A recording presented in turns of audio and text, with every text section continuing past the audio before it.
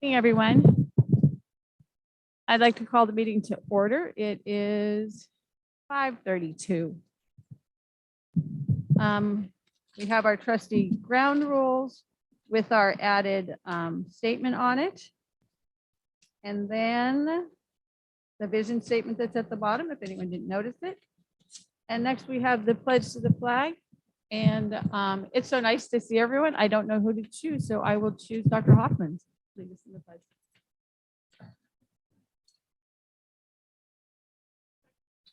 To the flag of the United States of America and to the republic for which it stands, one nation, under God, indivisible, with liberty and justice for all.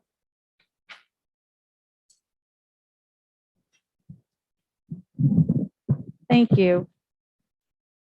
Okay, we have some public comments. We have a couple that are actually here, and then some that Dr. Gillespie is going to read.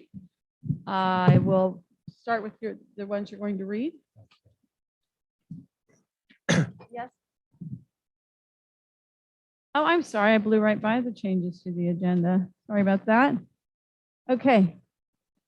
We have 104 changes to the agenda. We have, let's see, board agenda item 1103. And you guys forgive me, I'm getting used to new contacts tonight, so I may have to switch to glasses at some point. But 1103. Yeah, no, my glasses are right here. Oh, so I'm going to try this. Anyway, so the 1103 action to approve board policy 54 associated students election has been revised. It was as page 5 on the attachment has been revised and updated. Patty, I'm sorry, what was the change? Okay. The voting that you don't have to go in the portal, that it's electronic. Okay, thank you. Okay. All right, now we'll go to public comment. Chair? Yes. On 1.04, Chancellor's recommendation to the agenda, it never stated if there is a recommendation. At least mine, it was blank. So that was some. I do not. Oh, is that it there? No. That's yours? Well, Chancellor, why don't you There say were, the word? yeah, there were a total of 3 changes to the agenda. So item 102 added the 2022 board vision items to it. You should all have a copy of that revised one. And then 104, the text was missing from that item and it's been added. So you should all have a copy of that now. And then the other is the one that that Chair McKay covered. Okay.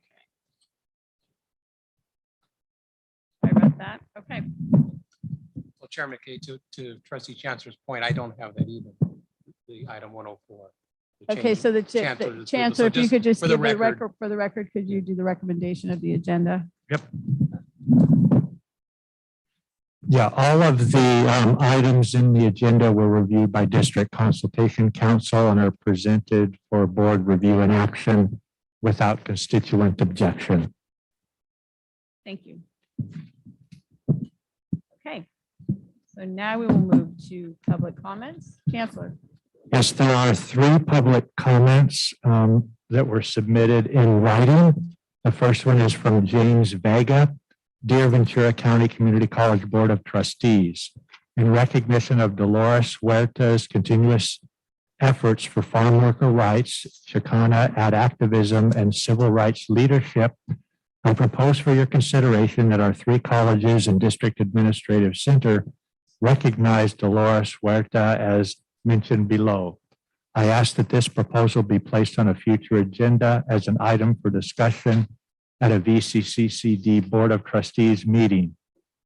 I envision our district's community colleges to be amongst the first in California to formally honor Dolores Huerta in this manner. I recently emailed Maria Ramos, Executive Assistant to Chancellor Eloy Oakley, with a proposal that the California Community College Board of Trustees pass a resolution like the recent resolution passed for the 23 CSU campuses, declaring that each of our 116 campuses and Chancellor's office honor Dolores Huerta, who serves as an inspiration and role model. This could be done with an outdoor and/or indoor plaque with portrait, monument, bench, interactive display, or any other permanent icon near a library or other well-traveled location. Some possible words to include are on the plaque at California State University Channel Islands, honoring Dolores Huerta, whose fearless activism has contributed to a more just society, rooted in the values of equity, social justice, and inclusivity.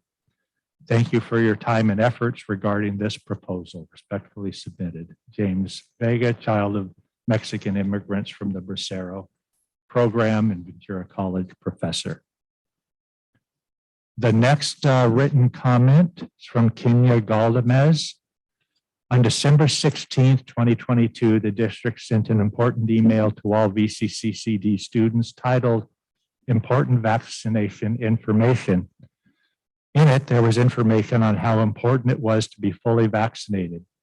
It gave instructions on how to uphold the tests, and there was only one sentence for unvaccinated students, and it read, if you're not vaccinated by the start of the semester and don't have an approved medical or religious exemption, you will need to register for online classes. On January 7, 21, 24, and February 3rd, 4th, 2022, just to give a few examples, the following message was sent to all VCCCD students. Ventura County Community College District has mandated COVID-19 vaccination on all its campuses. This means that you will need to be fully vaccinated, your shots plus 2 weeks to come on campus, and you will need to upload proof of vaccination to the My VCCCD app. In light of all the DEI this district talks about, I have to wonder if you're reaching out to all students. Last night, I met with a VCEOPS unvaccinated student who had no idea she was not going to be allowed on campus this week for her late start course, as she hadn't applied for the exemption. The next written comment is from Jacqueline Walker, Ventura College English instructor. Please call for our district to remove the mask and testing requirements based on lower COVID rates and data suggesting we no longer need that protocol for vaccinated or unvaccinated employees and students. Help us on our respective campuses get back to school and learning with the ability to see each other's faces and speak without being muzzled and muffled. So many students, faculty, and staff are suffering from mental health issues as a result of this pandemic. Our mental health on campus is important, and eliminating the unnecessary masking and testing will not only show solidarity in terms of our focus on equity, inclusion, and diversity, but it will also help to bring a sense of normalcy as we transition to on-ground classes. No more segregation and discrimination of unvaxxed. Thank you. Okay, and then we have two verbal comments. Rebecca Dahl. And that'll be followed by Jennifer McNulty.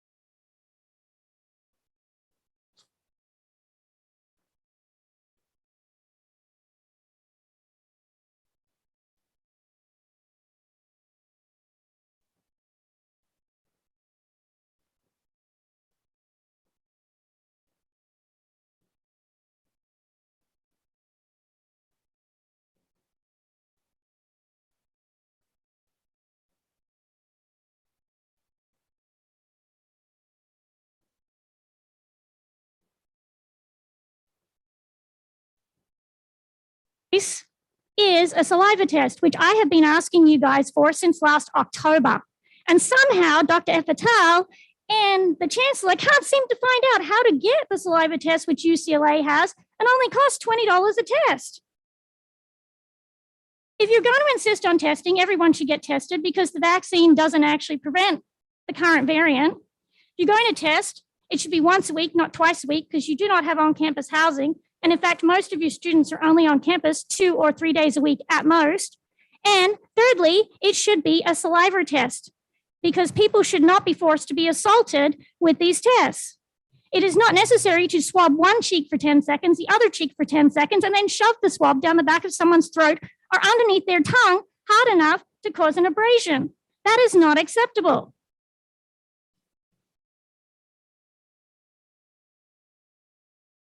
Right now, Moorpark has advanced filters. They did this whole UVC thing. I sat through a presentation of it last year. Why is it that you guys are going to be the only ones with students in masks? The state's taking K through 12 out of masks by the end of the month. And yet you guys want to keep students in masks. I don't know what the flip-flop was today on why students can't be out of masks. If nothing else, you should start phasing the masks out. You have students in communication classes that are meant to give speeches. They're more than 6 feet away from the rest of the student population. They're more than 6 feet away from their professor. Let them do their presentations without masks. Let their professors demonstrate how to do a speech without a mask. You're putting them at a disadvantage, a complete disadvantage, and it's not okay. And you don't seem to care. I mean, what do we tell the current seniors? Hey, avoid VCCD, because guess what? They're never going to remove their COVID mandates. They're never going to take the masks off. They're never going to stop the testing, and they're going to keep adding boosters. Is that your message to the current seniors in Ventura County? Thank you. Jennifer McNulty.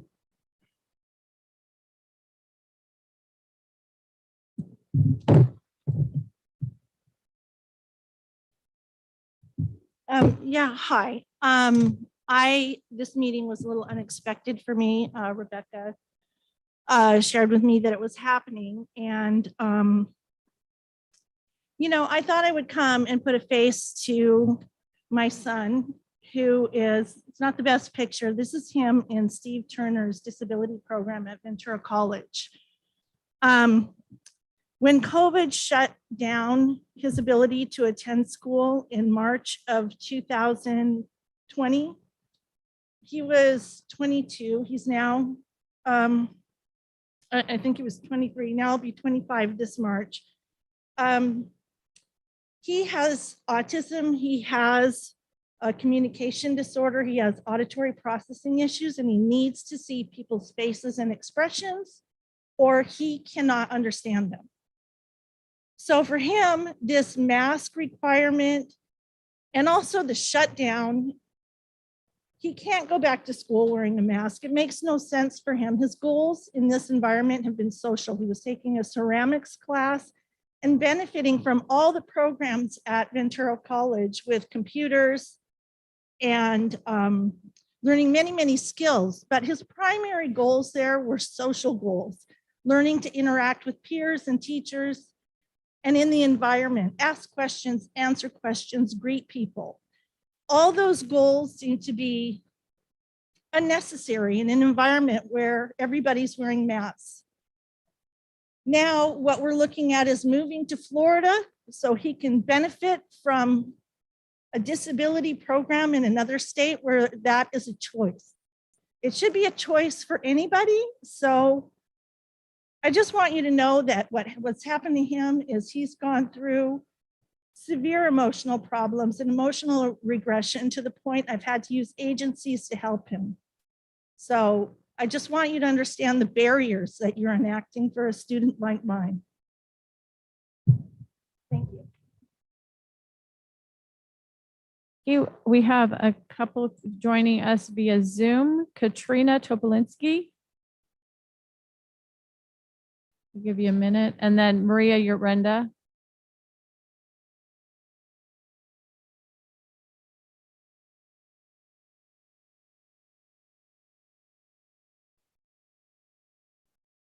I see Maria. Why don't you go ahead, and then if Katrina joins us, she can follow you. Sounds good. Go Good evening. ahead. Oh, sorry. You're Ready? good. Go ahead. Yeah. Good evening, members of the board and Chancellor Gillespie. I am Maria Orenda, SEIU Chief Steward, and I'll be speaking on items 1505 and 1506, the public hearing and action to adopt the SEIU Local 99 proposal to begin negotiating successor collective bargaining agreement to VCCCD. SEIU is looking forward to negotiations to maintain the equity of benefits with the other bargaining unit. We will also continue to enhance working conditions and wages for the classified professionals of this district. These past 2 years, classified has demonstrated that we are essential to this district in providing vital services to our students and the support that we bring to management, faculty, and the community. Throughout this time, SEIU focused first on the safety of our members and met consistently with the district to negotiate safety and remote work options. The MOUs that we have agreed upon with this district confirm our commitment to continue that conversation as we move past the spring 2022 semester. We would like to thank the board in advance for your support on our future contract, in which we are confident that we can collaboratively come to an agreement that supports the efforts on both sides of the table. We all want to maintain a healthy, productive, and sustainable classified workforce at VCCCD. Thank you so much. Thank you, Maria. Did Katrina join us? Okay. I get, if she comes in at some point, let me know. We have one written comment. Yeah, we did that. Okay. Okay, moving on. We are also bringing in via Zoom our Chancellor Search Consultant, Dr. Narcissa Polonia. Are you there, Narcissa?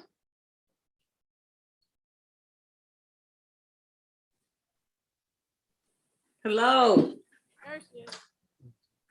I hear you. There you are. Good evening here. Good afternoon over there. It's a pleasure to join all of you. Glad to have you. So if you'd like to give us any updates, I know you and I spoke today, but maybe let the board and the folks here let us know what you've been doing.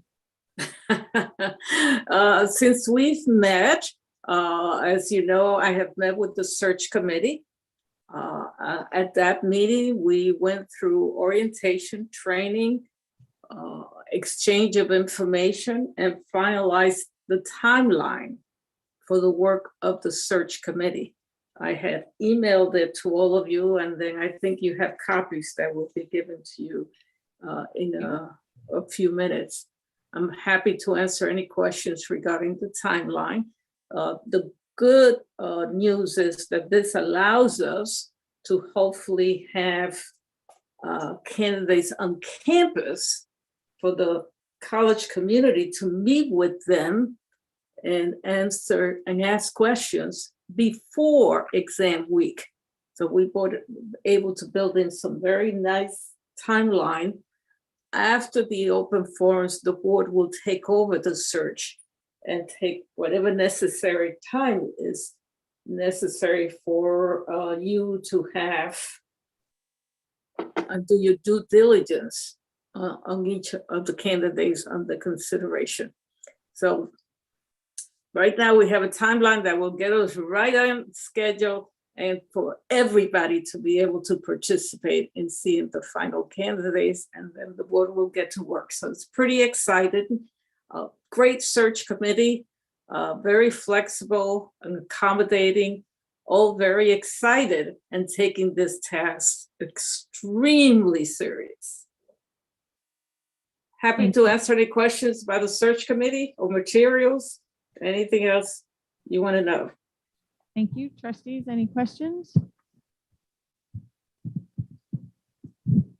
Okay, now looks like you have a great timeline here. Doesn't appear that the board has any questions at this time. I want to thank you very much for joining us and providing us with this update. And we'll be probably talking to you soon. Oh, yes. Yeah, You have more. yes, there is more. Ah, A okay. little more, if you Okay. don't mind. Like, I did meet with the Diversity, Equity, Inclusion Committee, got a lot of feedback from them and suggestions. And I want to make sure everybody understands that I am still updating the final version of the profile to include some of their recommendations also. So we're in great shape. And they made some very good recommendations. I just wanted to make sure that everybody knew that we had added one more session just for that committee and that has taken place. I also want to make sure everybody understands that it's not too late to email me recommendations. The gate is not closed. Any concerns, any suggestion, please make sure everybody knows that they can just email me information. Any nominations, anybody that you think I should be speaking to, I'm inviting all the trustees and anyone at the district or the college to please get their recommendations, because I am in the process of recruiting and speaking to a lot of individuals.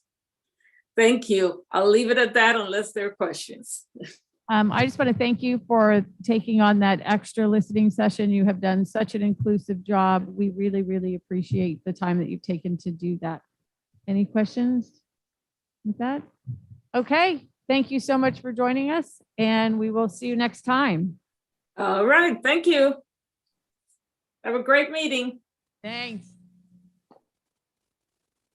Okay, moving on to 2.01. Want to congratulate and welcome all the new employees who were hired or promoted during the period of January 1st to January 31st. It is an extensive list. So I just want to say congratulations and welcome.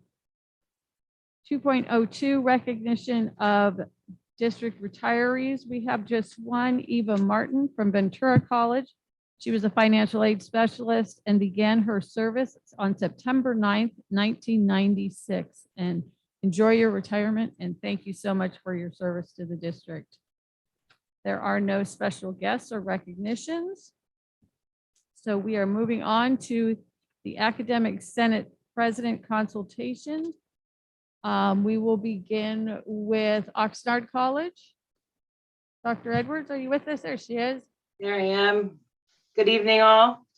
3 things for consultation tonight. 2.01, I'd like to welcome our 3 new faculty. How lucky are we that we have Isa Farfan from Auto, Rana Akil from Chemistry, and Sharbani Banerjee from Biology. We're lucky, and welcome to the district. 8.04, this is just encourage you to approve these training modules so our students have the best possible training at the Fire Academy. And 12.02, the DAC positions presentation. I understand that this is not an action item tonight, but I felt it was really important to give you some insight based on direct feedback from the Oxnard Academic Senate. The DAC staffing plan of 15 new positions and a large increase to the DAC portion of the allocation model is of great concern to faculty at OC. I don't think this is a surprise.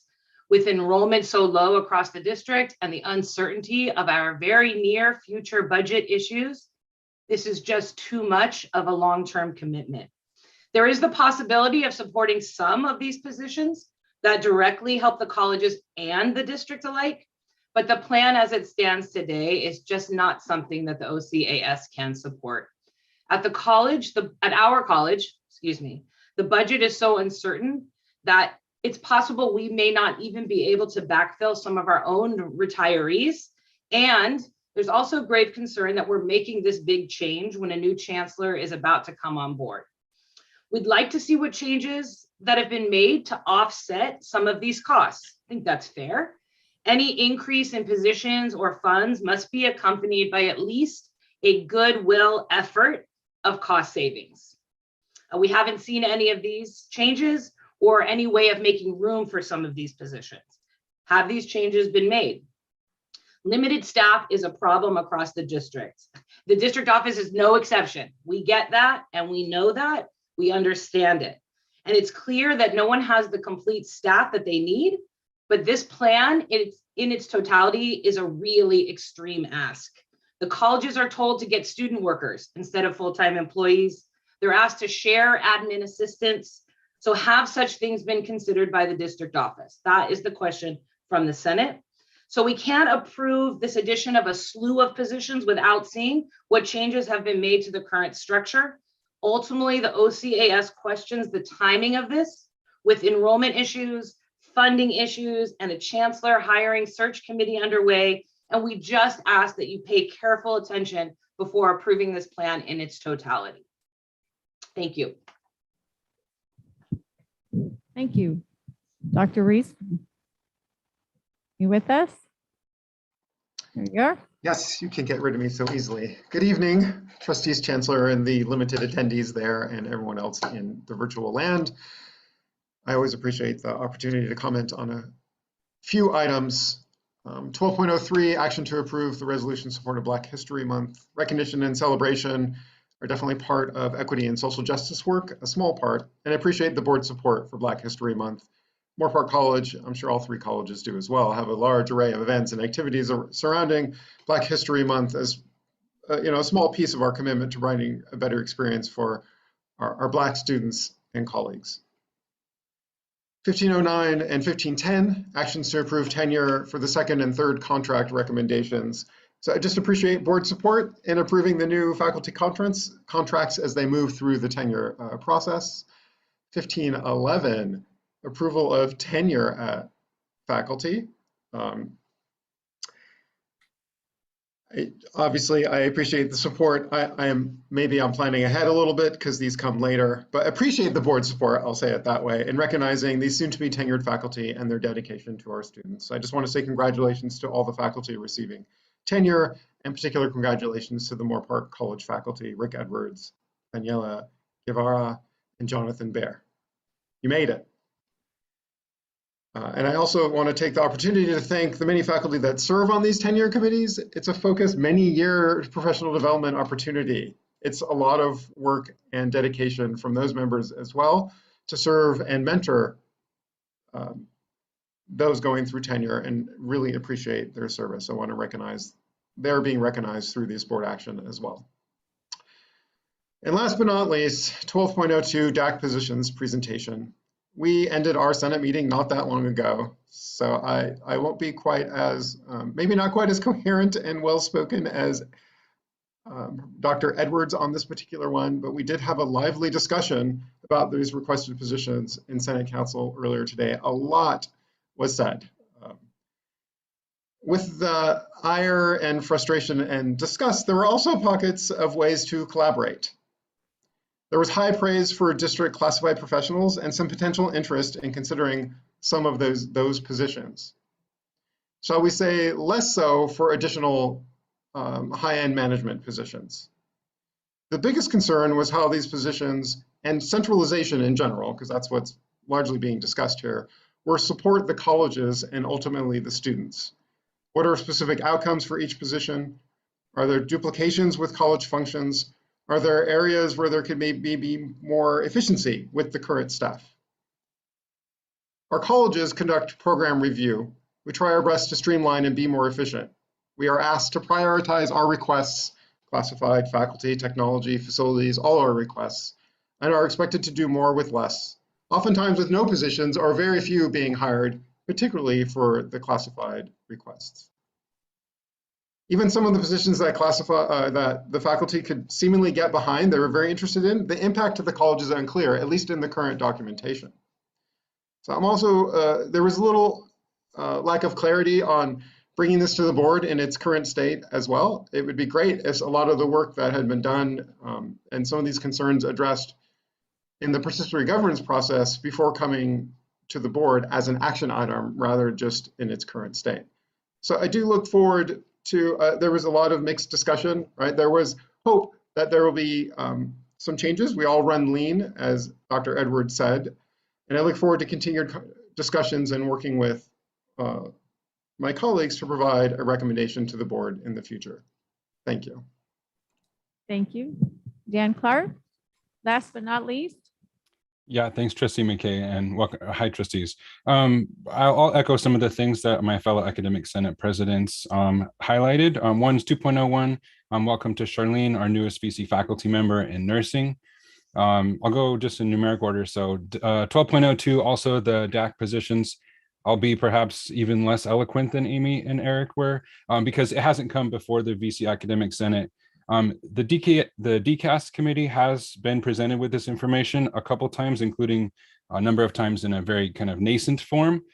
Because of that, we were kind of waiting on some more specifics, which the presentation you have tonight does have some of those specifics. So I look forward to having the discussion at Academic Senate so I can be a good faculty voice when we bring this up again in some district PG committees like DCAS.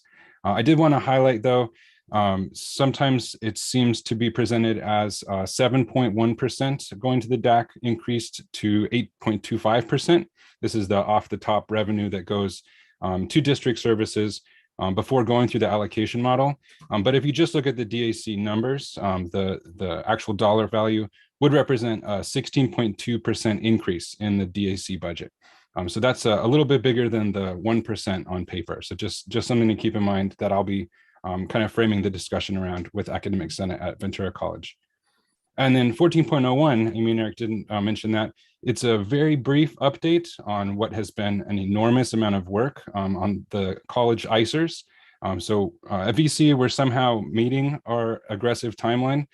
So Academic Senate's going to be looking at a draft of our ICER in the coming months. I think next month we're going to take a first look at it.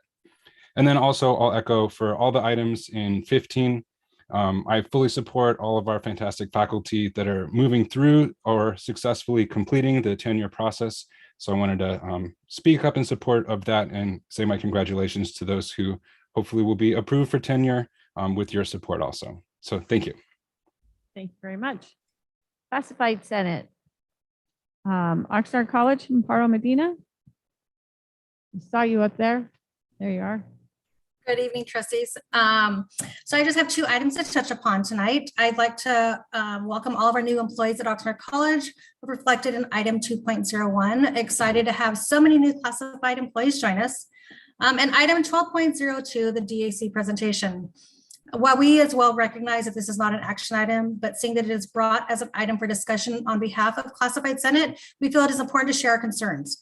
The first being that we're unsure as to why this continues to be reported out prior to going through the participatory governance process. We at Oxnard College are currently reviewing the classified resource requests and will bring forward the requests of new positions once we've completed the process. The positions before you are still in the middle of that process, and a recommendation regarding the budget has yet to be made. We believe these positions should follow the same process and be brought forth once that process is completed. We would also like to understand how the 15 new positions directly support the colleges. Colleges are running understaffed and are in need of additional positions. While we understand the need for some positions, we struggle with understanding how they're all needed. And more importantly, what is the benefit to students and increasing enrollment, especially during this critical time? Thank you. Thank you. Sebastian, are you there? I saw you pop on and off for a second. There you are. Welcome. I'm playing. Hi, yeah, you did see me pop on and off. I'm trying to figure out my video settings, and then that turned on when my microphone wasn't on. So I'm hoping you can hear me. We can hear you, so you're good. Perfect. So good evening. Thank you. As usual, for starters, heartfelt congratulations and welcome to all of our new appointments throughout the district. I noticed quite a lot classified appointments, and it's heartwarming because I know that those are oftentimes difficult to fill when resources are limited. Case in point, I know that I've been going through our program review as Classified Senate President, I think maybe 3 or 4 times, and every year we've had our Ventura College plumber position on there. We had a carpenter who was diligently filling both roles. And so again, I mean, there's so many smaller and less visible positions on our campuses that all too often get overlooked. And I think that, as Maria mentioned, they truly are essential. And so I just wanted to really draw attention to that and say that it's really, I believe, important for our students and our colleges. That being said, you may tell, a little bit nervous today. I would like to take this opportunity just to say thank you to all of you. I would have loved to continue my career journey with the district. Unfortunately, I've gone off and pivoted to a different path. So my days here are now numbered. Change is good, but change is also difficult at times, and change can be emotional. So as much as at times this position was difficult and the struggle was real, I committed to it with all my heart. And so it's difficult to not feel that now. So I hope you forgive me as I stutter over my words and try to hold myself together. But it's really been an honor to work with our students. I look back to the graduations that I was able to really be a part of, and the honor I had of calling out our students' names. And I think that really is, why we're here every day. I think sometimes we lose sight of the fact that we're all one big family. I'm really very thankful to Trustee McKay for your insistence that whether we're staff or whether we're faculty or whether we're managers or whether we're supervisors, we're all employees of the same institution, the same organization, and we all have the same guiding principle. I think it's sometimes difficult to be in this position as classified because, we don't have the same backing that our academic Senate counterparts have in terms of, statewide support. There's still colleges out there that don't have classified Senate. So I really do appreciate you bringing us into the fold. And I would encourage you to continue to do so. Trustee Perez, even when we had our advisory committee on legislation, I'm screwing up the name now. You made an effort to single me out, for lack of a better word, and make sure that I had an opportunity to give input as that sole classified representative. And those small gestures matter, and they help. And so I thank you, and I hope that you continue to support classified, and I hope that you maybe take the opportunity to learn from Amparo or Linda more about our 9+1, which I know I hark on about, but it really is an awesome legacy that we have as a district, and it really is, we're trailblazers in our support for classified. And I think all of our academic Senate presidents here, Amy, Eric, Dan, of course, you're more than supportive, and I think you would all agree. And now I'm just waffling on, so I'll stop and just say thank you for all the time, and I will try to keep in touch as best as I can. But I'm hoping that at the next classified meeting or at the next Board of Trustees meeting, you'll have a new classified president from Ventura College. So it's been great, it's been real, and thank you. Thank you so much. And I think I can speak for the board. Thank you so much for your service. You will definitely be missed, and please do stay in touch.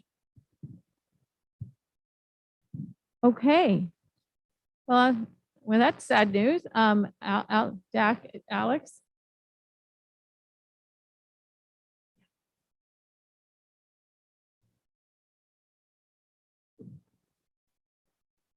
And then Linda, I haven't forgotten you. Yes, thank you. Good evening, trustees. So just two things. So first thing, item 2.01, acknowledgement of new employees. Big DAC welcome to Myra Campos, Executive Assistant to the Vice Chancellor of HR, confidential. And the last item is the one that everybody's been talking about, the new DAC positions, 12.02. As you may have noticed in my written report, those positions have been brought to the attention of the DAC Classified Senate. And while the Senate has a consensus of supporting these positions, we're also confident and hoping that as we move forward in that, we're going to be able to initiate these positions while also being mindful of the impact of the colleges and finding solutions that's going to be very, trying to choose my words here, equitable, fair, and openingly to everybody here in the DAC. Obviously, we're all in this together, and so we hope that positive solutions will come forth. That's all I have. Thank you. Thank you so much. And last but not least, Ms. Resendez. Good evening, Good evening. Board Chair. How's everyone doing? Just a few items for consultation. I'm a little emotional after hearing Seb, so you're going to have to excuse me, please. Okay. 2.1, just congratulating all of our new hires. I am so happy to see so many of our classified professionals being hired at our various campuses. In particular, our 4 hires at Moore Park: Amber Diaz, Brian Kohler, Jesus Garcia, and Tiana Ramirez. 12.2, I echo the same concerns our academic senate presidents and have shared with you regarding the information that's being presented to you on the DAC positions. I was able to share this information with our classified a few weeks ago and have gotten a few feedback back from some of our classified with similar concerns as to some of the of these positions that are being recommended. So I just urge you to look closely on the information that's going to be presented for you tonight. And other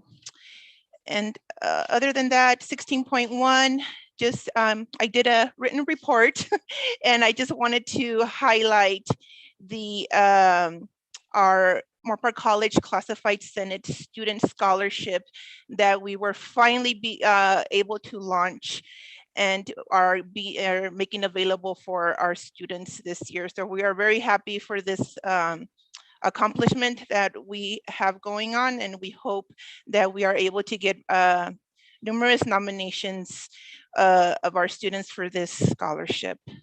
Thank you.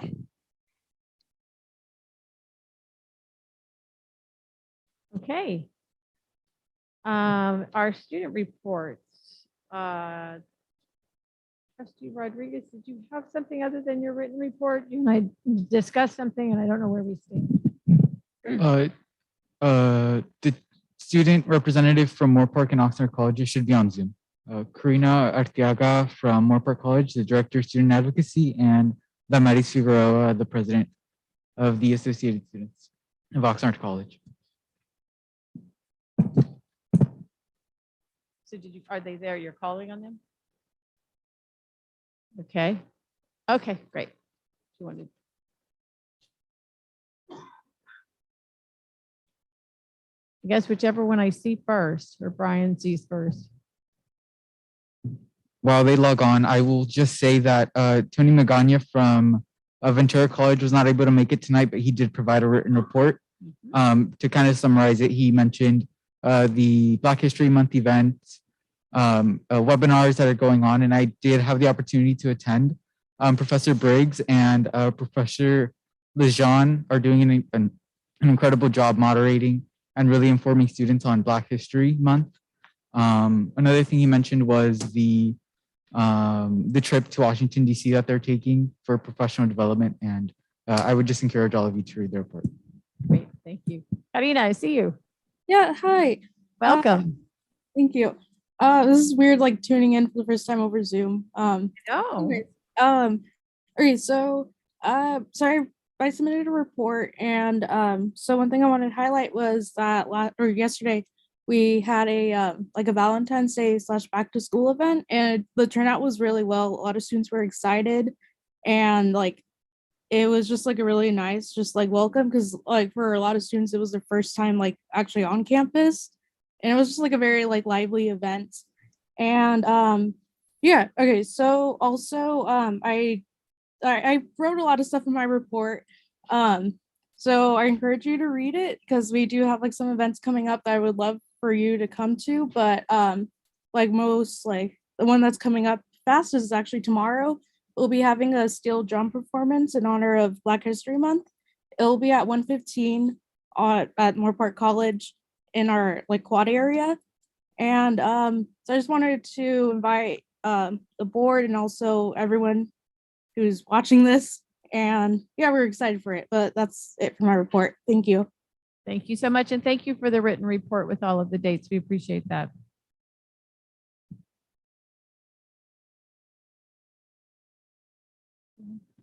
All right, so I will just start off. I'm sorry. There's no one from Oxnard. Oh, you're right. Your video is muted. Good evening, trustees and chancellor. My name is Amaris Figueroa, and I'm the ASG president here at Oxnard College. To start off, this week, ASG welcomed back students as well as serving them to better learn and how ASG can help them, how we can support them better. We also have several events planned for Black History Month, including the sponsoring of a student panel at the end of this month, featuring our athletic students. Thank you. Thank you. Thank you for joining us by Zoom. And did you say? Thank you for having me. You're welcome. November. Okay. Okay. Student trustee Rodriguez. So I will start off by thanking our 3 college presidents. I had the opportunity to go to each of their presidents' councils and meet with their executive teams and go over their master plan, strategic plan, and facilities master plan. So that was really incredible. I also want to thank Linda and the Moore Park Classified. I forgot to include them, but I also had the opportunity to introduce myself to that group. Kind of the main chunk of my report is just the CCLC trusteeship conference that I had the opportunity to attend with Trustee Perez and Trustee McKay, excuse me. It was a really good opportunity. It was my first conference. I really enjoyed being able to learn and take in all the new information and meet a lot of the new student trustees from around the state. In the photo in the top left, that is me with the El Camino student trustee, Karina, and the West Valley Mission District student trustee, Nicholas. And so it was really fun to be able to just meet them. I also had the opportunity to meet former trustee Larry Kennedy. I had a brief conversation with him, and that really felt like its own kind of workshop, just to be able to kind of talk to him about our district. So I encourage all of you to read the bullet points. I think there are a couple of things that we could really do in our district. But I will point out the little document on the bottom right-hand corner. Cerritos Community College District, one of the trustees, Marissa Perez, and the chancellor spoke about board relations. And this is kind of like their little diagram on like supporting each other with communication. And I think it merits reading some of the points in the principles. So it's limiting surprises, regular communication, equal communication, respecting time, making time to answer, respecting dialogue and key questions, and recognizing the recognition of different communication styles, needs, and expectations. I think that would be something that this board should consider. I was going to suggest it to Tim and Chip from our DEI consultants, but I think it would be good for this board to do in August when there is a new chancellor and, start off fresh and just those principles. I also had the opportunity to go to the Welcome Back Days today at Ventura College East Campus. Yesterday, I was at Moore Park with Trustee Perez and also Oxnard College. There's a significant kind of shift. And what I mean by that is there are a lot more students on our campuses. It was a little difficult finding a parking spot, Many of the students, it was their first time and they were kind of asking, the people at the tables, where is this building? It has just been really rewarding to be able to communicate better with students and really visualize and see who I'm representing. I had the opportunity to talk to a culinary student at Oxnard College, and she was talking about how she did Mexican sushi for the class. And these kind of experiences of just being able to communicate with our students is something that I've valued. And I also have to shout out Ventura College. The Ventura College Associated Students Basic Need Drive-Thrus have been a tremendous success. Students are provided groceries, a lunch, resources, and swag.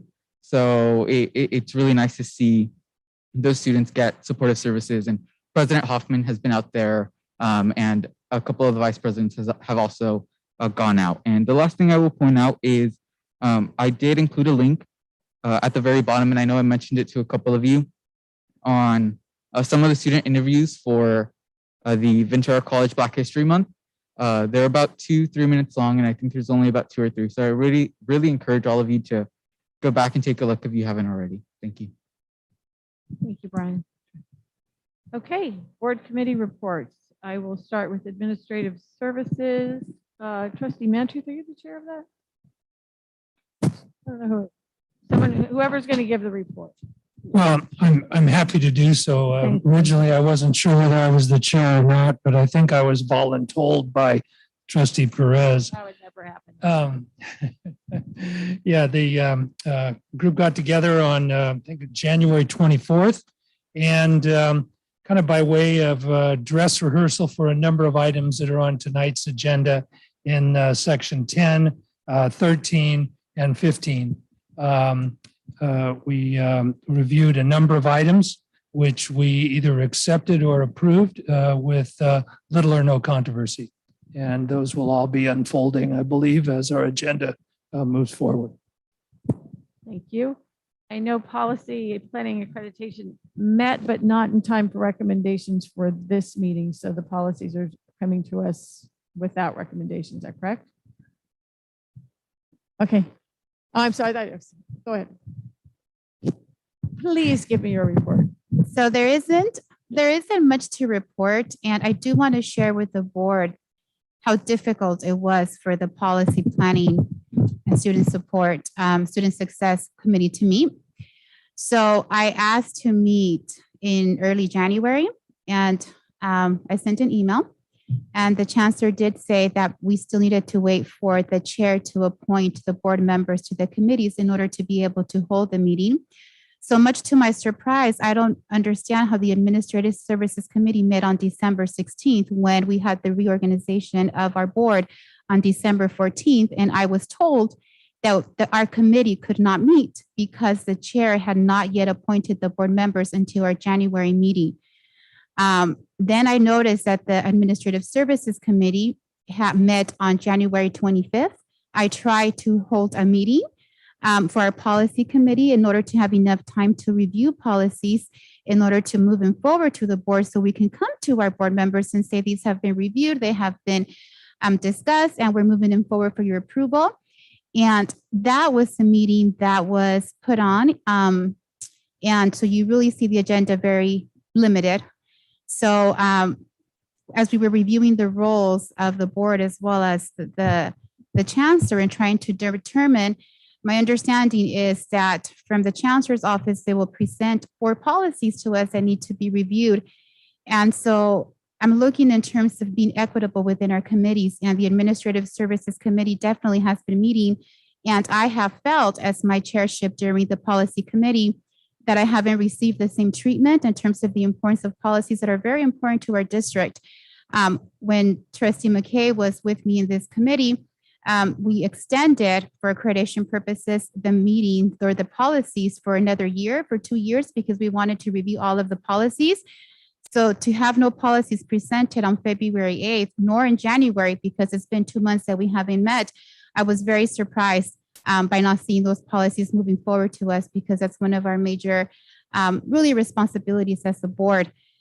So I'm looking forward to those meetings really taking place and having the schedule. I'm not sure who's responsible to bringing them forward to making sure we meet, because we definitely want to do to do this work. So I just wanted to make sure that we were in agreement as a board and our committees in the scheduling. So both our committees are meeting at the same time, because I think it's definitely important.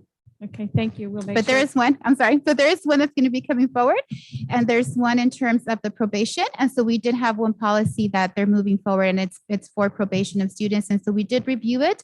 We are moving it forward.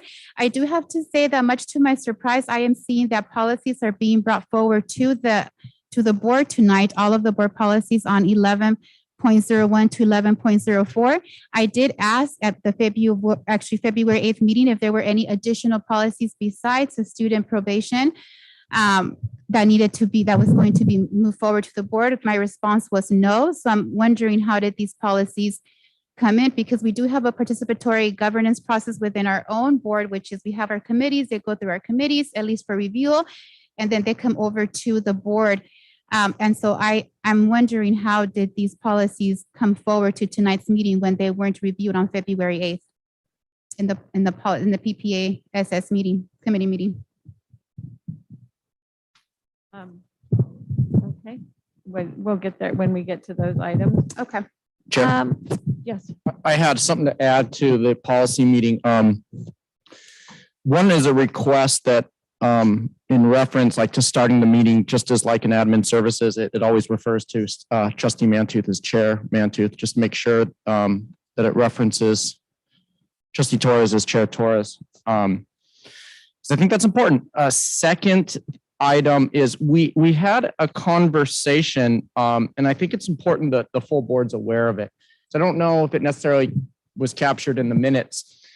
Is the general model that we're following is CCLC or through accreditation. And please, anybody correct me if I'm wrong. There's policies that we have to, digest or discuss and then approve through committee, but they've gone through the various participatory governance and shared committees, right? I mean, that's the general idea.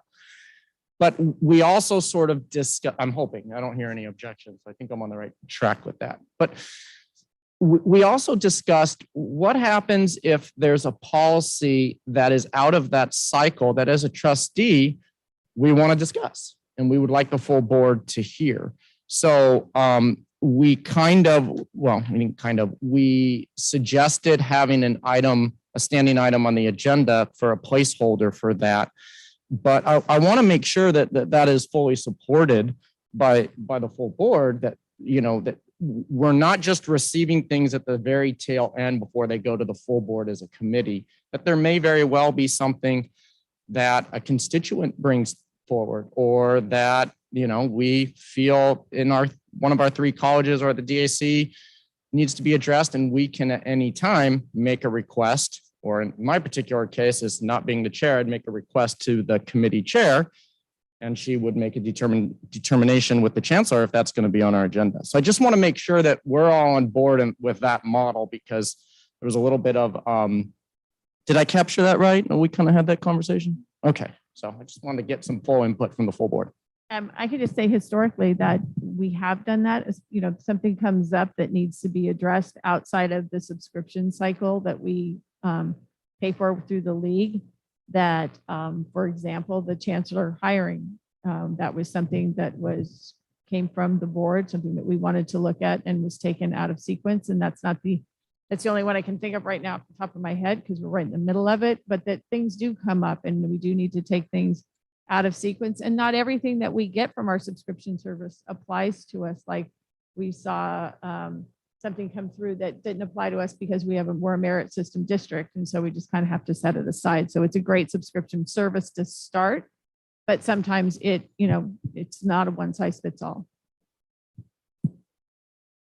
I guess my follow-up question is, if there is something that comes about to one of the committee members and is placed on the policy planning accreditation student success meeting agenda, it's going to bypass all the various committees. So does it start there and then go back through all the various committees, or does it start and be discussed and input is given and then it gets flushed out, or does it go directly to the board? I'm going to leave that to the chancellor, because I'm going to guess that it has to do with, most of them would have to go through participatory governance, very few would not, but I'll let you answer. Yeah, so basically, it's the policies in chapter 2 are all for the board.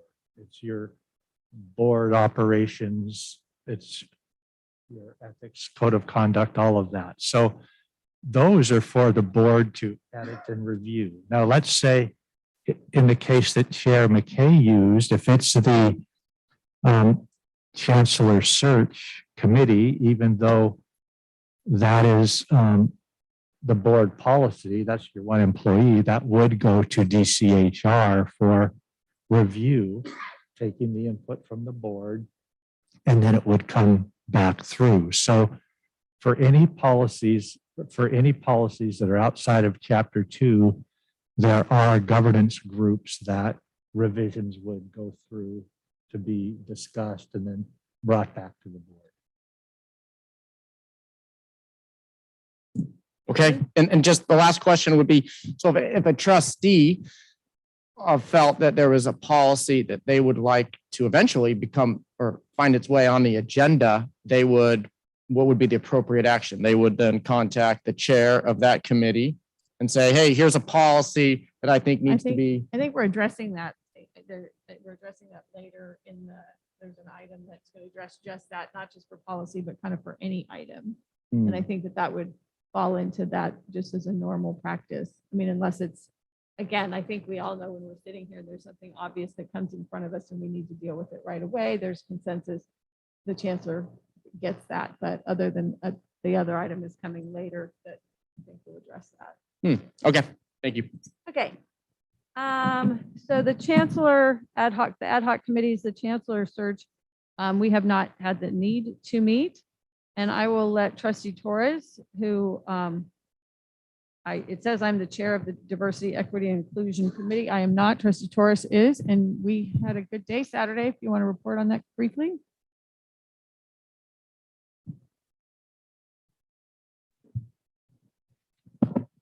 I'll try brief. So the board is really focused on DEI and what does that mean and how do we define it and really being aligned with that definition and what does it mean for a district. So on Saturday, we met for about 4 hours to really do a lot of introspect work within ourselves, a lot of self-reflective work in terms of what is implicit bias, what does it look like for ourselves, and really have those candid conversations as a board in order to be able to move the district forward. We're going to follow with additional training. So it'll be another Saturday for 4 hours where we're going to do some more work in terms of what is diversity, equity, and inclusion, what is racism, what is systemic barriers, what does it mean within our county and who we serve, and to really look at that within ourselves. And so that's the focus that it has been. There's great literature that's also accompanying the training, so we're able to do some of that reflective work. But most importantly, is really being candid and true as a board with who we are and the changes we want to see for our entire district. So that's pretty much the brief report. There's not much because it's a lot of just internal work that we're doing. And so we're still not done with our training. Thank you. And Board Evaluation Committee has not met. Okay, so moving on.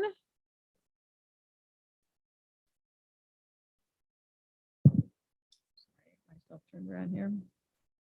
Approval of the consent calendar. I'm going to do something a little different that I learned is first ask if there's any questions or general comments on an item, something you would want to compliment or something like that, just have a general comment. And then I will ask for items that need to be pulled for full discussion. So are there any questions or general comments on an item? Yes. Okay. All right. I like this new. So I have questions regarding 8.08, 10.0 and 10.01. Okay, the general questions or a specific question where we have to pull it? I don't know. Like I think with you, we're gonna pull that. I was thinking general questions. It would be like, how do we go about, something. So. Oh, okay. Okay. Well, I do have a recognition though. Okay. Which is also on 10.01, but go for it. Okay, so 10.01, which would be page 115. And that's for Dr. Howard Davis. I was really sad to see Dr. Davis leaving our district. Congratulations. I know he accepted a vice president, I believe in Antelope Valley. So, but I worked alongside Dr. Davis at Pacifica High School when he was athletic director and economics teacher there. And so I just wanted to, it's rare that I know somebody on the various lists that we get to that level. So I just wanted to congratulate him and wish him our best. And I concur. I also have got to work with Dr. Davis, and he will be missed, as will Interim Vice President of Academic Affairs, Mary Reese. She has not only served our district with distinction, but also the county. She was a school board member of Oak Park Unified, and I think has been an overall leader in education and always looked out for students. So that was mine. Any others? Trustee Rodriguez? Yeah, I just wanted to point out item 8.09 on page 109. I think the 3 contracts and those will provide just really good opportunities for our students. Great, thank you. Okay, next, are there any items to be pulled? 8.08 and 10.01, please. Okay, I have a motion to approve the consent agenda except for 8.01 and 10.01. It's been moved by Trustee Perez. Is there a Second. Second by Trustee Chancer. All those in favor? Aye. Aye. Motion carries 5-0. Student trustee aye. Trustee Chancer, 8.08. Okay, so this always occurs, and but I think for me, and when I say this always occurs, that is the projected ending fund balance. So I'm looking at page 107, the actual 311Q. And in the last column on, that would be line D, says fund balance beginning, and it has the projected, I assume beginning balance to go from $76 million down to 70. But then when you look at the ending fund balance, what we're projecting our year to end is roughly $56 million. So $14 million drop. I know we do this because, and please correct me if I'm on the wrong path here, but we project based on our approved or adopted budget, our adopted budget, which may show more expenditures than actually come in. I don't know if that oversimplifies the process.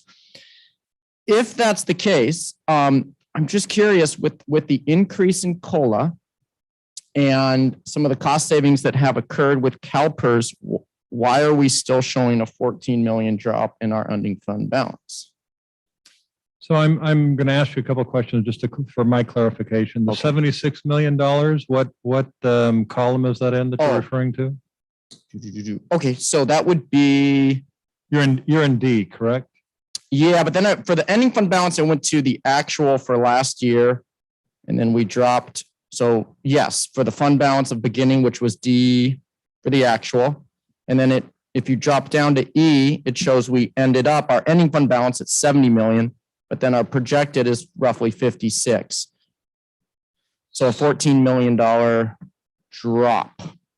Right. So just let me rephrase that a little bit, because you had mentioned 76 and 55.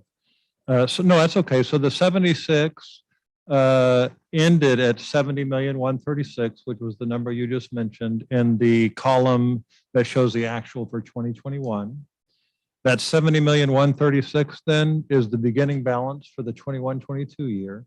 And so that's the 14 million that you're talking about, the 7136 minus 56 million, right? Right. So those are our projections. It has to do with the adopted budget. It has to do with the revisions that come through every month for budget adjustments and transfers and so on to the board for approval. And that is our budget folks look at this regularly, and that's our best projection for how we think we're going to end the year based on what is budgeted. Now, whether the budget doesn't get fully spent out, and the COLA, really it's built into the budget in the first place. So I'm not sure which COLA you were referring to, but at this point in time, which is ending December 31st, It's our best projection for what we think is going to happen by the end of the year. So, and I now understand that, like, based on our adopted budget, that is our projection. But with all reality, well, I'll ask the chancellor. With all reality, Chancellor, our ending fund balance at the end of the fiscal year will not be probably most likely anywhere near 56 million. It'll most likely hover around, which it's done the last, I don't know, 4, 5, 6 years, in the 70-ish million, correct? So that depends on what happens. That depends on all of the monies that are budgeted in 111, 113, and 114, which this 311 represents the general fund, and all of those sub-funds are within the general fund. If dollars aren't spent that were originally budgeted, maybe because part-time faculty, for instance, aren't needed because of the number of sections, because of the decline of students, maybe some of the dollars in 113 and 114, which were budgeted, are not spent, then that number, certainly will be adjusted. But we look at it very regularly. We look at it on a monthly basis, and we'll make adjustments to this projection as time goes on. We'll know in the end what happens, but the campuses and the district office are budgeting the best we can based on what we think is going to be spent. And I guess that's where my confusion lies, is because as we edge up on the end of the fiscal year, it's surprising to me that we're still going to have a $15 or $14 million gap. I get it at the beginning of the fiscal year, right after our adopted budget. Hey, we approved this adopted budget, which says we're going to spend this and receive this. This is what our ending fund balance is going to be, which is roughly 55 million. But then June 30th rolls along and we still have 70 million, or maybe, because this happens every year. So that's why I can't approve this document, because it's not realistic. It's realistic on our adopted budget, but it's not realistic to our actual, and I'll use the language from this, our actual ending fund balance. And it's not, and I have to think it's more than just part-time faculty or some of these things. I mean, we're talking $15 million swings. It's huge. So we don't have an actual ending fund balance yet. That remains to be seen what's going to happen by June 30th. And all I can say, all of the numbers on this page are accurate. In this particular section you're referring to, the first 3 columns are actuals. Those are behind us, they're closed, the auditors looked at that, et cetera, and so on. But right now what we're looking at, and this is, it's not me doing the work, it's 5 or 6 or 10 folks in fiscal at the campuses and the district office are estimating, based on what we have budgeted to spend, what we plan to spend. We estimate that that's how we'll end the year. We started with 70 million. We estimate we're going to end at 56. Yeah, and it's not, I guarantee you, it's not going to turn out exactly 56. Sure. And I hope my questions don't come off as that I'm challenging the accuracy of the numbers. The intent of that is to put the blame on this board, that we have a system in place that has an adopted budget that isn't our reality or our actual budget.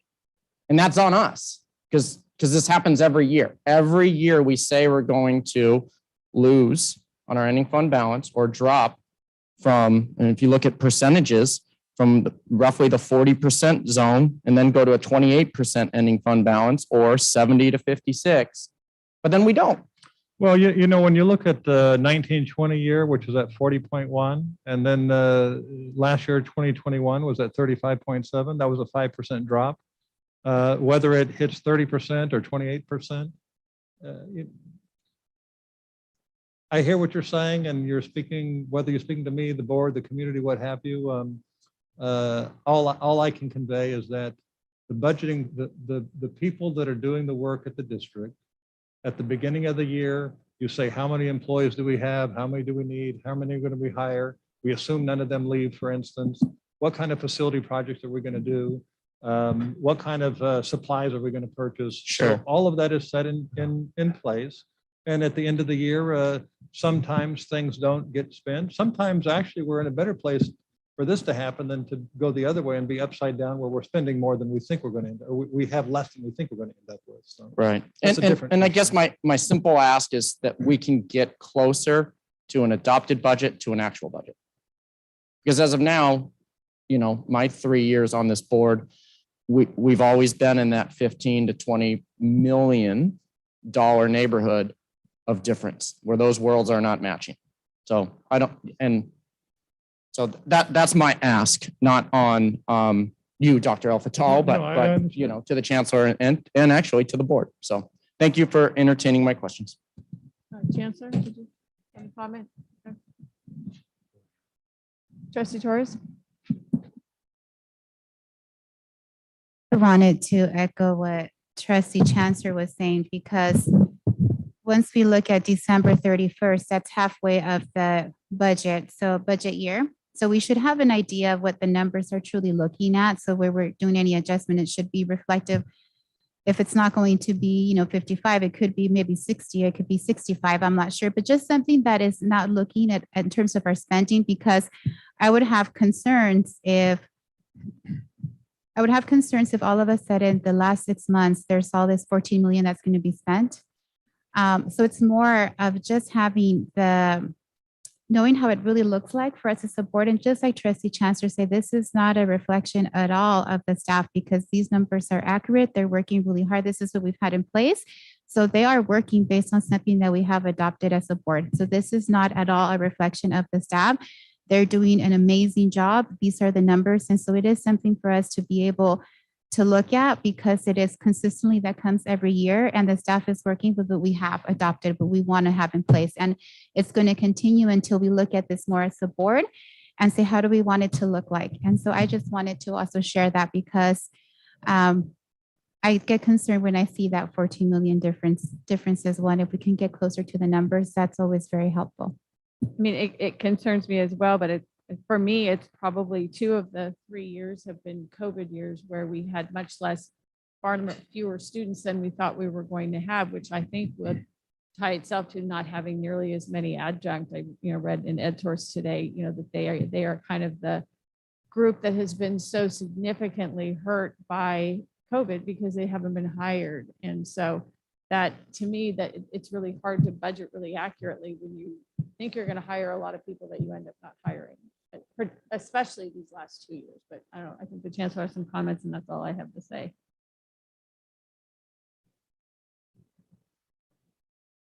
Yeah, my comments are just going to be really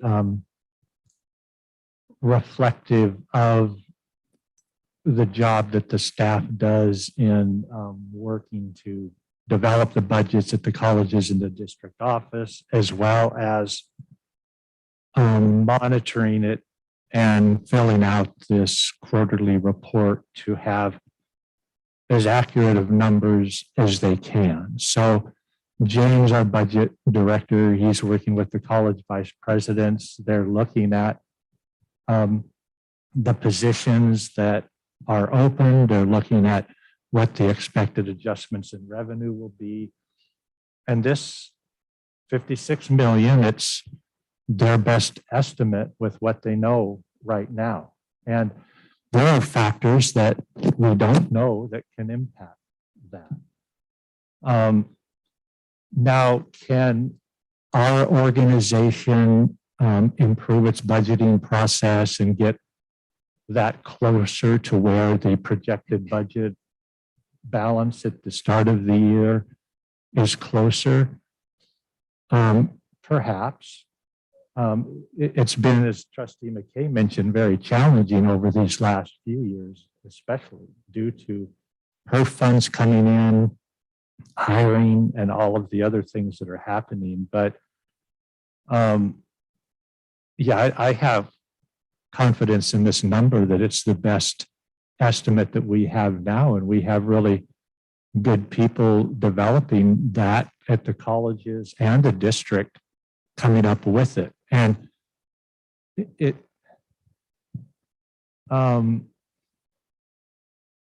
platitudes to the staff that you do a good job and we really value your numbers and things like that really don't mean a lot when you're basically stating we don't like your process or your numbers. I mean, just say that and we can deal with it. But again, I don't understand the, go ahead, Dave. Yeah.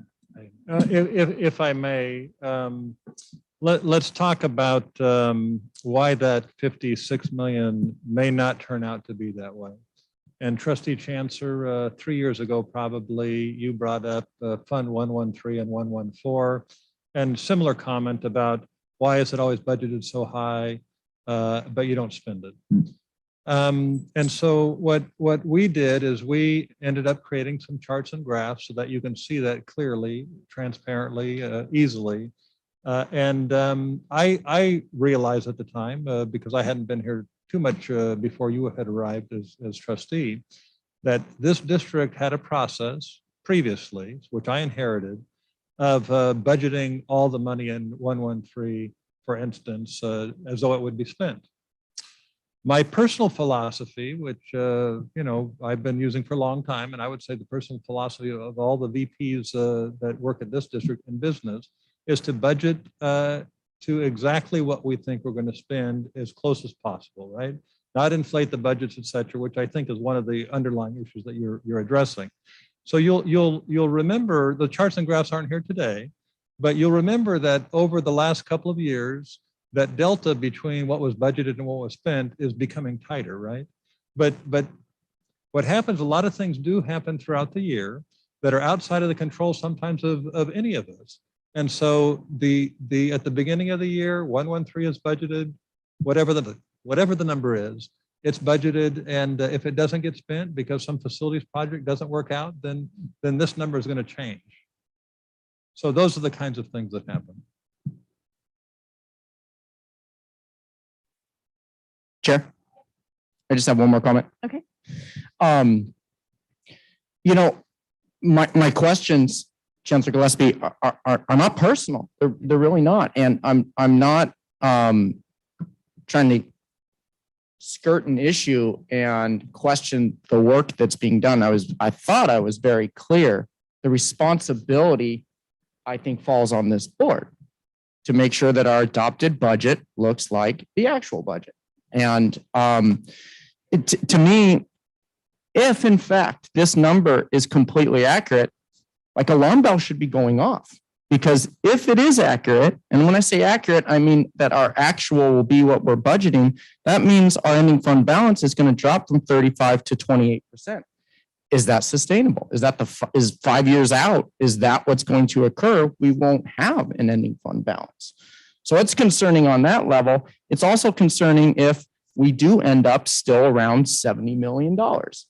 So, and I was going to bring this up later, but part of this comes from the classified Senate's report. And I'll pick upon one part. It was program review. They're trying to get a plumber.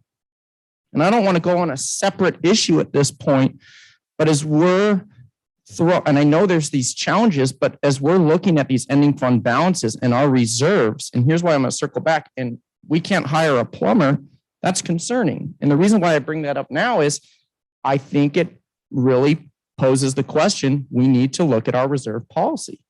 What is our goal as a board? And we have to own that as a board, the reserve. Do we want to end up at 28% of an ending fund balance? Or do we want to stay at 40%? Because we haven't answered these questions. We've briefly talked about it, but we haven't addressed it. And hearing that we need a plumber just reminds me once again, we got to talk about this. And it's not personal, but it is personal when it comes to a plumber at Ventura College. So, but I'll say it again, I'm not questioning the work and the accuracy of the work. It's our systems as a board that I'm questioning. So hope that helps. Okay. Chair McKay, Yes. very interesting and valid discussion, but I think misplaced regarding the agenda item in front of us. And Yeah, I would this is move a report. adoption of this report. Is there a second?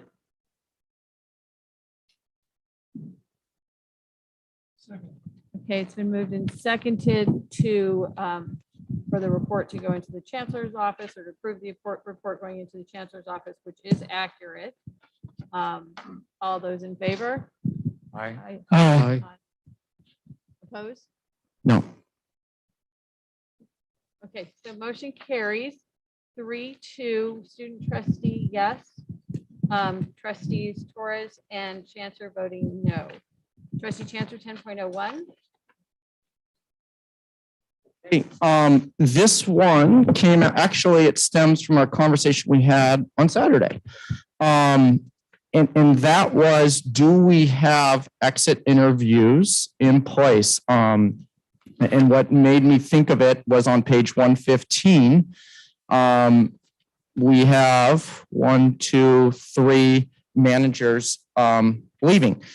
And I hope and I'd like to believe that there isn't a reason behind that, but if there is, how do we know if we don't know? So I just wanted to kind of, don't know if it would fall in the policy language or where that would go, but to me, it seemed like an appropriate question to ask about exit interviews.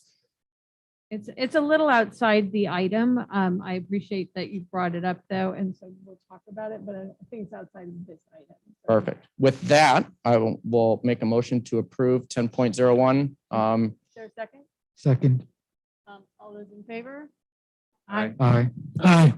Motion carries 5-0. Student trustee, yes. The first was trustee Chancellor, second was trustee Rodriguez. Okay. Just a moment to get myself reorganized. Okay. Moving on to board policies.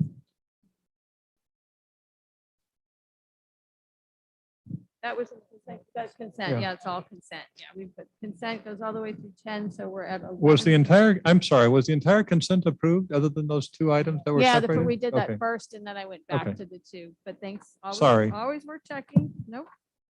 Okay, so 11.01, reaffirm the board policy for the student member. These are all about the student trustee, Chancellor. Yes, with this particular policy, it is required to be reviewed each year. And because we are also conducting the required reaffirmation and approval of the election policies, we thought we'd bring it forward for the board to consider to take action on the student member policy now. And we can always discuss, the latest we need to approve it is May. But did want to make the board aware in case they wanted to take action earlier.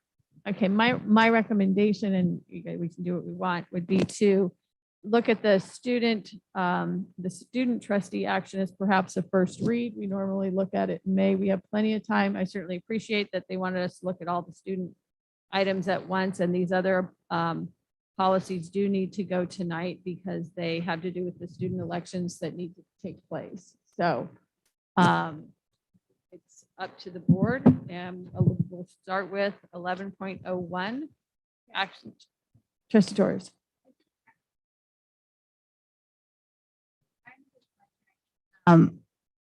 Why these policies, since they're coming to the board tonight, because there is there's sometimes sensitivity. Why weren't these brought on February 8th at the other PPASS committee? And I did ask if anything was coming, and these weren't brought forward. So I'm just wondering why they just wouldn't have been included since they're going to be coming to the board. So with 1101 and 1102, those actually were placed on the agenda because we do need to approve them in February. So You mean 1102 and 1103? 1102 and 1103, sorry. Yeah, and so it was a week or 2 prior to the PPSS meeting that we needed to place these on the agenda for review at cabinet for the chair, vice chair review, and then consultation council review. So they needed to be on the agenda, so they weren't part of the PPSS committee agenda because we needed the full board to take action this evening. Okay. But that holds true for sometimes some of our policies, right? I'm just trying to think of our own participatory governance process as a board, just something as this is going to be coming forward, like this explanation being given at our committee and saying this is going to be coming forward to the board. These are the policies, and for this reason, because I know I did ask, is there any other policies that might be coming forward to the board on our February 15th meeting? And there was just the one policy.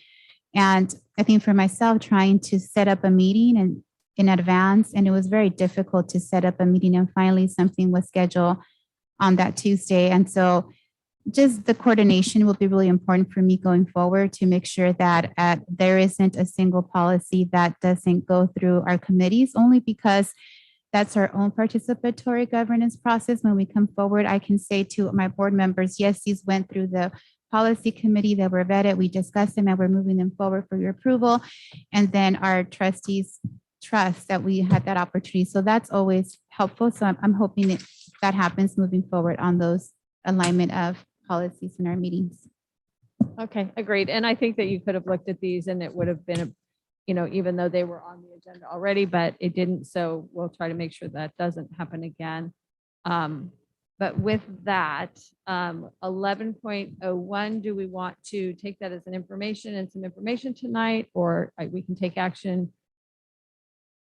And, the other thing we can do is take it to the policy committee, because I know that our student trustee had some things on this, and I think it may turn into a longer discussion. So I would recommend taking 11.01 and sending it to policy committee and then bringing that back. And then 11.02 and 11.03 that need to move forward for the student elections, that we consider those this evening. If I understood you correctly, Chair, earlier, I'm prepared to make a motion to approve 11.01, 11.02, and 11.03. 11.01 I know is going to require some discussion. So, Okay. so maybe 11.02, All 11.03. amend, yes, 11.02 and 11.03. Is there a second? Second. Or is there any discussion? Student trustee? Okay.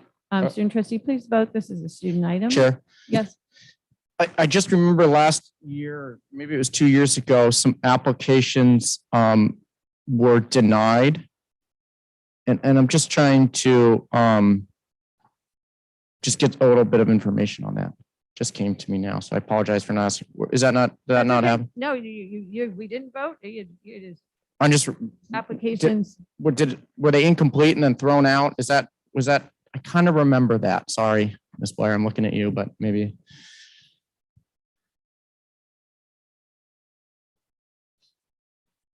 For the student trustee. Correct. So if there was an application that was not accepted, it was either incomplete or did not meet the deadline. It's very black and white, and we look at the handbook, and I believe that that's the reason.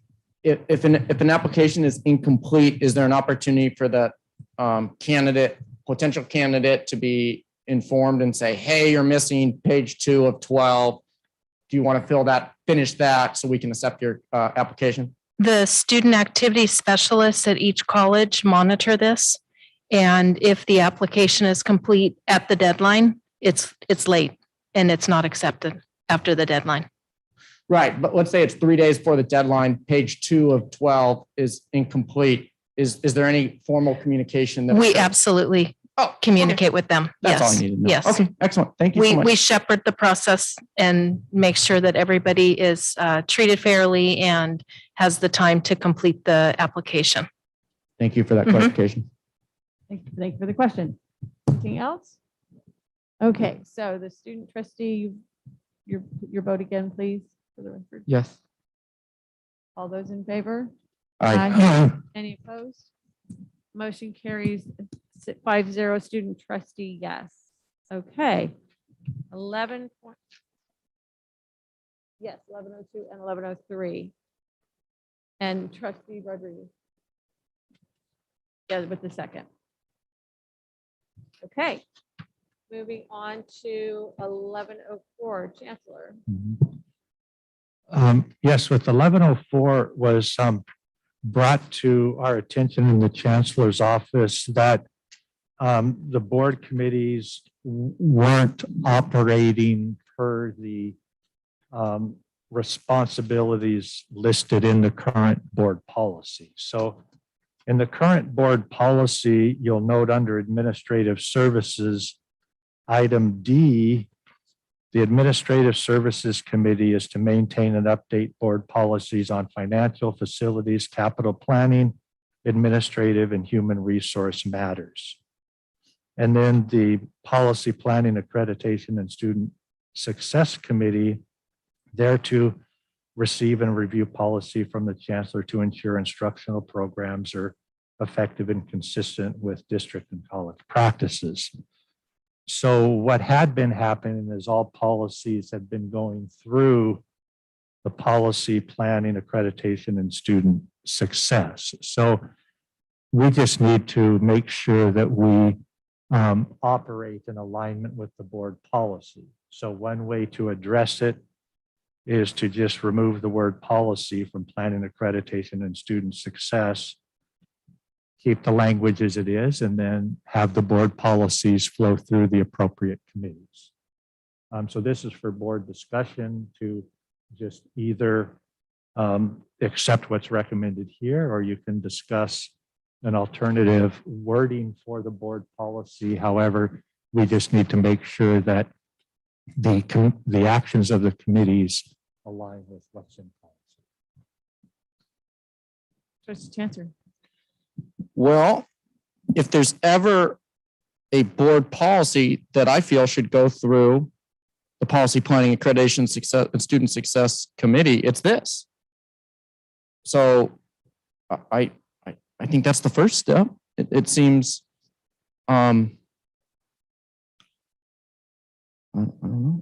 To me, there's some debate that maybe should occur here, some questions that can be asked, and some discussion on that. So, I mean, I can share with you right now, I think the word policy should remain. And I also think that the only flow of policies that will be discussed in this committee should not only come from the chancellor, they could also come from trustees, as we discussed at our last policy meeting. So that's my opinion on it. Okay, so your opinion is to table this and send it to the policy committee. Anybody else? Just want to make a comment to the correction part of this item tonight. The way that I saw it, was just simply to make a more elegant and simple solution to a misalignment of the descriptions of which of the two committees and what they do. It's inherent that each committee deal with policy.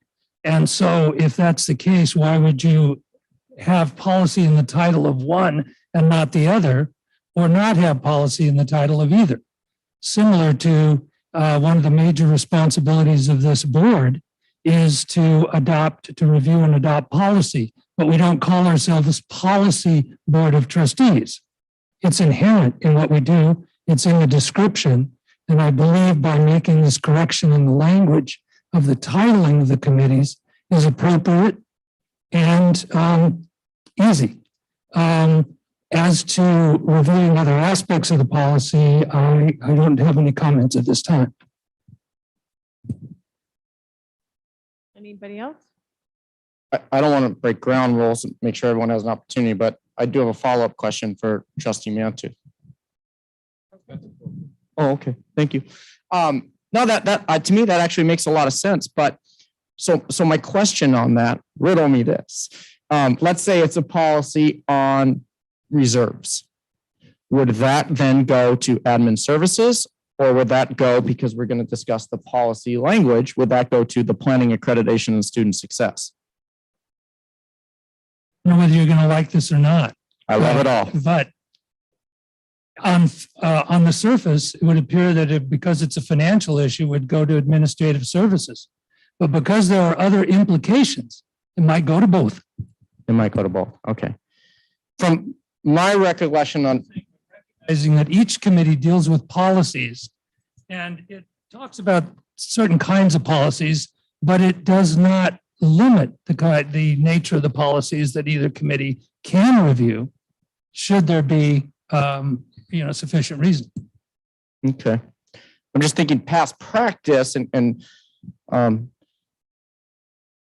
trustees, you might disagree or agree with this. Past practice typically has been any policy language has kind of found its home in the Policy Planning Accreditation Student Services Committee. But Except probably one of our biggest policies, which is the budget document.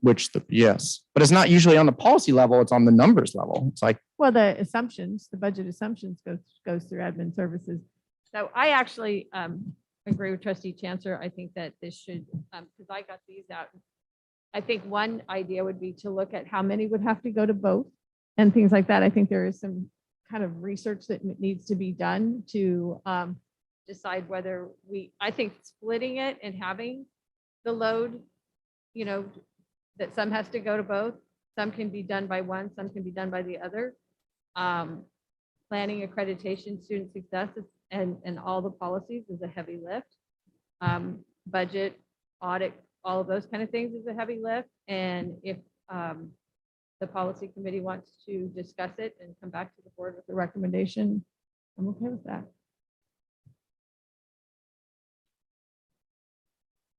Is everyone else okay? and just one more question on the previous page, which is more of like the legal advice portion of it and Brown Act and all that good stuff.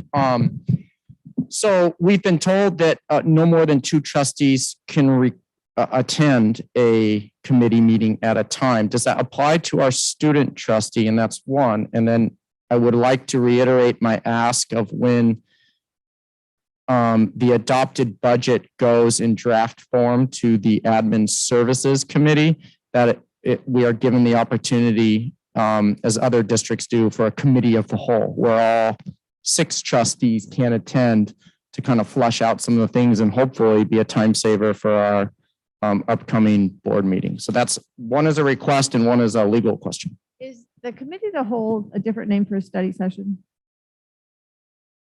Or is it? Yes, is there because a I think technical difference? I think a study session is a board meeting. A committee still remains a committee, but all trustees are allowed to attend. Okay. But maybe it's a. So I think it's a semantic I issue, think, but yeah. Chair, I agree with you. I think it's just a matter of semantics. So around the Brown Act question, the Brown Act does consider with a 5-member board having 3 or more together as a quorum for a meeting. However, there is an exception for board committees like what we have, to where there can only be the 2 trustees who are the committee members there to conduct the business of the committee. However, additional trustees can attend those meetings. However, they cannot sit with the others. They cannot participate in the meeting. They're there just to listen. But the Brown Act also says that you should avoid doing that because of the public perception involved with it. So I'm just, because I happen to be recently researching that around the Brown Act, and that's what I read about it. Yes, yes. But it, oh, go ahead, not. It is my understanding that is not the case. I am a student representative. And because I have an advisory vote, that technically isn't a 1 full vote. And so that is different from. You mean as far as being part of the full board quorum? Yes. So I still have to confirm that one. But as far as the 5 trustees, that's how the Brown Act applies. Yes. Something else just occurred to me as we're deliberating over how many board members can attend which committee meetings and what policies would be decided. Let us not lose sight of the fact that every one of those things does come to the full board. Correct. Okay. In this particular case, I am going to, because there just are questions around it that I think are worthy of being looked into, and not while we're trying to, get through this on a board meeting, that we will send this to the policy committee, hopefully the next meeting if possible, so that it can come back to us. Is that doable? Yeah, the next meeting will be coming up shortly. I mean, I think the hard question of that, and it's going to fall onto staff, is kind of that big list I just had, and sort of, because I think what's important is like the division is how it would look. If they were divided. Yeah, from a workload capacity standpoint on trustees and being able to get things done in a timely manner, dividing up the policies makes sense. Yeah, I agree. So that's why I think it's important to have that information. Okay, and just to clarify, from our chancellor and the full board, if a trustee requests an item to be placed on the policy agenda, they have the purview to do that, correct? No, that's still an item coming up. Because it's just, it could be, you might want a policy that nobody can wear green on our campuses, and the rest of us are going to say, no, we don't want to waste any time on it. It's just a silly example, but that's why my immediate answer is we need more than that. So. Okay, so this will go to the policy committee, and we're going to move on to 12.01. But we are going to take a quick break because it's that time. 10 minutes, please, back at the bottom of the hour. So it's really. I know, I'm a giver.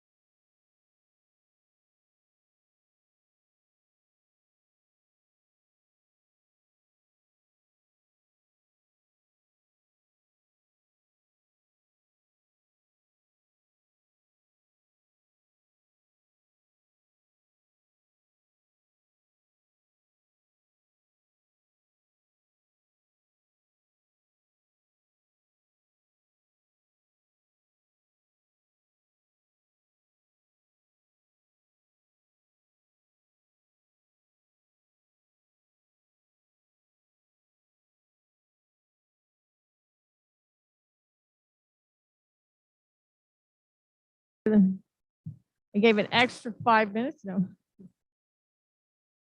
Okay. Are we all back? Ready? Okay. Moving on to 12.01. This, Chancellor?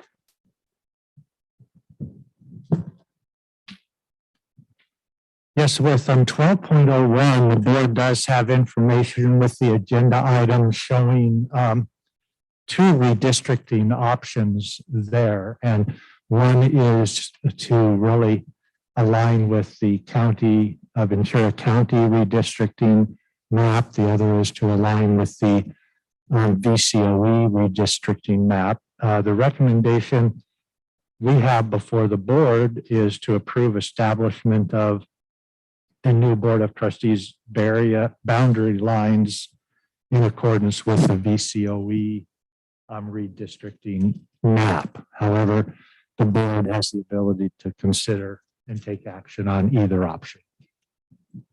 The only thing is we do have to take action because we have to have our map by March 1st turned into the state. So, yes, Trustee Torres. I actually, and if we have a special meeting, because I believe it's March 1st, I wanted to pull this item from today's meeting. And that's because I know that the County Board of Education, they had about 1.5 meeting, a special meeting just to review it and ask questions. I know when I looked at the map, I'm trying to look at the different streets, and it was difficult to look at the streets, but I know we were waiting. So the process started with the Ventura County office or the Ventura supervisors, and they had their map in December. And then we said, okay, we're going to wait for VCOE to have their map. They adopted their map in January, but everybody had a hearing where they were able to discuss it, to invite individuals to come and speak to determine what would be the best map for that particular area. For us at the Ventura County Community College District, this is the first time we now have the two maps that we're going to be considering. And it's an opportunity to be able to discuss. As we look at our ground rules, we look at ground rules number 3 and number 4. Number 4, decisions are based on sufficient relevant data and other reliable sources of information. I don't have enough information to make such an important decision of redistricting that's going to have a direct impact for our college, our entire Ventura Community College District. I know that there's an action item 12.01 where a decision, somebody, so I'm assuming the chair, vice chair, and the chancellor deliberated among the three and decided to move forward in action to approve the boundary lines to be in alignment with the VCOE, the County Office of Education. And I start wondering, where is the process of deliberation between the entire board? Because I was surprised to see this coming as an action item when we haven't discussed it. What is it that we think? So I do have concerns in terms of the participatory governance process within ourselves of being able to say, okay, we have two maps. If we need to schedule a special meeting because now we need to decide which one is going to be the best for us. So the County Board of Supervisors, they did their own work for what works for them. VCOE did their own work for what works for them. We're looking at those two maps, and this requires that conversation. And we've been doing a lot of work within ourselves with the collaborative spirit and everybody being involved. And when I saw 12.01, I said this decision was made by the chair, by the vice chair sitting with the chancellor, because that's how the agenda comes forward to the board, because we haven't discussed at all as the board what are our thoughts. So that's the reason I'm moving to, if we need to have a special board meeting, I'm ready to come next week to just discuss this, because it's that important. I mean, VCOE took 1.5, January 19th in their agenda, they took 1.5 hours just to discuss it. And I don't think we want to spend that much time right now, nor do I think the staff is ready to be able to present detailed information without that notice. The only thing I will say is it was on our agenda as an information item, and we did, have a look at it. So I disagree that we haven't had it before. We've had it as an information item. We chose to wait to see what the Ventura County Office of Ed did rather than bring in our own consultant. It was kind of by consensus. And I think that, I know that I've been, I was watching the process, what the supervisors did, and then what our colleagues on the Ventura County Office of Ed have done And personally, I concur that that the education boundaries should be, the same so people aren't confused. But Dr. Al-Fatah, if you have more input. I just was going to say that this came forward to the full board in September, as mentioned in the narrative. Right. And there was a discussion. My concern was that it has to be the new map. If there's a new map, well, it needs to be a vote before March 1st of this year. So there's not time. And at that time, the discussion was this district in the past has followed the County Board of Supervisors, and it also has followed the County Office of Education. I was a little concerned about the consultants that are available to bring consultants in. And the discussion at the board level in September was that to save money, it looks like we would probably do one or the other. And so then we said County Board of Supervisors in September, and that's what we said. So in September, it was said we're going to most likely go with the County Board of Supervisors because we always have gone. I'm the only one that stayed quiet, but the rest of the board said County Board of Supervisors. So we can go back to September. And then as the County Board of Supervisors presented their map in December, it was now let's see to what BCOE is doing and see what they say. But it was never like, to me, when I see a decision, and this is more to the board, when I see already an action to approve the establishment of new Board of Trustees area boundary lines of the Ventura County Community College District parallel to the Ventura County Office of Education trustee boundaries and in accordance with redistricting laws, a decision has been made to bring it as an action item without the full board discussing it. So now I have the two maps. So all along the time, and so no discussion is this what we want to do? Do we decide as a board, okay, this is what we want to do? And so it's that process of coming together and going back to our ground rules. Number 3, quality, honest, focused, respectful, and debate. We haven't even debated it. Perhaps we're going to do that tonight. Go ahead, Trustee Chancellor. That's okay. Oh, no, yeah, sure. You can go and call him. Are you finished? I am. I'll wait for him to speak. Then I have additional comments, but I want to hear the board deliberate, and then I'll continue with my additional comments that I want to make. Okay, so just for our ground rules, everyone will get a chance to speak. Okay, Trustee Chancellor. Well, I'm just curious where it went from information to a recommendation of a certain map. Because what I recall is there were multiple options, and we're going to discuss it. And then what comes before us tonight in 12.01 is a recommendation for Ventura County Office of Ed. So I think it warrants a response to that. How it went from information to a very clear recommendation and an action item, not for this board to decide, but for this board to take action on one map from one separate agency, which in turn is a change from what we've done in past practice. So basically, during discussions with Vice Chancellor Al-Fatah, during Chair, Vice Chair agenda review meetings, and by looking at the alignment of our current boundaries with the county proposal and the VCOE proposal, the VCOE proposal more closely aligns with where we're at. And everybody's representation area is well covered there. And I think there's value in being aligned with one of our important educational partners there, especially when there's aligns more heavily with where we're at. Now, the board can discuss and take whatever action you want. You can change the motion and have it be the county supervisors. We just really. I asked for a recommendation, so it didn't just come one or the other.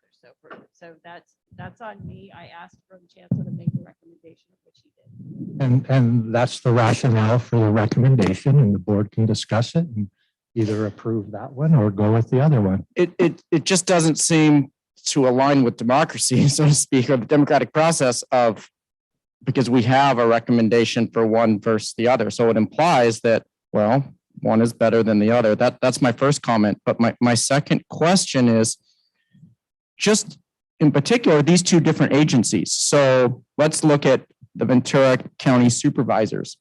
Is it the 5 supervisors that make the decision, or are they taking a recommendation from the CEO?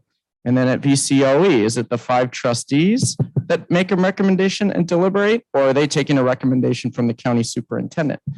Because to me, this is truly and very clearly a trustee decision, not a chancellor decision, not a CEO at the county decision, and not a county superintendent decision. So I'm just a little confused how we went from information to a recommendation. That's my concern.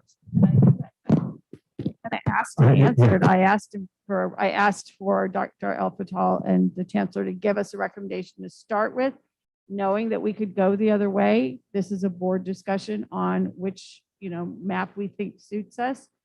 I asked for a recommendation so that we would have a jumping off point. Yeah, and it's for the board to decide. I think the reality is we did know that this was going to be an action item. We knew what the timetable was. We did have opportunities in the past to weigh in on this, although because it wasn't right upon us, probably felt there was more time to deliberate. Right now, we have 2 maps. We have no time for more maps. It's a question of which do we prefer, and whether there's a recommendation or no recommendation, we can decide on either one. And based upon that, and because of the urgency that's connected to this, and also my concurrence with the remarks by you as a chair and our chancellor and my past association and current association with educational institutions and the County Office of Education, I'm going to make a motion that we move forward with the recommendation to adopt this map, and would respectfully ask for a second. Is there a second? Okay, it's been moved and seconded that we go with the County Office of Education. Is there further discussion? Yes. Trustee, I'm going to first ask Trustee Rodriguez. You have, okay. Trustee Torres, unless Trustee Perez. I'll Do you withhold have my any dis- comments. I'd like to hear the rest of Trustee Torres's comments. Okay. Part of the redistricting, the essence of redistricting is the communities of interest staying together. And as a board, when we look in terms of our communities and we look at our maps, we look at how are the communities being broken apart. And when we look at communities 1 to all of our 5 districts, there are some communities that are broken more than others. When I look at which one breaks a community, some of them the least, there is one map in my view that does that, and that is the County Board of Supervisors map in terms of keeping the communities of interest. Many of us know how it was during that time.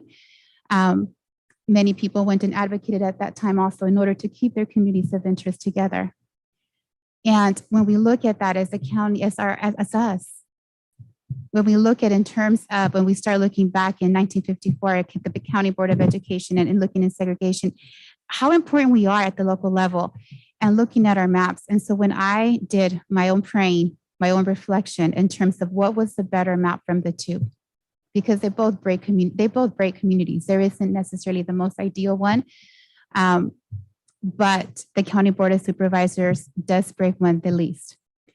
And so for me, I am in support of the County Board of Supervisors map for us to be able to adopt for those reasons of looking at the essence of the communities of interest staying together. And that's my reasoning for being able to support that map and not the Ventura County Office of Education map.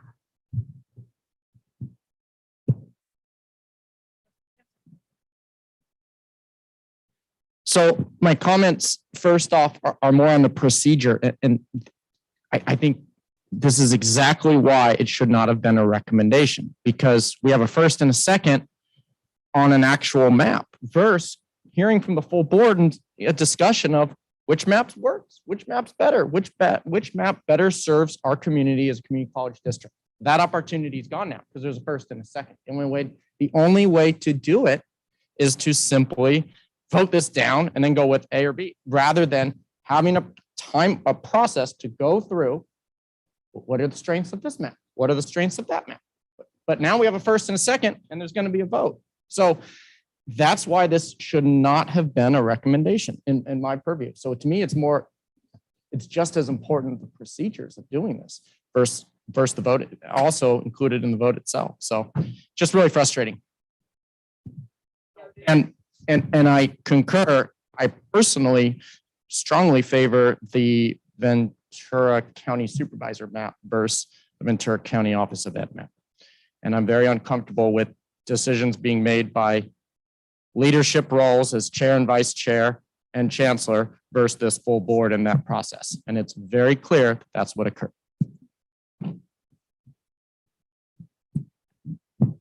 Trustee Perez, do you have any comments?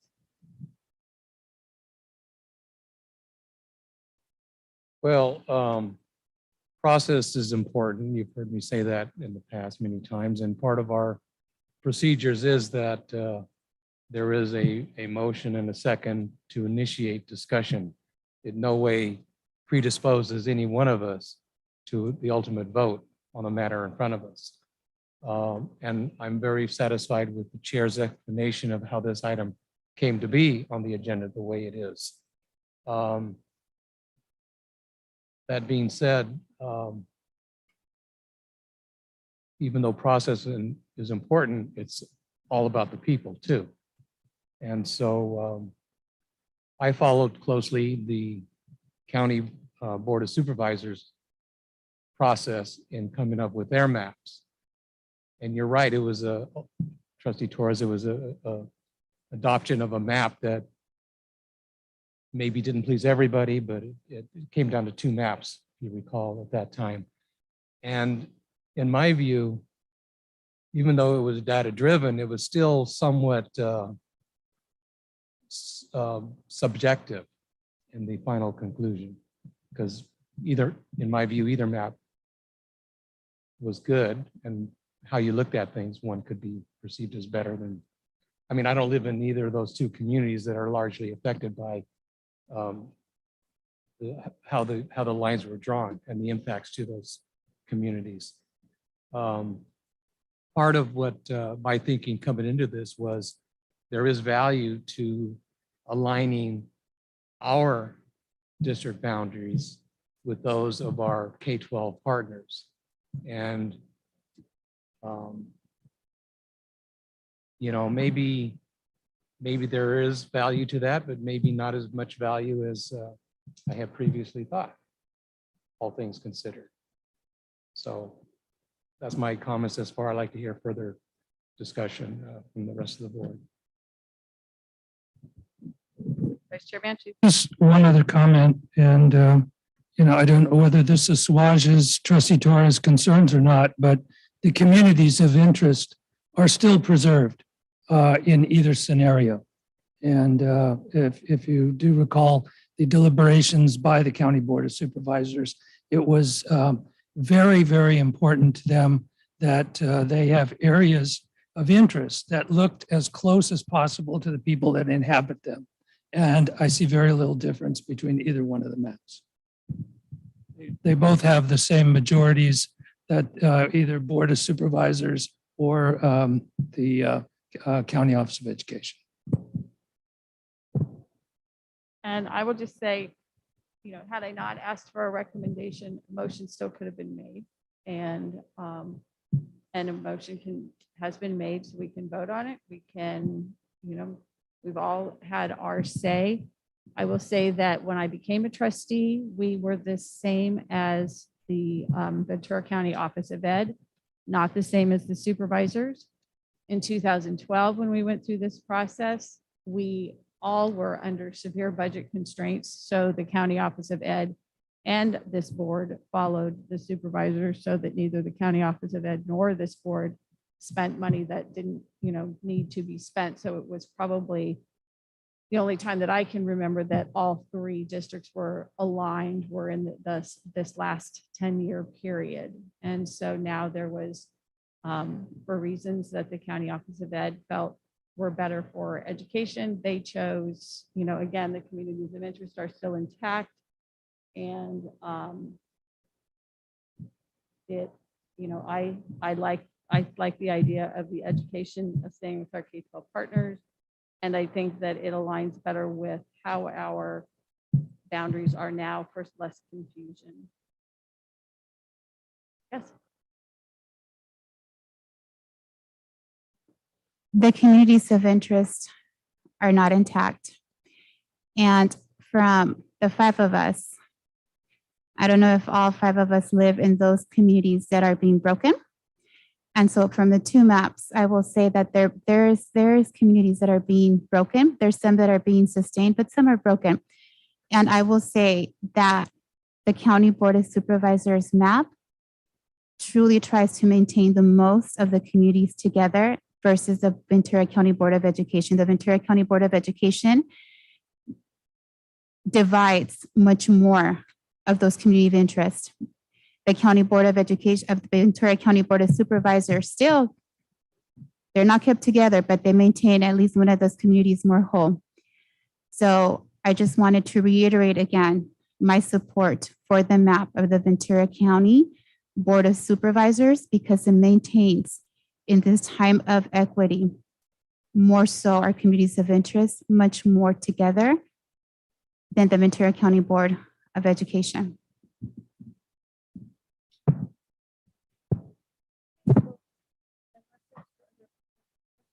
Yes, just one last comment.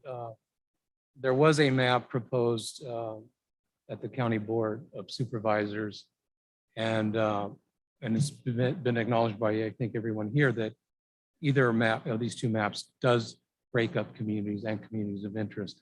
But one of the maps in contention at the Board of Supervisors would have had, or being recommended at one point, would have had a greater percentage of citizens of voting age population for the minority community, to give that community a chance to elect their preferred candidate. No guarantees. But if I heard Trustee Mantooth correctly, the county map, County Board of Education map, closely resembles the data of the Board of Supervisors map. Yeah. So, and looking at other things that come before this board, we do seek to foster partnership and alignment with our K-12 and higher ed partners. And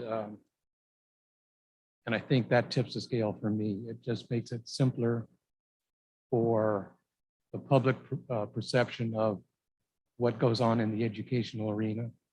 And the maps, both maps are similar in an important category that I was following the redistricting process for.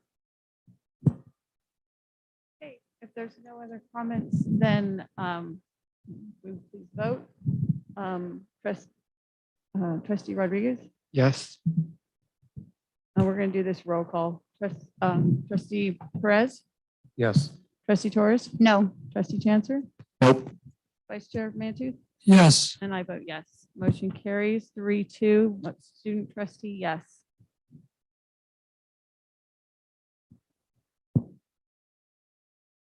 Trustee Perez?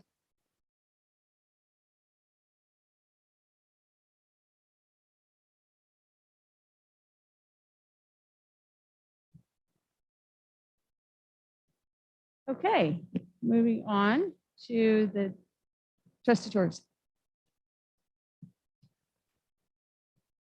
Best whenever something's coming for discussion, so it is if it can be labeled that way, because I will say this is a decision that's been made, we respect it and we move forward. I will say that the way this is presented, it really is very disheartening to me with the board, because despite of how it's been presented, a motion was there. There was no discussion. We're doing DEI and it's very hurtful, very, very hurtful, the process. But we move forward and we continue, but in the spirit of transparency, of honesty, of equity for us and for the work, that we have the discussion and it's labeled appropriately because somebody discussed it already. And so I really trusted in the process and I thought we would have a discussion.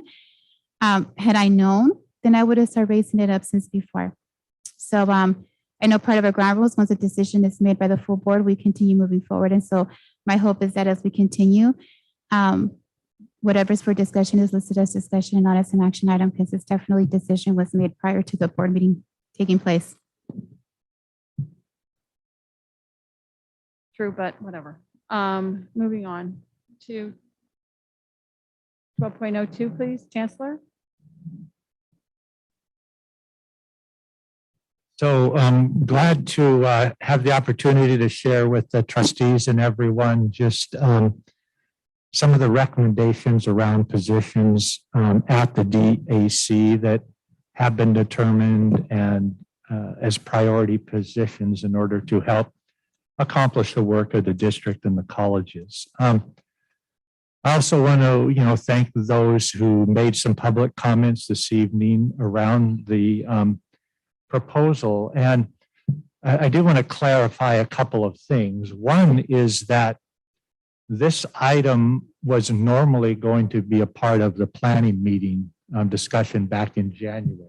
However, we didn't have time to update the board at this time. So we did delay it to this February board meeting as a way to update the board on what the district office is recommending to DCAS, our participatory governance committee, for consideration. And this has been discussed at DCS starting, I believe, towards the end of fall semester. And they've had several months of the information. We've discussed it at cabinet as well. And now, as you heard from the academic senate presidents, it's being discussed there. I'm not going to go through all the presentation in detail, but I really want to cover the priority areas and the positions. And one thing that's, I want to emphasize before even starting to talk about the positions is I can tell you with no change to the allocation model, we may be able to hire one position, but even that's iffy right now. So in order to add any new positions at the district, there would need to be some adjustment to the allocation model, which is what we're asking DCAS to consider. The board will not take action to approve this plan at any time. It's the opportunity to just really share what's been occurring, what the positions are. The board would end up approving a recommendation regarding any allocation model changes that would result in additional resources coming to the district. The other opportunity for the board to make decisions around positions would be when the new positions would come through the review process and to the board for final approval. So those are the points where the board would take action here. And, as you could tell, there's quite a bit of interest around this topic, which is understandable because, again, the point is well made that we could use new positions all across the district. I've been in the district almost 9 years now, and there's been no shift in the allocation amount to the district over that time. We are a very decentralized district, and that's a good thing in many ways. However, there's also opportunities where we could be more timely, we could take advantage of opportunities and provide better support to the colleges and our students with some additional district office support. And I'll highlight some of those positions when we go through. With regards to the timing is, I would have liked to have had this conversation 2 to 2.5 years ago, but it wasn't the time to have it with the pandemic occurring at the time. We had our hands full with a lot of other things, and we could finally catch up with that. And it also provided time to really assess it further through the CBT consultant study information, the IEPI partnership resource team visit, as well as the program reviews that have occurred in the district office operational areas.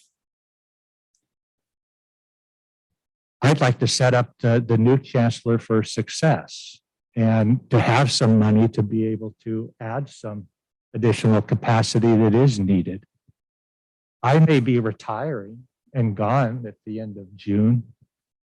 All these people in front of us, those that are listening via Zoom, they're going to be here. And I know the impact that these positions could have on helping them in their jobs and as we serve the students. So just want to put that introduction out there. And I look forward to a recommendation coming from DCAS. And that recommendation may be, they don't want to change the allocation model. They may want to adjust it to an amount that's different than what we're recommending, or they may decide that, yeah, it makes sense. Let's do that. Whatever they come up with, they'll consider that recommendation, and that'll impact what comes to the board when you approve the allocation model as part of the budget process. But I'm not going to move forward with positioned when we don't have funding to do it. Colleges can't do that. The district office can't do that. So if we kind of move down then, Alex, to the next slide. And let's go with the next one, because I've kind of talked about the process. And we reviewed this earlier when I first talked about it. And we are one of the, have the lowest number of administrators compared to other similarly sized districts. Alex, go on. Chancellor or Chair? I have a clarifying question on the intent rather than the details in the slide. If it's okay, can I ask? Okay. So Chancellor Gillespie, you said that the board will not be approving this potential change, but we will at a later date be approving the allocation model. So if we don't have, if we're not approving it, is the intent of this presentation to share with the district and different constituent groups this plan, or is the intent to get feedback from this board, or to get some insight on potential approval of the allocation model? So I'm just trying to get some clarity on the intent of bringing this to the board if in fact we won't have an opportunity to approve it. Yeah, the intent is to bring it to the board for information so that when there is a recommendation around the allocation model, you have the background that can help in your interpretation and ultimately voting on that. And this would likely get refined further by that point. And also it's to really, I think it's important that the board has knowledge of what DCAS is discussing at this point around it, because it is an important shift and change for the district there. It's also, this does make it available for everybody in the district to see by putting it in the board agenda, and that's a good thing for transparency purposes as well. Okay. So Alex, you can go on down to the next one and go on down to the next one, because again, I do want to mention that we've really broken down the prioritized positions into 2 positions to support with diversity, equity, and inclusion, supporting college and district office efforts regarding policies, procedures, hiring practices, and outcomes, compliance with EEO and other plans, and the other items listed there. Again, I won't read through everything because you have it as a board. The other priority area is IT security, network infrastructure, and programming, 3 positions. As you all know, information security is the fastest evolving and most complex area of information technology. We're one of the few districts that do not have a position dedicated to this area. And it's becoming more and more of an issue. Recently, Ohlone College are having to pay $7 million due to a ransomware attack in order to have their data protected. And again, being able to avoid that occurring has big benefits to the district. We're also very low on our programming capacity, and the workload is exceeding the number of projects and causing delay in key projects. Next. In the business services and general operations support areas, there's 8 positions there. Leadership and support for sustainability and energy management, environmental health and safety, and the other items listed. What's really important there too is payroll and benefits processing. We're understaffed in that area and have been for a long time.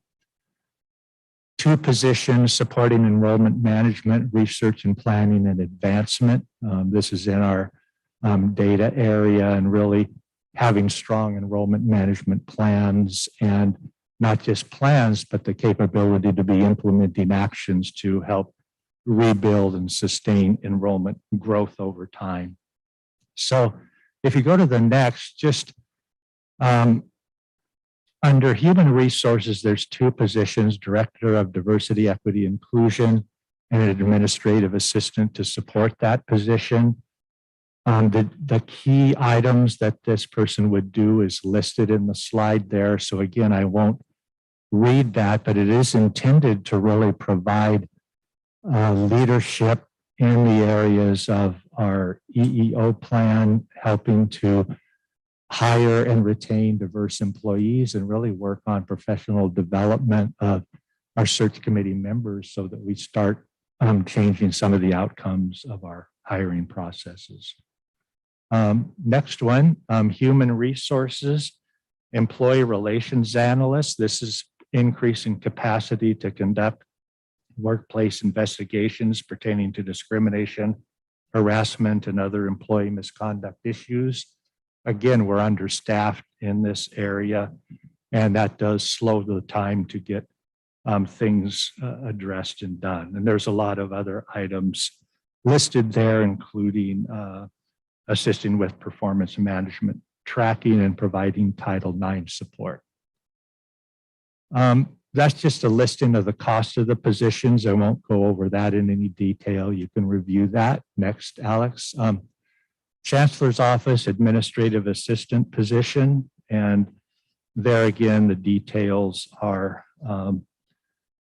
listed around that, but really the Chancellor has one person who is doing the work of building the board agenda, taking the minutes. That's Laura Brower. And now with her retirement coming up, that's Michelle.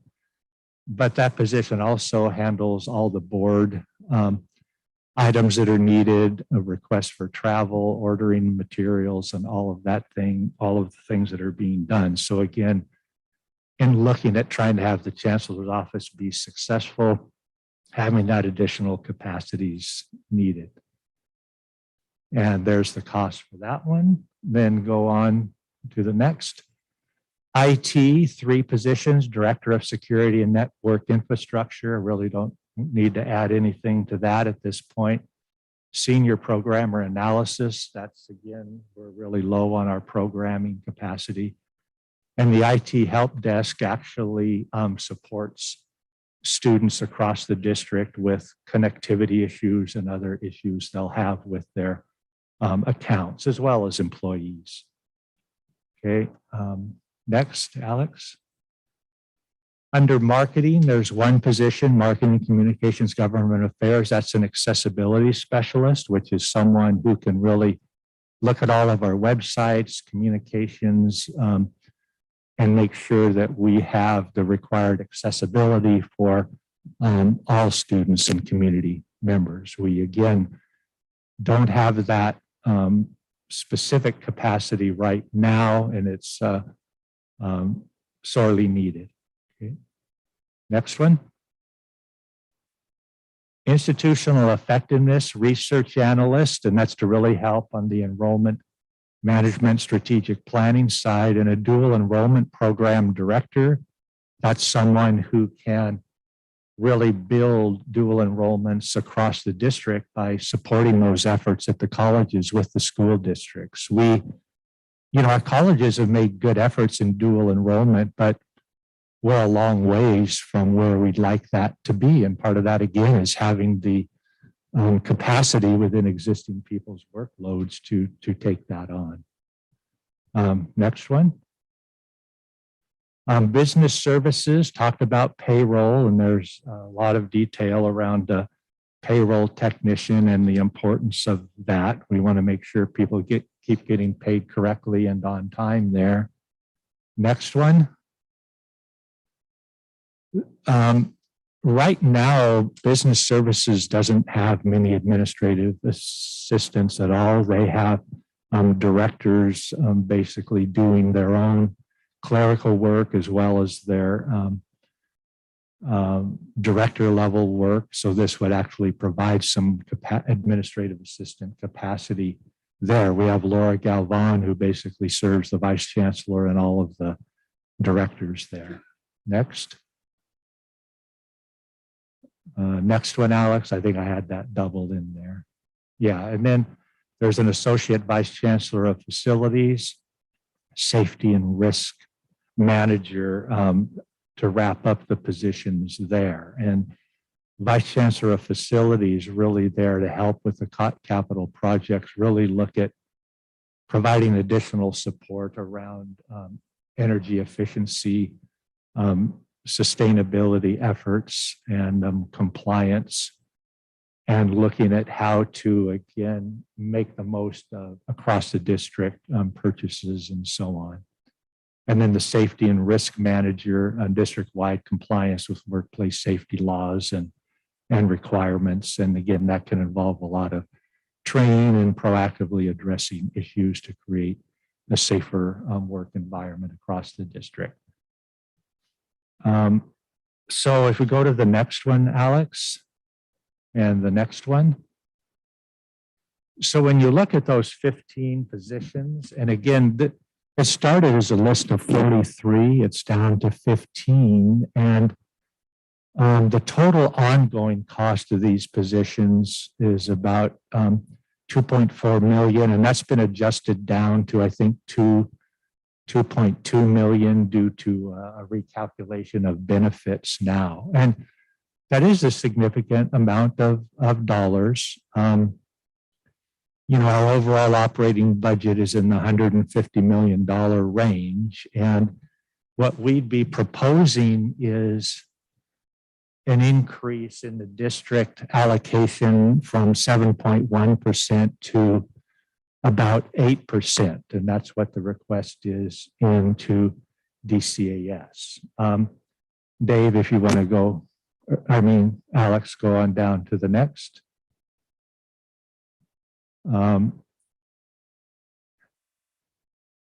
And the next one.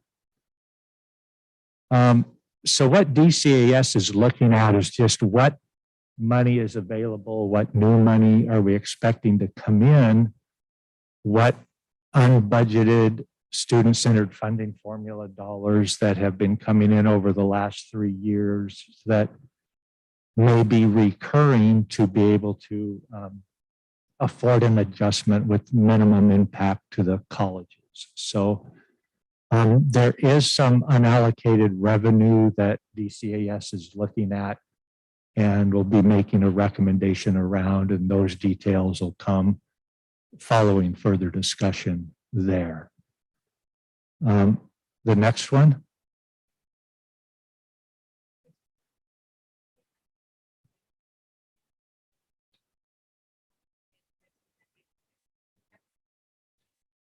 So the next steps, again, it's going to continue through DCAS. Dave, I think that committee's meeting Thursday again, and I don't know if the vice chancellors will be at that one, but no, okay. But again, a formal position from them will come forward, or a recommendation, and then we'll be looking at bringing an allocation model recommendation forward to the board, and then any new positions would come once we have funding secured. And again, if we end up having a less amount, then the DAC would need to look and prioritize among those 15 positions if they're not all going to be funded over the next couple of years. And there's the opportunity too to stagger the adjustment in the funding formula too, so that it doesn't happen all in one year. There's a number of options to look at. But that's it as far as the quick overview, and I just turn it over in case the trustees have any questions. Comments? Yes, Trustee Torres. A minute, I saw you. I'll get you next. No, Trustee Torres and then you. Okay. I'll get y'all. No one will get left out.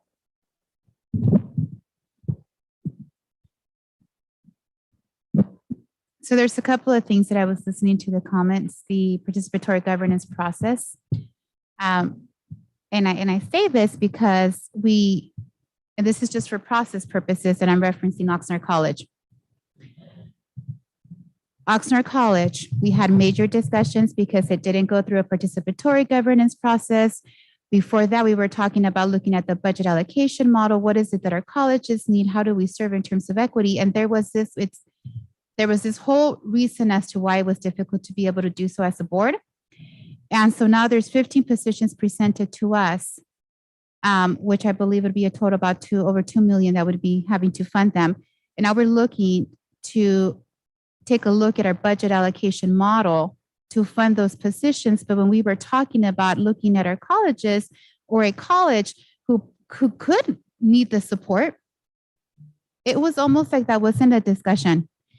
And when we talk about a participatory governance process for transparency that everybody is looking at, there is value in all of our committees, because in all of our district committees and just in our strategic planning session, we have representation from everyone. So I was very surprised to hear that our academic senates as well as our classified senates, this is the first that they see, that they really know about, to really have some thorough information. Again, process again, just like the redistricting boundaries, information was there, but never a solid, this is how it's going to look. And so in this process, I think for me, it's important that people in our entire district, when we're looking at morale and inclusivity, that they feel included in terms of something that's going to come together, because the colleges and the districts are a family that work together. And the colleges also need to say, these are positions that we need, or say, perhaps this is a different route.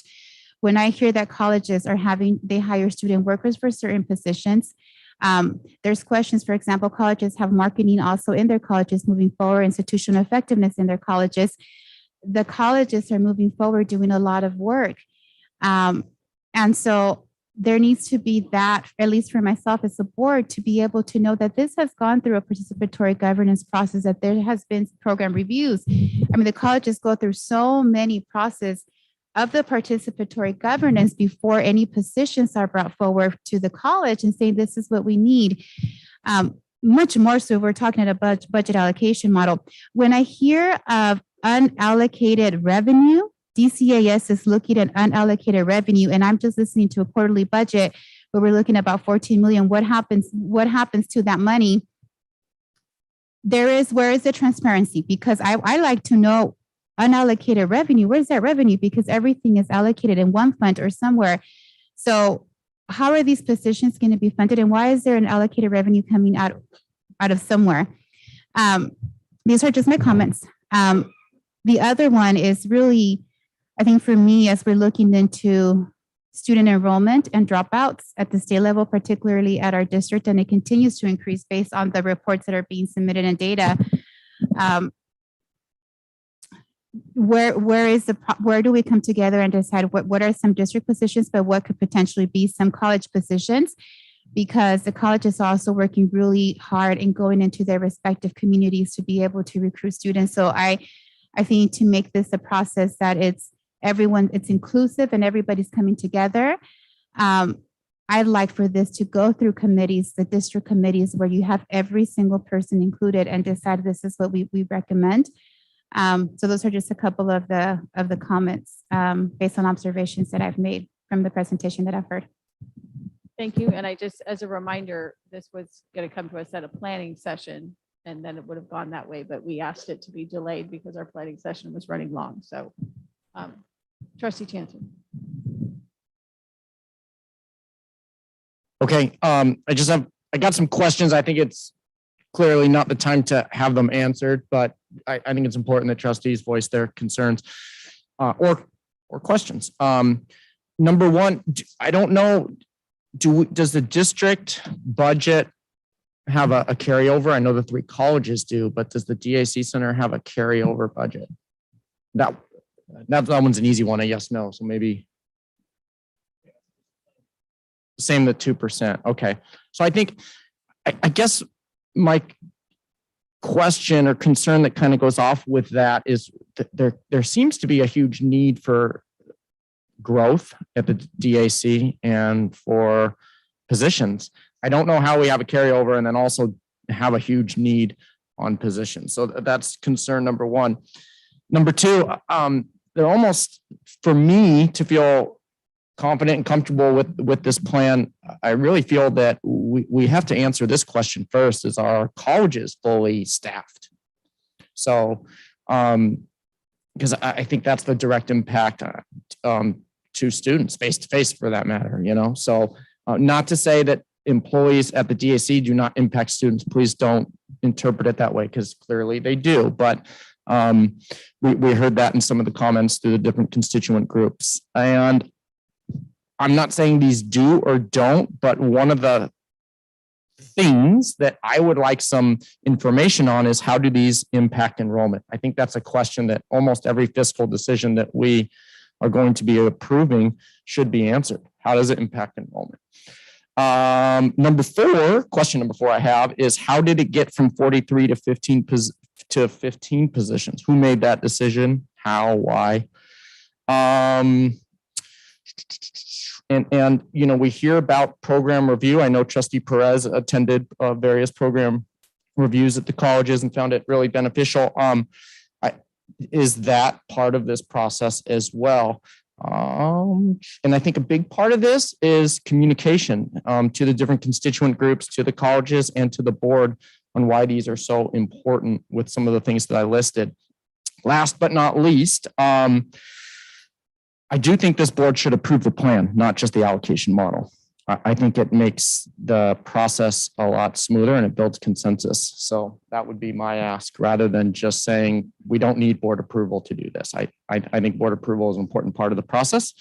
And my last comment is, I actually think that some of these positions, we don't know who our new chancellor is going to be. And our new chancellor may have a different opinion on some of these positions.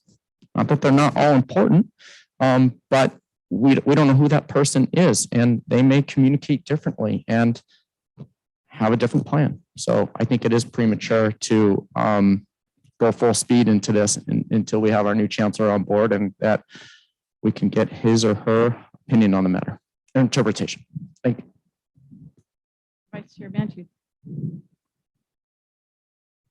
The win-win here would be being able to provide a greater level of centralized service from the DAC to the colleges, and yet from the college's perspective, not impacting them negatively or costing them money to do so unless they can see demonstrable value in doing so. So I think there's still a long way to go in terms of identifying the funding sources and those opportunities. I heard some comments and concerns earlier from the Senates about maybe duplication of positions, or maybe not thinking this through or talking it through as extensively as needs to be. One thing that jumped out at me is, if you have a new position in human resources that's going to spend more effort on investigations, what will that do to our legal cost bottom line? Are there savings to be identified there? We're not seeing a lot of the monetary side other than the cost. And I think we need to be looking a lot at identifying potential revenue sources and how those look at offsetting the price tag for this.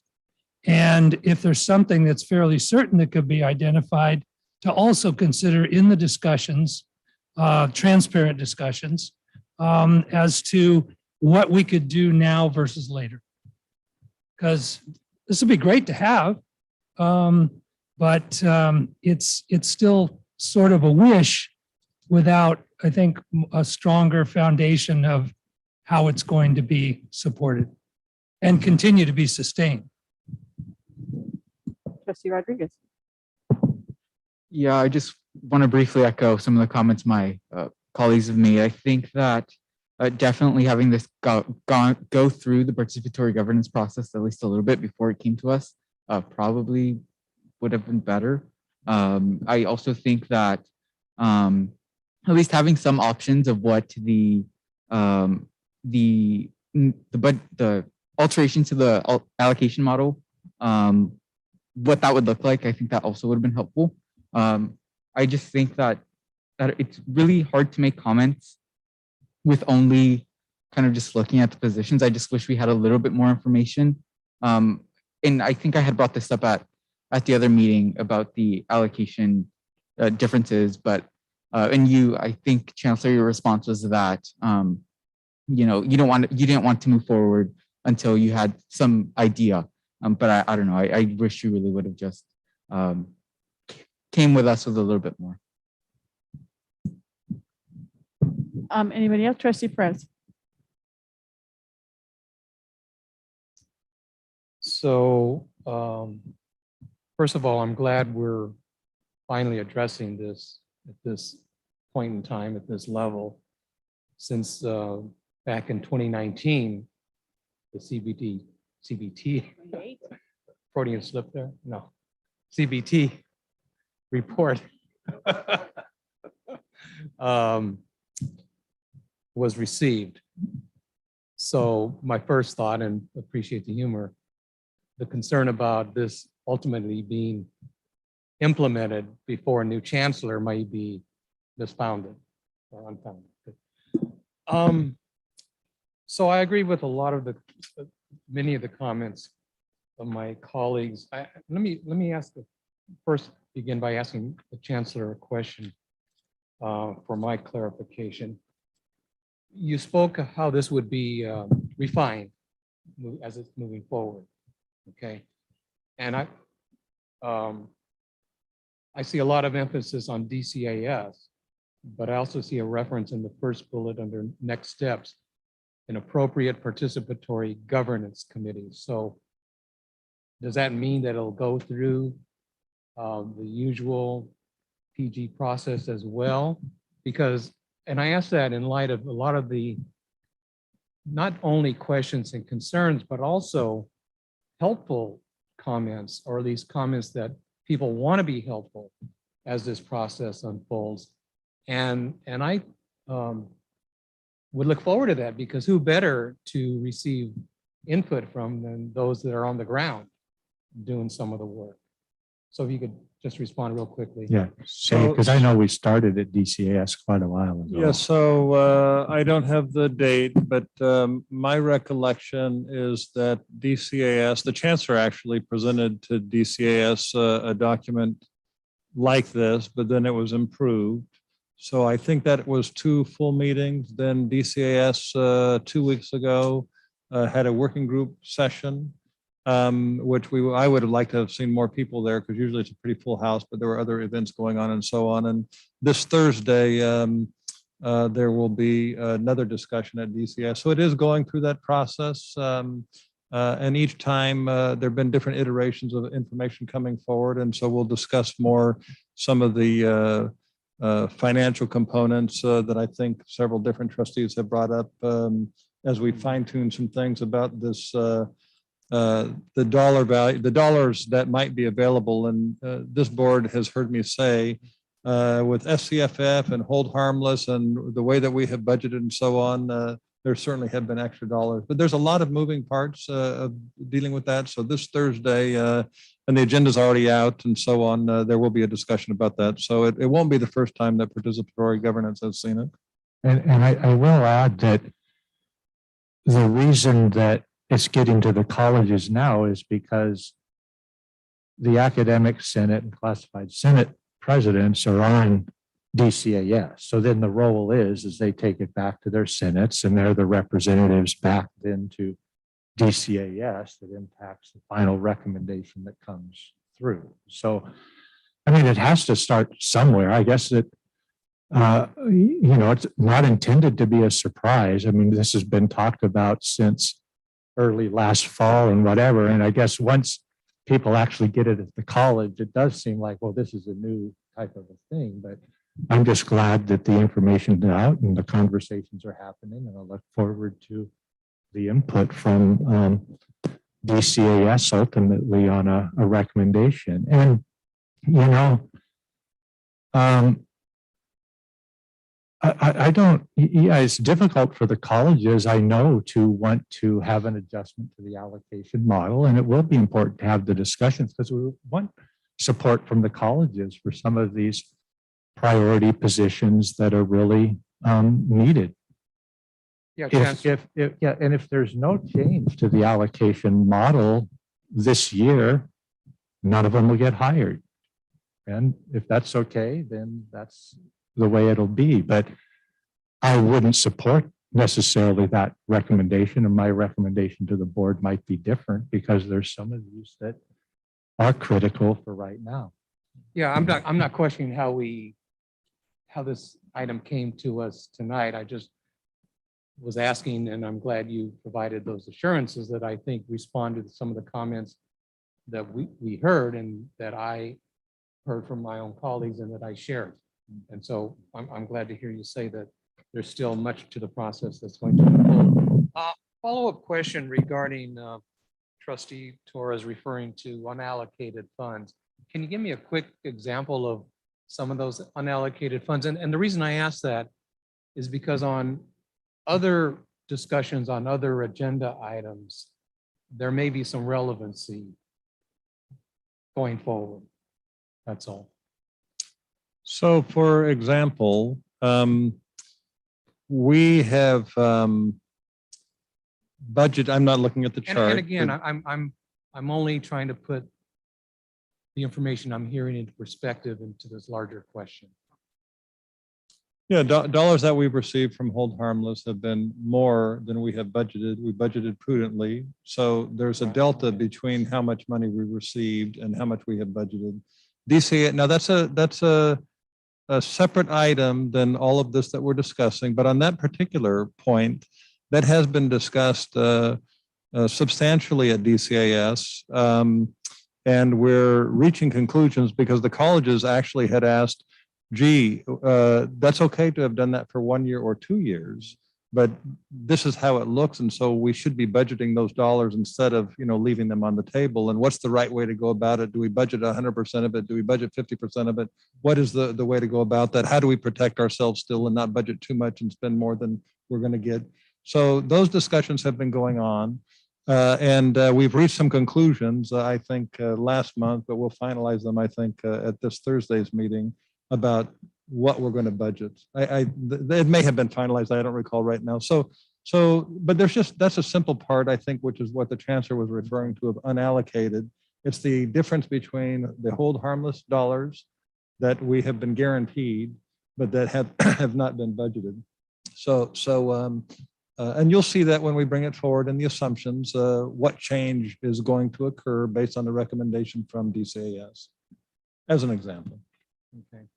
And then just, I'll be anxious to see how this question gets handled because I've been on the board 11 years now, and the question of centralized services versus decentralized services is, I don't know that there's really a definitive way to go, at least in my view. But again, I'm saying that in remembering some of the comments I've heard from people on the ground about seeking that maybe not, that there's room for collaboration in moving this question forward, and also looking, this is my personal opinion, looking to how the work is getting done on the ground, and there's valuable input from those people closest to the situation.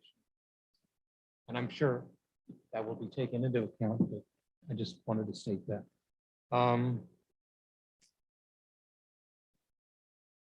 go back to the next steps. That's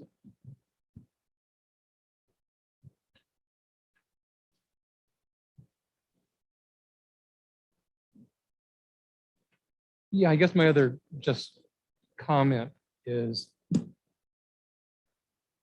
taking on and revisiting the allocation model could be a significant change, if not a transformational change, depending on how this all plays out.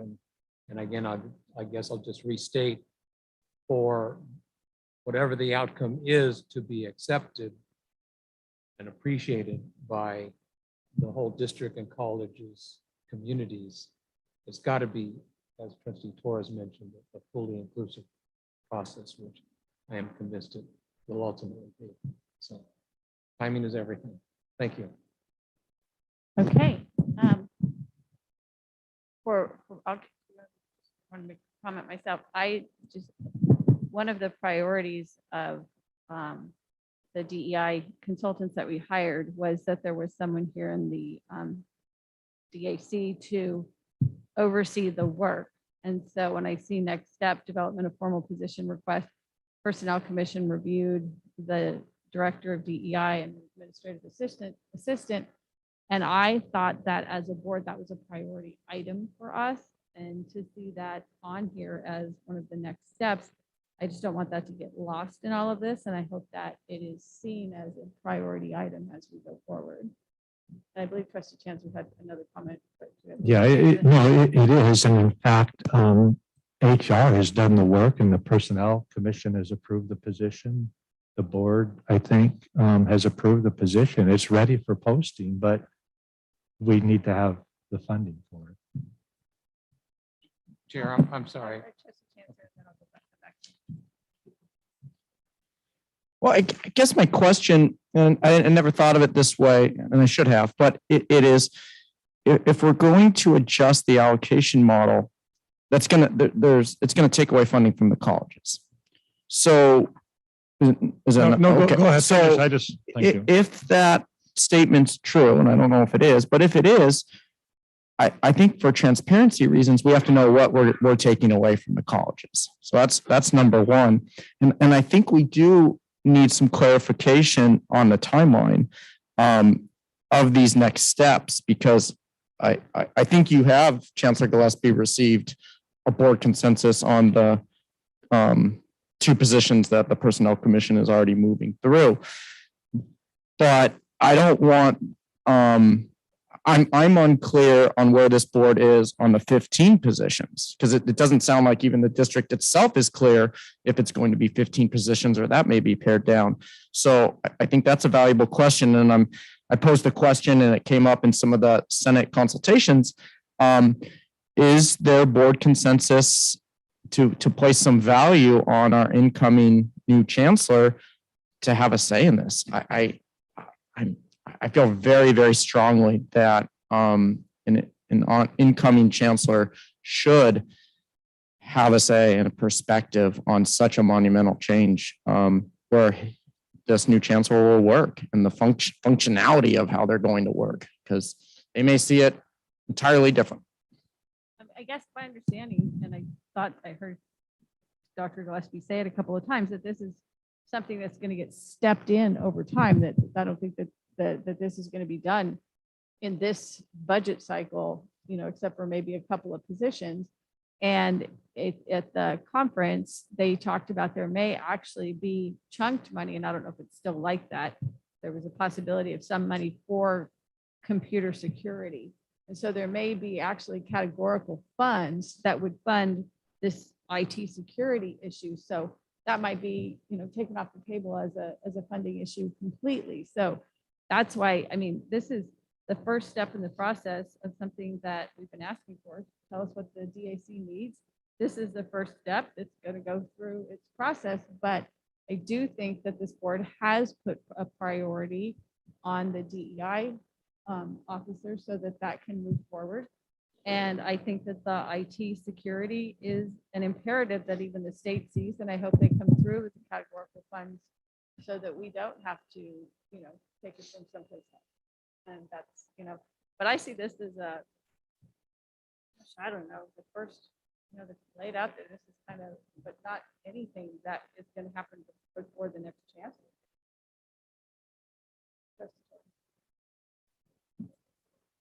Except for hopefully the DEI. So going back to the CBT report that was presented in 2019, 18, thanks, Trustee Chancellor, 18. And also being participating in all of the listening sessions that we just recently had with our consultant, I really do believe that the new chancellor really should have a say in what is it that his needs are or her needs are. And I say that because in listening to the Academic Senate and Classified Senate who come and report back to us in terms of the feel of the colleges, I don't want a chancellor to come into our district already having to feel like there might be a budget allocation, that there's already something in the process of a participatory governance process where he didn't have a say. Now, if we weren't in really looking for a chancellor at this moment, if we weren't in a search, this would be perfect. But we are. And so because we're in this unique situation, Chancellor Gillespie is going to be retiring June 30th of this year. And the time is flying by. We're already in February, coming up in March. And so I really would like to get the input of our new chancellor to be able to take on, to lead, and to be able to say to the colleges and say, this is what is needed to meet with the District Administrative Services Center. And I think we've heard that loud and clear. I just want to reiterate it from me because it's been heard from others. And I just wanted to share my comments because I think as we're being inclusive, I want to already be inclusive of our new chancellor to be able to see what the needs are and be able to really work alongside with their staff. I don't want a chancellor to come in to already colleges feeling they weren't part of the process, that something's not needed. And so as we're in this unique situation of hiring a new chancellor, I do believe there's value. I'm waiting a few months until the chancellor is hired and has an opportunity to also give a perspective on positions moving forward. So do you also want to wait on the DEI officer? The DEI is one we've been discussing already. So that's the one that people are aware. It's been talked about. It's been brought. The DEI position isn't new. It's this 15 positions, but DEI people have been aware of this. It's been brought about in the policy committee. It's been discussed of the work. I just wanted clarity since you were saying. Yeah. Okay. Dr. Gillespie, and then maybe we can wrap this up. So just around the timing of things, the board needs to, I think, address the allocation model. Is it in March or April, Dave? Yes. Yeah. And so any recommendation around the allocation model has to be done in a rather timely manner. And again, we haven't tried to just rush this or do it at the last minute. I mean, it started back in the fall with DCAS there, but these things do take time. I can say that with no additional money coming to the board for positions, we may be able to hire one position with no change in the allocation model. And that would be likely the DEI position because the board has made it clear that that's a priority. There'd be no others. If you want to wait for the next chancellor and do it at the next allocation model cycle, that'll be in another year. It'll be in the spring of their year and the conversations would occur and we'll be without any of those positions through then. If I was a new chancellor coming in, I would appreciate the fact that an outgoing chancellor did the work with the constituent groups to get some buy-in on providing a pool of money for me to hire some key positions, because it's a tough lift as a new chancellor coming in to get the buy-in from the constituent groups to do that. I've been here a while. I don't mind to take it through the process, do the hard work and tough conversations that are needed to make some changes there. But the board is my, you're my supervisors. It's easier for me if you just say, yeah, let the new chancellor do it. I can drop all this right now. It's going to save time on staff. It's going to save time and energy from me. I don't think that's best for the district. If I was a new chancellor coming in, I'd want my predecessor to be working and doing what he thinks is the best for the district up until the time he retires and walks out the door. That's what I'm trying to do. I would agree. Thank you. for Chair, that. Chair, before we move on, if I could. Trustee Roderick. I respectfully disagree with my colleagues. I do think that, it's a valid point and consider their, the new chancellor, but I also think that it's not necessarily about this individual. It's about what benefits our district. And this new individual may not know the needs yet. There was one at the conference, there was one chancellor who came in and she had just switched districts. I apologize. I don't remember her name, but she switched districts and there was a question about, some of the challenges. And she said she couldn't answer that question because she didn't know yet because she was so new to her chancellor position. So I think, waiting, I think there is some value because, they might come in with brand new insights, but I also think that, we run the risk of just having this delayed.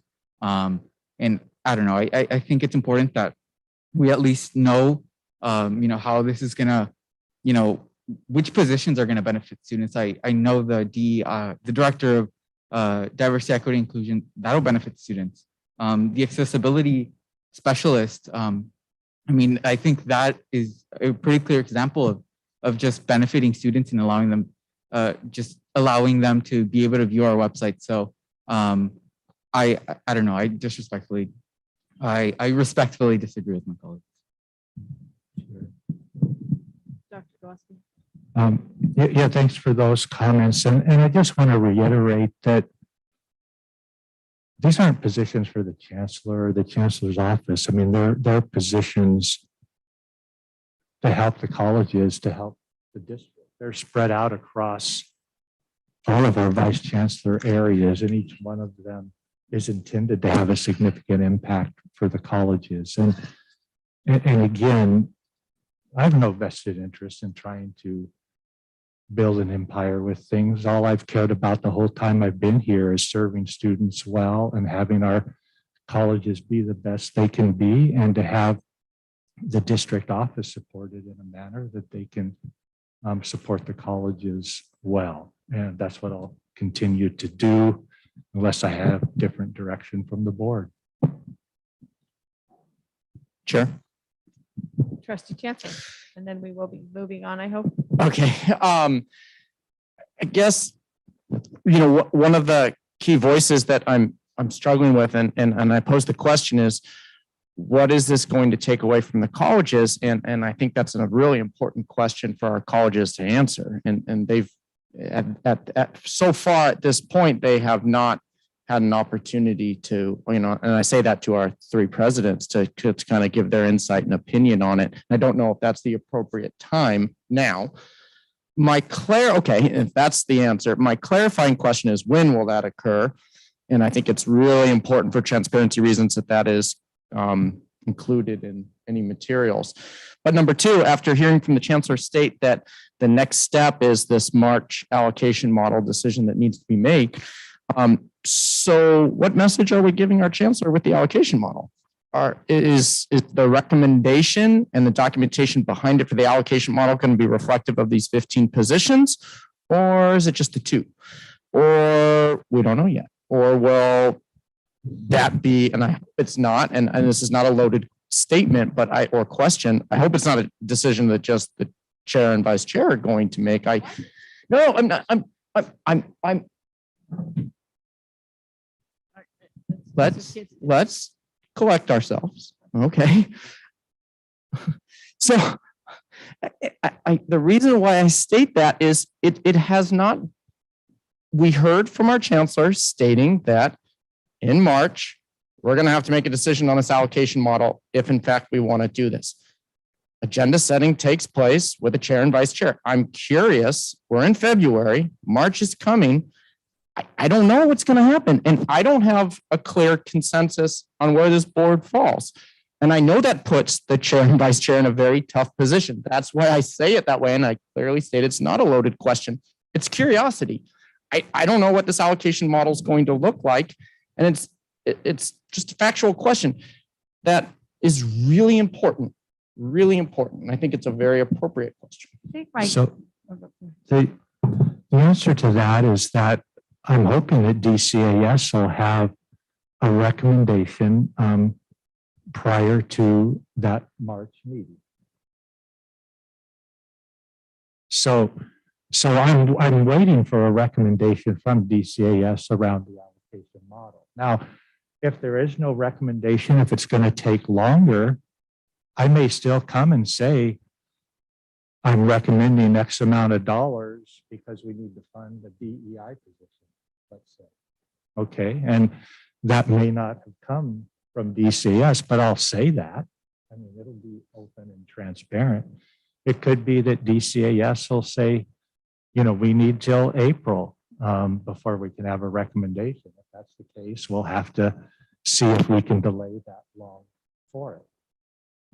But I'm not going to just force something through that hasn't been talked about, or I don't have support from the presidents for, at least the opportunity for them to provide input. And Dave, why don't you quick comment just on the, what are the colleges going to lose statement there real quick, and then we can wrap it up, I think. Yeah, and thank you, I'll limit it. So there's two ways of looking at it, and we've discussed it at DCAS. The colleges would say the district office is getting money, so it's taking it away from us, taking money away from us. And my comment has been, yes, that's true, except for it's money that you don't have yet. So there's a pot of money, let's say it's $3 million, for instance, and the district office, but it hasn't been allocated to the campuses yet, simply because, actually, I'm going to correct something I said earlier. We've been budgeting hold harmless, but we've been receiving more money than hold harmless. So yes, it's true that the colleges wouldn't get money, but it's not actually, they have their base allocation that will stay the same, plus they'll still get more, just not as much as they normally would if the district office wasn't getting any money.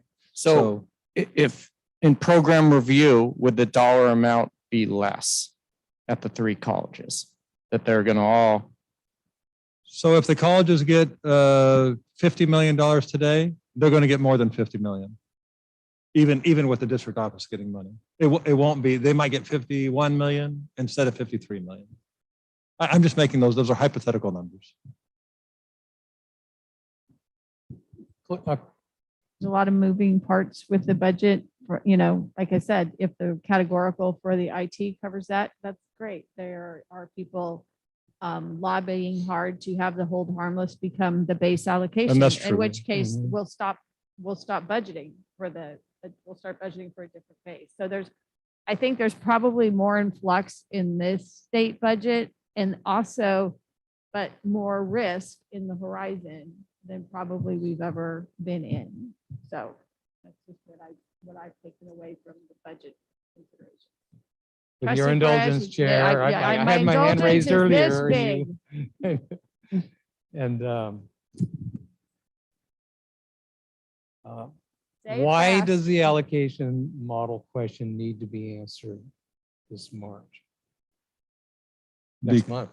Because we bring it this time of year every year so that we can build the budget to bring you a tentative budget.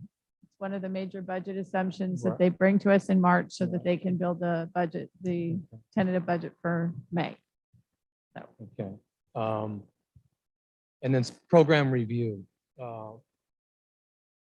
One of my comments was going to be earlier, and thank you for remembering my attendance. Every time we have a position that comes before us for approval, there's a justification that has to be provided or submitted with that. Do we foresee something similar? I mean, there was great information on the rationale, but when it comes time, okay, so thank you. okay, are everybody good? Can we move on from super fun topic? We've been asking for it for a long time, so I appreciate it. Thank you.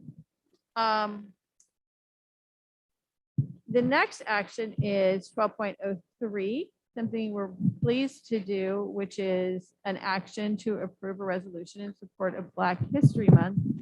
And just because I had reminded that we actually are not behind, we did a resolution recognizing Black History Month back in 2015. I was chair then too, but we have language that's more specific, and there's even more language that a trustee has asked added, which I'll just read aloud. Whereas on August 25th, 1619, enslaved Africans from Ndongo and Kabasa of the Angola region had been captured and kidnapped and brought on a ship to Point Comfort, present day Fort Monroe in Hampton, Virginia, ushering in a period of 246 years of bondage of humans. And then it would go on to the resolution as written. So either with that added language or as it Chair? is presented, yes. I would like to move adoption of the resolution with that added language as the first whereas. Is there a second? Okay. It's been moved and seconded that with the added language, which I think is appropriate, to add to our new resolution reaffirming our commitment to support Black History Month. Is there any further discussion? Okay, if not, then please vote. Student trustee. Everybody else? All those in favor? Aye. Any opposed? Abstained? Thank you. Motion carries. I wish that would have had a whole bunch of lovely discussion to go with it. We don't need to, no need for the next one. 13. How's everybody doing? We need a little break. Or are we going to keep soldiering on? All right. 13. Oh, okay. This is the HERF fund. Dr. El-Fattal. So I will give just a brief overview, and then the colleges, the vice presidents of business from each campus will And come I'm in. watching for Come in. 10 minutes, Okay, right? yes. Here's my brief overview. If you, I don't know if something's going to get up on the screen or not, but on page 275, or the first page of the presentation, the first spreadsheet, let me just mention, and you've seen this before, but this is updated dollars through December 31st. So here's the summary. This is all of the HERF dollars. If you look at this first page spreadsheet, this shows district-wide what has been spent. And we spent 47% of the $97 million total HERF funding. So we spent 47%, about 50% so far. We will, for each campus, we will apply for an extension for 1 year, which will take us through like May of 23. Although the plans are one of the campus will expend all of its money projected by this June 30, and the others are taking some into the next year, but we will ask for extensions for all of them. So I wanted to point that out to you. And the other thing I wanted to point out is that the spreadsheet components, so page 1 is district office, district wide. So it's all the campuses, it's all the dollars that we have. These are actual dollars that have been spent. When we get into the presentation that the campuses will present, it's going to show dollars which will include the actual expenditures which are referenced on the spreadsheet. Also, it will include the planned expenditures. They're all within the same number, just to give you an idea of, okay, here's where we're going. We've already spent, half of the money basically, and here's where we're going with the rest of it. And that really is all I wanted to add, is just the spreadsheets are actual expenditures, and the highlights and documentation that the colleges will talk about are actual expenditures with the planned expenditures also.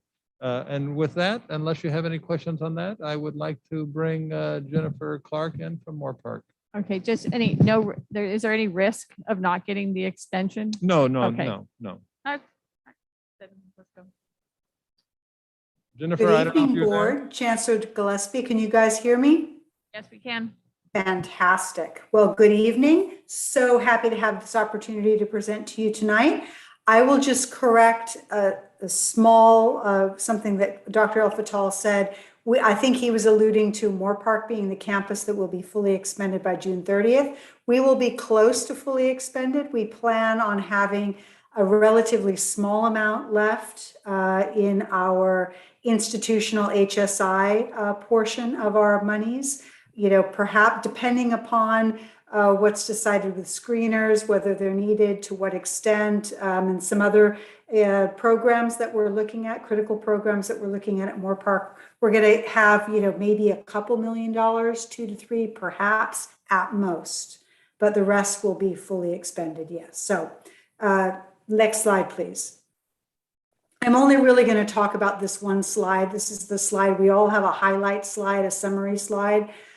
Just if I were to give my elevator speech in 30 seconds to you as to what great things, what Moore Park can talk about in terms of HERF and how we've spent the money and some things that we're really very proud of.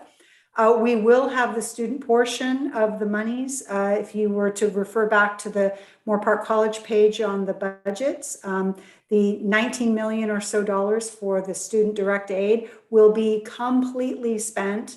I'm sorry, not 19, the 14.5 million, sorry, will be completely spent by certainly by the end of the spring semester. In fact, we're about $1 million off of that right now. So probably, maybe within the next few weeks, it's going to be gone. So that's good news. It's gone to the students who have needed it. So the other item is really the second bullet. Oh, I'm sorry, same slide, the second bullet, enhanced facilities for instructional delivery. So we've done so much on our campus to really enhance this piece, whether it's, the improvements to like the air quality and HVAC systems, to actual instructional environments, whether they're outdoor classrooms and permanent shade structures and rain structures, so rain, shine, or whatever, classes can continue. I'm talking about our outdoor exercise classroom.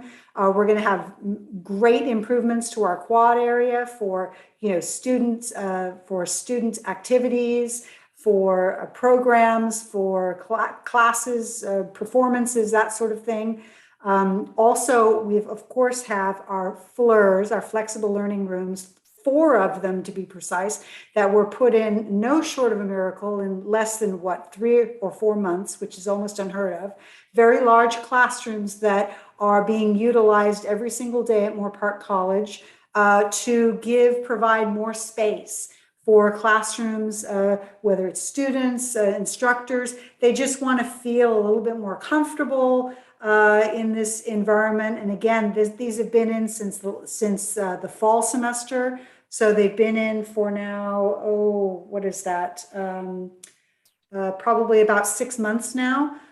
So it was a really nice way to provide an environment, a safer or more comfortable environment, if you will, not safer, but a more comfortable environment for people who just felt like, spreading out. Okay, I'm okay with being on campus. I can actually spread out a little more in this room. So proud about that. Wraparound student services, we've spent, a couple $1 million at least on all kinds of wraparound student services to, count additional counselors and coaches and course embedded tutors and all sorts of folks that we've had on our campus to assist students in any number of ways.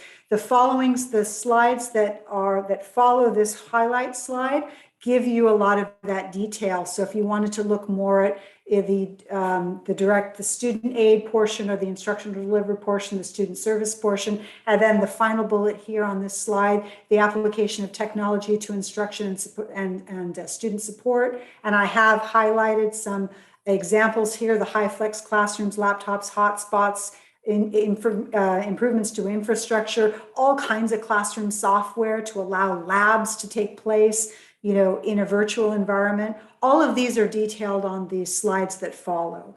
So I'm not going to take any more time from the overall presentation, but I just sort of wanted to orient you with the slides that provided for Moore Park. So good evening. Thank you. It's a great presentation, and I appreciate the detailed slides. Oxnard College. Thank you, Dr. Clark. Chris? Good evening. Thank you very much for having me speak tonight to Board of Trustees, Chancellor Gillespie. So like Moore Park, I will comment on the program highlights slide, and we decided to emphasize those long-term investments that we would use this funding for, not only to buy things, but also to change practices on campus to transform the student experience in a positive way. And so you'll see a lot of bullets under outreach and retention, including high impact practices, FIGs, which stands for Focused Innovation Groups. We've got 5 groups on campus developing new practices for onboarding, areas of interest, equity in teaching and learning, student learning outcomes, how those are changing with COVID, and creating a transfer culture on campus. We, like Moorpark, we're taking a whole person approach and also examining that. How do we institutionalize that approach moving forward? We're engaging middle and high school students, engaging stop-out students, returning non-traditional students, and then the sort of easier to point at things, upgrading HVAC, expanding Wi-Fi. We know that the way that teaching takes place now and in the future will never go back to the way it was in 2019. We need that expanded Wi-Fi. We need those high flex teaching and learning studios for the changing methodology, for the changing modes of delivery in instruction. So that's what we're highlighting, is the investments that we're making with this fund for long-term impact, both in terms of the physical change and also change in practice, change in culture that we're trying to institutionalize at Oxnard College. Thank you. Thank you, Chris. Kathy Bojorquez from Ventura. Good evening, Board, Chancellor. Ventura College is doing many of the things that our sister colleges is also doing. And so on our highlight page, I'll try to just touch on some of them that might be more unique to us than some of the things like facility related that we're doing similar to our sister colleges. But really in instructional delivery, we are really trying to focus on making sure that our faculty have the training that they need to provide online instruction. You know, we had everyone go through the training. We've also been having processes for them to develop online modules for lab and activity courses that in the past, pre-COVID, would not have normally been online. We've worked to align our courses to the California Virtual Campus, student success rubrics. We're really proud of our zero textbook cost program. We have, we believe, one of the largest lending libraries in the state, and we have expanded that by helping faculty develop support for their classes, as well as we have significantly invested in purchasing textbooks for whole sections of courses so that students would be able to use those textbooks, and then we can reuse them semester after semester. And of course, our faculty cultural curriculum audit review, which they have been working on. In student outreach, we also have call campaigns like our sister colleges. We're really focused on trying to reach out to all of our students to find out what their needs are, to reach out to students who may not have registered yet, the ones who have not returned.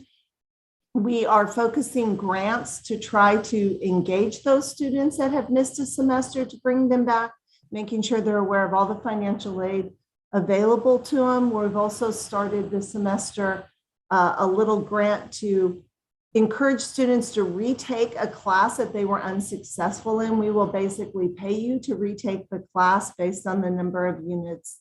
They get a certain amount. And of course, mental health services for our students and basic needs. We have been putting funds into that. And then, like the other colleges, significant investments in technology, whether it's laptops and hotspots for students or laptops for our faculty and classified professionals and managers, and the high flex classrooms. It will be different from this time forward. And the high flex classrooms are really important to us. We have worked to create those on the main campus and also on our East Campus, and have been working on bringing wireless networks, a more reliable service, shall I say, to our East Campus. They have had some issues with that, and so we're really working hard with that. And then our facility things, we've all done the UVC, but we're also right now focusing on shade structures, outdoor spaces, we're working on redoing an outdoor stage area so that we can have outdoor performances. And that's really the quick highlight. Of course, for all of us, there's more detail in the slides that follow.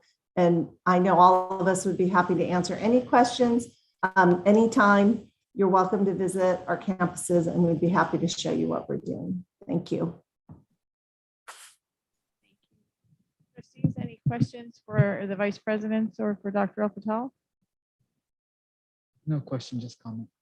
Okay, Trustee Rodriguez. I just want to say that I recently went through all of the master plans, and I'm really impressed to see how aligned the money was spent to the master plans at each college. They really took the opportunity to use the money wisely and advance many of the programs and strategies that they had been wanting to use. So kudos to them on that. And just the support services, I think I really like the phrase that Oxnard College used, the whole person approach, really just seeing each student from a holistic way and finding out, whether or not they need basic needs, internet, so many of these different aspects that I think really help prevent them from falling through the cracks, tutoring, the basic need drive-throughs at Ventura College. These things are really helping our students. So thank you to all the colleges, and thank you for the report. Thank you for that. Any other comments? Trustee Perez. And this may be coming from left field, but we've given out a lot of mobile hotspots, but also laptops based on this. Is there any indication that some of the students maybe, and I don't know what the proper term is, not a dead zone, but the bandwidth may not be helpful to them even using a laptop that's been provided? There have been those issues initially, but we provided hotspots, and I think most of that is taken care of, most of it, but it depends on where people live. Right. So there have been issues. Because the question I have then is maybe that, I mean, there's the county effort to complete the middle mile and the last mile in broadband. And if they had some data from our student population where the bandwidth isn't what it needs to be, then that might be Yeah, and worth pursuing. that particular survey, multiple people, including myself and the IT director and so on, responded to that survey process that you're describing. So I think we've covered that in our comments to that group. And has not been provided to the board. I'd be interested in just having that come to us as a memo or something, if that's appropriate, Chair. Anything else? Trustee Jansen. I was going to make some thank you comments, but I think Trustee Rodriguez did a phenomenal job at doing that. One area that I'm encouraged to see more of is in the engagement of middle and high school students, because a lot of this, and I think it's totally appropriate, the allocation of these funds was to make the experience for our current college students better and safer, right? But our incoming students, not all of them, which come from our K-12 partners, but a lot of them that do, have also had horrible COVID educational experiences.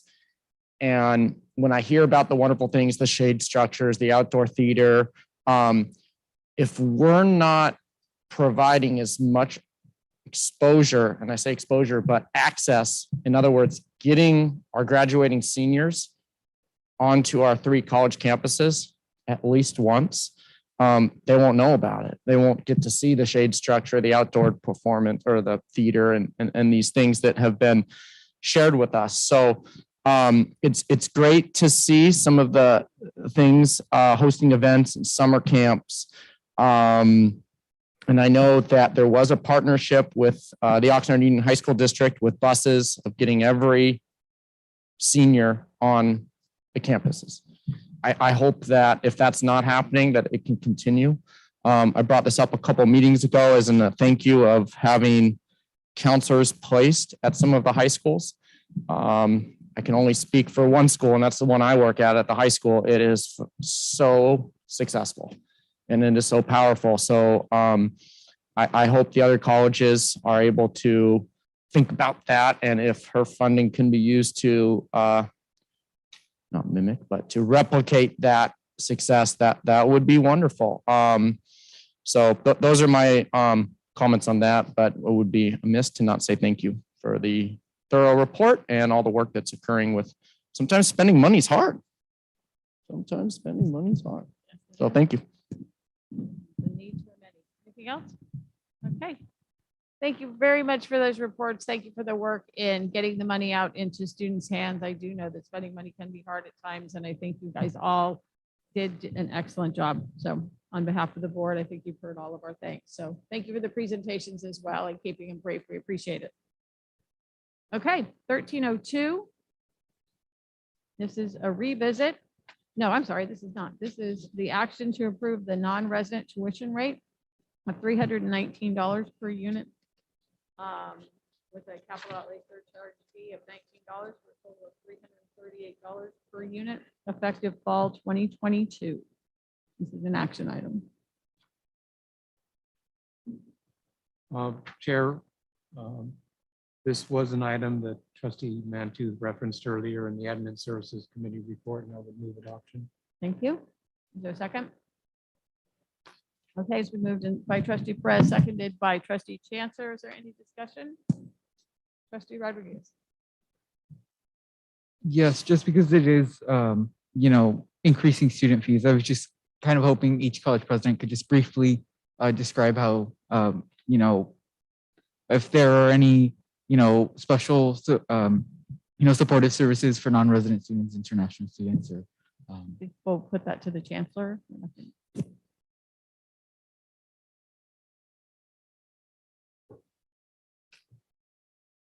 For any non-resident or international students, they have access to all of the same support services that our resident students do.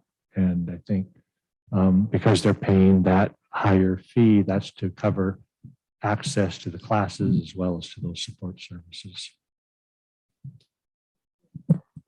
Yes, thank you. Any other questions? If not, all those in favor? Aye. Aye. Aye. Aye. A motion carries 5-0. Student trustee, yes. Now we're moving to where we've been before. Action to approve the use of general fund unallocated reserves to pay our legal services. Dr. El-Fattal? So this item is the same item that was brought last month, and I know the Chancellor had provided you information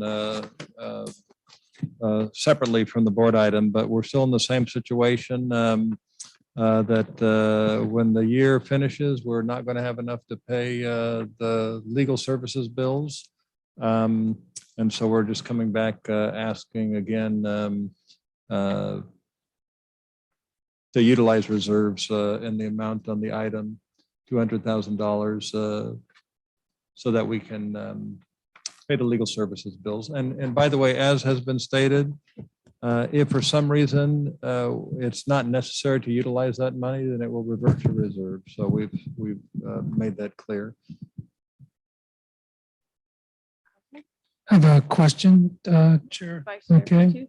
Yeah. This is a one-time action that the board is contemplating at this point, and with the idea that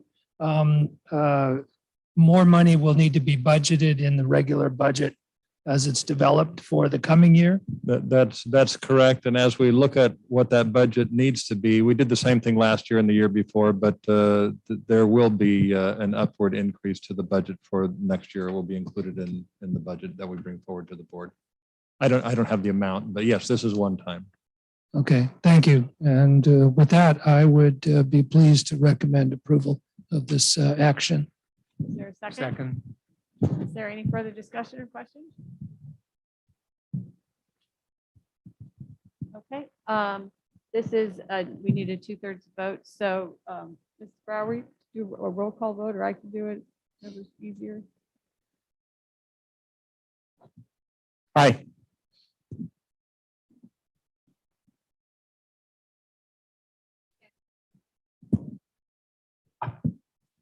Yes. Yes. Yes. Yes. Okay, motion carries 5-0. Thank you. Thank you. Okay, we have an accreditation update in our packets. I don't believe there's anything further, Dr. Herrera. No? Thank you for this report.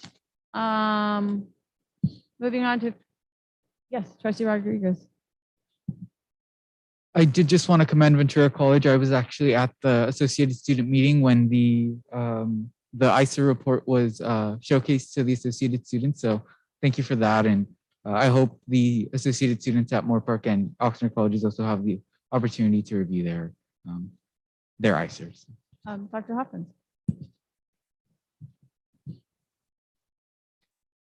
That we all, oh, there you go. I just wanted to point out that all the colleges received their timeline letters from ACCJC, and we actually thought our report was going to be due in January of 2023, and it's actually due in December 15th. So that is an important change that wanted to saw make sure that. everyone is aware of. I know, I did see that little, it's quite, I mean, I know those 30 days are a lot of wordsmithing and things that will have to be done more quickly now. So yeah, I didn't miss that. Thank you for pointing it out. Okay, we have now some public hearings and official, I'm going to open 1501, the public hearing. This is the initial proposal of Ventura County Community College District from the Ventura County Federation of College Teachers, AFT Local 1828, to accept their initial proposal. Any public comments? And I will close the public hearing. And 1502 is action to accept the initial proposal. I need a motion. So moved. Is there a second? Second. Been moved in by trustee Vice Chair Mantu, seconded by Trustee Perez to accept the proposal from AFT. Is there any discussion? Do we have a timeline of when bargaining will commence?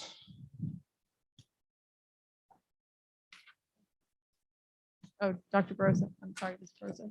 So we started reaching out already for get that started. Your microphone is sort of half in, half out. You might want to, there you go. So we put out a poll to start getting appointment dates. So we should be starting, if not at the end of this month, it'll be certainly in March. Thank you. And is that both for AFT and ACIU? Yes. Okay, so they'll be happening at the same time? Yes. And our chief negotiator for the district is? Joseph Sanchez. Okay. Thank you for that. Chair, Trustee Perez. clarifying question. In the letter from AFT dated January 18th, it says negotiations face-to-face must commence on or before March 1st. So I just want to clarify that that will occur. You referenced polling for dates. But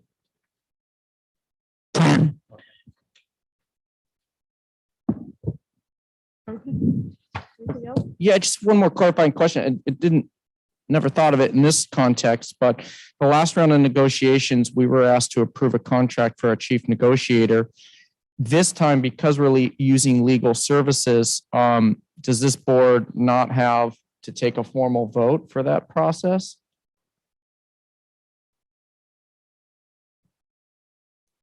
So last time we had a I get where, you know, I okay. get the question. I'm trying to tick back in history and what we've done. Chancellor. Election of attorneys, the board did approve the contract with BVK and Attorney Joseph Sanchez to serve as our negotiations attorney. And I'm not saying that we would want to go in a different direction. I'm just curious, you know, we did have a say as a board to, as part of the realm of negotiations, I think falls on our shoulders, correct? As a board? Some, okay. So we were given the opportunity to and I think decision was made before I was on this board to select a chief negotiator. I know we selected an attorney to be our attorney in the context or world of negotiations, but have we taken formal action? I'm not saying we have to.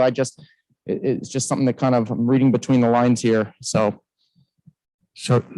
previously at one time, really, the vice chancellor of HR served as the chief negotiator. That was Michael Shanahan. And then he was using an attorney for support who would come to the closed session.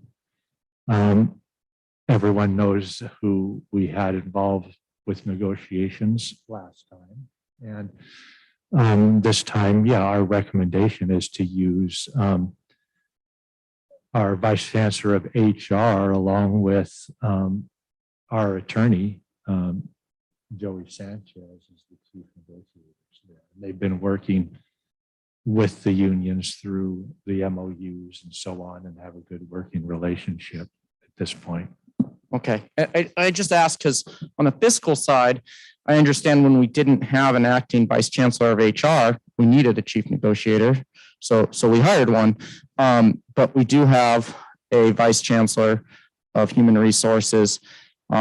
On the fiscal side of things, I think it does matter who our chief negotiator is, if that's an outside attorney charging attorney rates, or if it is our vice chancellor of HR. So that's an important distinction. I think will ultimately impact our budget. So just for clarity purposes, as a district, or is your recommendation that our chief negotiator is, I forget the name, Joseph? Yeah, Joey. Yeah. I couldn't remember the last name. Yeah. Okay. I know everyone references him as Joey, but So I will say, I'll clarify that at the next meeting. The intent of this is just to have the board accept these items, and I can't tell you until I talk with Vice Chancellor Barroso and bring a formal recommendation forward. Okay, so we have a motion and a second. Motion by trustee Mantu, second by trustee Perez. I think, to accept the County Federation of Teachers. Everyone ready to vote? Student trustee, Aye. all those in favor? Aye. Aye. Any opposed? Abstentions? Okay. I'm going to open the public hearing for the district's initial proposal to the Ventura County Federation of College Teachers, AFT Local. I see no public comments, so I will close the public hearing. And I move to action item 1504 to for the board to adopt the county community VCCCD district initial proposal to the County Federation of Teachers, AFT Local 1828. Move approval. Is there a second? Second. It's been moved and seconded. Is there any discussion? All those in favor? Aye. Aye. All motion carries 5-0. Student trustee, yes. Moving down to our next public hearing for the initial public proposal from SCI Local 99 collective bargaining agreement. The public hearing is open. Any comment? I will close the public hearing and move on to action item 1506, which is the initial proposal from SCIU Local 99 to the VCCD Community College District. Move approval. Second. It's been moved and seconded. Any discussion? All those in favor? Aye. Aye. Any, no, motion carries 5-0. Student trustee, yes. Move to our last public hearing of the evening, 1507, public hearing for the initial proposal from the Ventura County Community College District to the SCIU Local 99. Any public discussion? I will close the public hearing, moving to action item 1508 to adopt the Ventura County Community College District proposal to SCIU 99. Is there? I'll go 4 for 4. Move Thank you. approval. Is there a second? All right, 4 for 4. Trustee Mantu, seconded by trustee Perez. Any discussion? All those in favor? Aye. Motion carries 5-0. Student trustee, yes. And we will move on to, I didn't turn my pages, so give me just a moment. Page 349. Thank you. Perhaps we could get some input from the board whether about considering bundling some of these next 4 items together. That would be wonderful. Which all came before the Admin Services Committee and were brought forward to the board. And so which are those? Which are we bundling? 9, 10, and 11? I'll move that we take action to approve items 1509, 1510, and 1511. Second. Second, Ms. Kay, is there any discussion? All those in favor of items 09, 10, and 11? Aye. Aye. Motion carries 5-0. Student trustee I, congratulations to those folks. Then we have 15.12.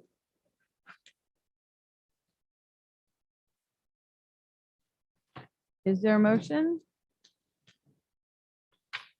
Recommendation for no action there. Yes, I see that. So hearing none. I have a clarifying question. Yes. Did I miss it somewhere, or is there a tally of the committee's vote? Because it was the committee does recommend.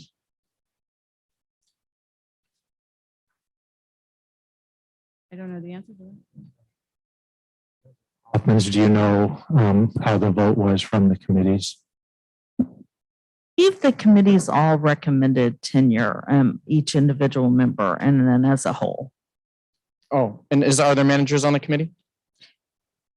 Oh, yes, there are. So, Okay. So maybe I don't remember it. Okay, completely hearing that, I'll make a motion to 15.12 to approve 10-year review committee. I'll second that motion. Oh, can you hear me? Okay. It's been moved by trustee Chancellor, seconded by trustee Torres. Is there any discussion?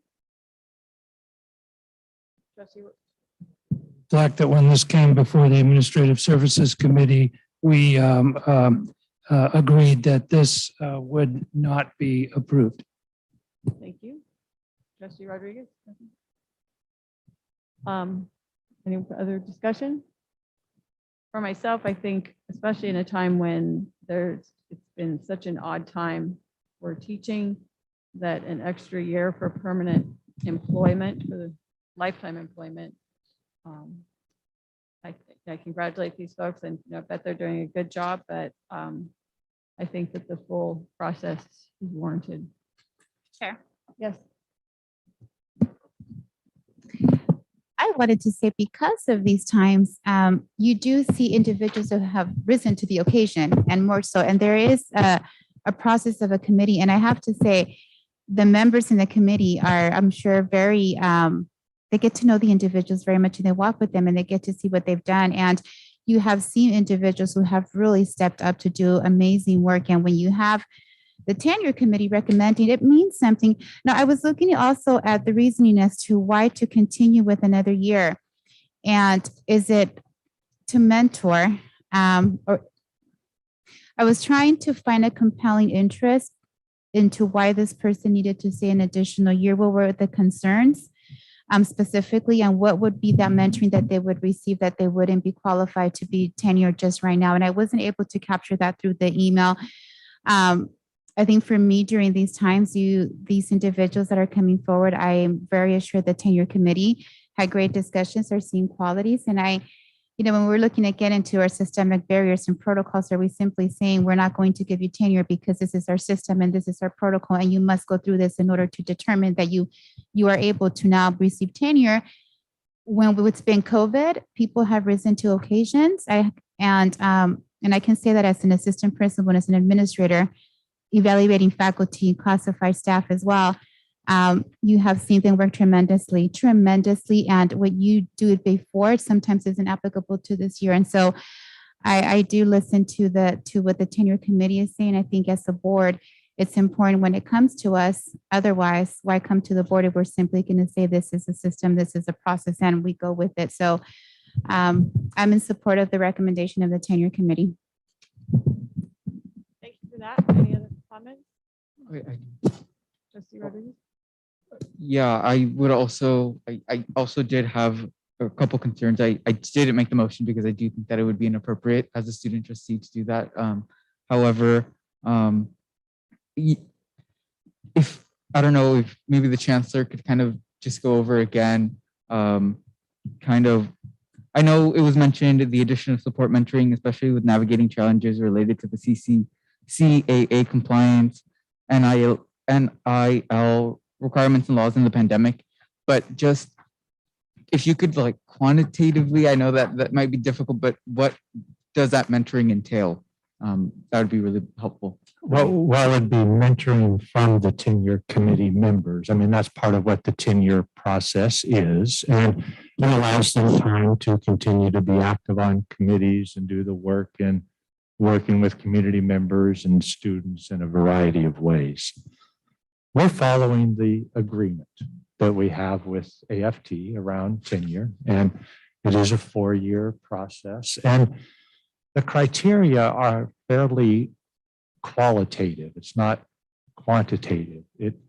There's no direct measure. So to Trustee Torres' point, you look back at all these individuals that are going through tenure that you approve the contracts for, all of them are doing great. They're moving through. And it's very difficult to select one or two that are worthy of an early tenure when the administrators are looking at all those on the tenure committee. They're seeing great candidates all the way through. And we know that there's value in the ongoing professional development. And 4 years is a reasonable time for us to work and evaluate with someone who's going to have a lifetime appointment here within the district.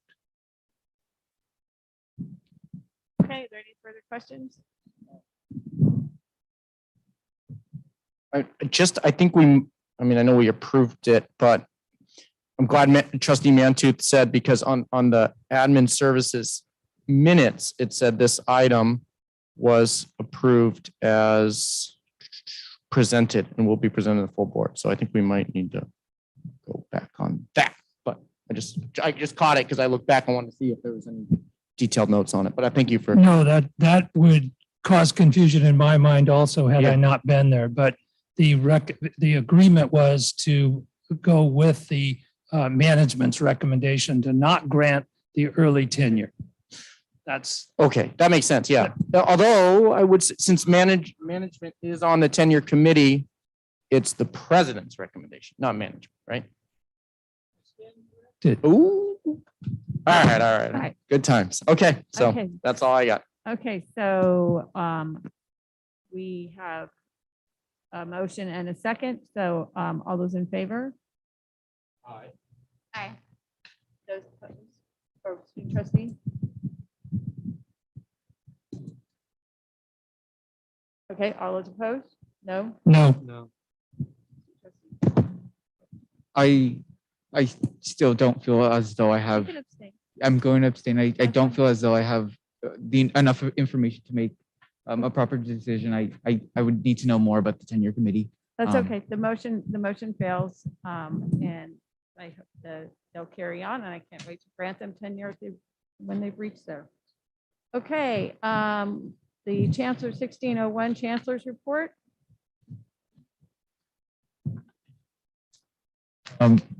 Yes, the trustees do have the chancellor's report and the written information there, along with all of the reports from the academic classified senate presidents, the presidents of the colleges, and so on there. And I just encourage the board to read those if you haven't already. And as always, you could ask questions there. I know this has been a busy week at the colleges because we reinstated in-person classes that were originally scheduled to start that way spring semester. And I'm glad we're finally to that point where we have the in-person classes. And I know it's been exciting times at all three colleges to have more employees as well as students back on campus. And I've heard that things are, progressing well there, and looking forward to an ongoing successful completion of the semester. We sent a communication out to all employees and students indicating that we're maintaining the indoor face mask requirement through the end of the semester. Now, that can always be adjusted should changes change significantly, but that would require, again, us to coordinate any change in the working conditions with both unions. I've talked with the CSUCI and CLU presidents, and they're both continuing with the mask requirement at this time as well. And we're going to kind of work together on looking at a data point or points that could be considered as appropriate for determining when a mask requirement could be lifted. But at this point, we'd be planning to have it through the rest of the semester, and also discuss that recommendation with Ventura County Public Health, and specifically Salida Dabrowski, with regards to mask wearing as a way to keep preventing transmission or reducing transmission at this point in time. And that's my report. Thank you. Thank you. I have a clarifying question on that report. Trustee Chancellor? Yeah, I'm just curious because I sent in an inquiry, an email in regards to why we would be, and I say we as a district would be sending a message to our students, staff, that we're going to have a mask mandate for the entire spring semester. And the confusion point comes with our K-12 partners that are looking at perhaps potentially lifting that mandate at the end of this month. So everything that kind of goes through it, I think of like Oxnard Middle College. We have high school students that for 2 weeks in February, they went to in-person instruction at the high school, which is on Oxnard College's campus, but they were told you can't attend college for 2 weeks. We've now reopened, so now they can attend some in-person courses. Now, potentially at February 28th, they may have a situation where because they're part of the Oxnard Union High School District, they don't need to wear a mask in one part of Oxnard College campus, but then they walk 50 feet and they're told you have to have a mask for the whole rest of the semester. I don't know why we decided to make this decision now. And in the email that went out at 4:50 today stating that that is the final decision, it says this is a district decision. My challenge or concern to that is when will this board be part of the district? If it's a district decision, we didn't have an opportunity to provide any input. And I think we're part of this district. And if you're going to send out an email that says the district has made a decision, well, I didn't have any input on that. And it sends a conflicting message when our K-12 partners, and I have 3 young kids that are in public school. I don't know what to tell a constituent or a student for that matter that says, why can your students, Josh, or my own kids, they don't have to wear a mask March 1st, potentially, but students at Ventura College do, or Oxnard or Moore Park College. So, okay, that's my question. Yeah, no, thanks for your, input there in the question. And basically, myself, the presidents and others in this room do make operational decisions on how we implement board policy. And these are operational decisions around mask wearing or not. If the board wanted to have a policy around the mask wearing, they can make it. I try to align closely with what our other higher ed partners are doing. It's another transition time. This whole pandemic has been one transition after another. Could we do things one way different, another way better, another way would have been worse? Probably. We're trying to make the best decisions we can to protect our employees, to follow are MOUs that we have in place with both unions now. And there's nothing really urgent about us removing that mask mandate at this time. And if you get a question from a constituent, have them call the chancellor's office and we'll get an answer to you. And I'll also be glad to provide the reasons why we're making the operational decisions that we are. I would hope that I'm communicating enough out to the trustees that you understand the rationale and the work that has gone on in discussions from the campus safety committees, the student health center coordinators who all support continuing with the mask mandate because of the extra safety factor it provides to everyone. And that's what we'll continue to prioritize through this pandemic. We want to be serving everyone. We want to be doing things safely. It doesn't mean that this can't change. It could, should circumstances change and we want to revisit it, but it helps for people's planning to know what they have moving forward. And it gets very difficult when you're making decisions every 2 weeks and people start wondering the week before it ends, what's it going to be the next time? This allows for planning and people know that we've adjusted all through this pandemic appropriately to meet the conditions that exist at the time. I can't say that each trustee is going to agree with all the decisions I make regarding operations, and that's okay. Right. I just don't feel that we have a system in place to at least even know where your trustees sit on the issue. Can you repeat that? You said it doesn't matter. That to me is extremely troubling and disturbing. It does matter. Right now, it's, we are in a place of employment and Cal OSHA has not lifted the mask mandate. So there's really nothing we can do. But Vice Chairman, is this agreement incorporated in the MOUs with the labor federations? Okay, so you'd have to change that also. Okay.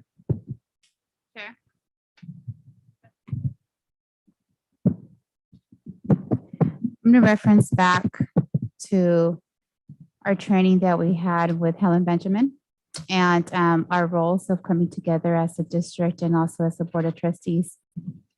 And there's that collaborative spirit and many of the roles, they kind of overlapped. And we both agree that some of the functions of the board, it was important to have input from the chancellor and vice versa for the chancellor to be able to have input from the board. And when we're looking at a mask mandate or how to move forward, it's valuable to get input from the board. The chancellor will make the decision. There's definitely some that are operational and there's some that are very much board, but what we discussed in our meeting that Saturday morning was about that collaborative spirit between the board and the chancellor coming together, making decisions, even though they both have their own lanes, but that didn't mean that we didn't communicate. And so right now, listening to Chancellor Gillespie respond to Trustee Chancellor, when he said, where do the trustees fall in here? And his response was, it doesn't matter, reflects many of the behaviors that have been observed and seen within certain board members. Not all 5, but definitely I can say for myself with certain decisions and the way things are being carried across. My hope is as we move forward as a board, really, because that's really the focus is what do we do moving forward, is that there's an inclusive process that although we have our lanes, we talk to each other. And we say, what do you think? I'm considering going in this direction. I would love to get your input. And then I'm going to make a decision. And I think if there's that opportunity, that inclusivity, decisions are not, they don't come to a surprise. And I'm hoping that as a board, we continue moving forward. We have for the remainder, we have very difficult decisions coming our way. And this is one of the things that does concern me. And I hope that we have those conversations moving forward. Just get input. Say, I'm going to make a decision, but I'd love to hear what you have to say. And then I'll make a decision. And I know that Chancellor Gillespie has done it in the past when he said wanted to get some input and then he made a decision. And that was very much appreciated. And hopefully moving forward, we get to see more of that, just the inclusivity of the decisions that are being made from both sides, board and chancellor. Sure. Trustee Rodriguez. So I actually kind of want to go back to the written reports. I have one comment and 2 questions. My first comment is just I did want to point out that Oxnard College is launching their Omega initiative the Oxnard Male Educational Goal Achievement. And I note that particularly because at the conference, I joined Chair McKay at the ACES, the Advisory Committee on Educational Services, and was able to point out the success of this program. So I'm very excited to see that it is being launched again. I also wanted to, if it's okay, have President Hoffman's talk about the Ventura College Re-envisions ESL, a community engagement approach. That report that was kind of buried at the end, but if she could just briefly touch on the incredible work with regards to the ESL program at Ventura College. It's 10 of 10, so I will indulge a quick report from Dr. Hoffman's, and that's then we need to move on. And moving forward, we could actually present it in much more detail. But basically, we're looking at re-envisioning our ESL program. And, you know, as people who've worked in the educational realm for a long time, you know, a lot of times we think we have an idea of how to move forward. Well, in this case, we were doing good work, but we really weren't serving the needs of our community. So we hired an outside company, Hanover Research, to help us really listen, both get quantitative as well as, more importantly, qualitative information from particularly our Santa Clara River Valley residents.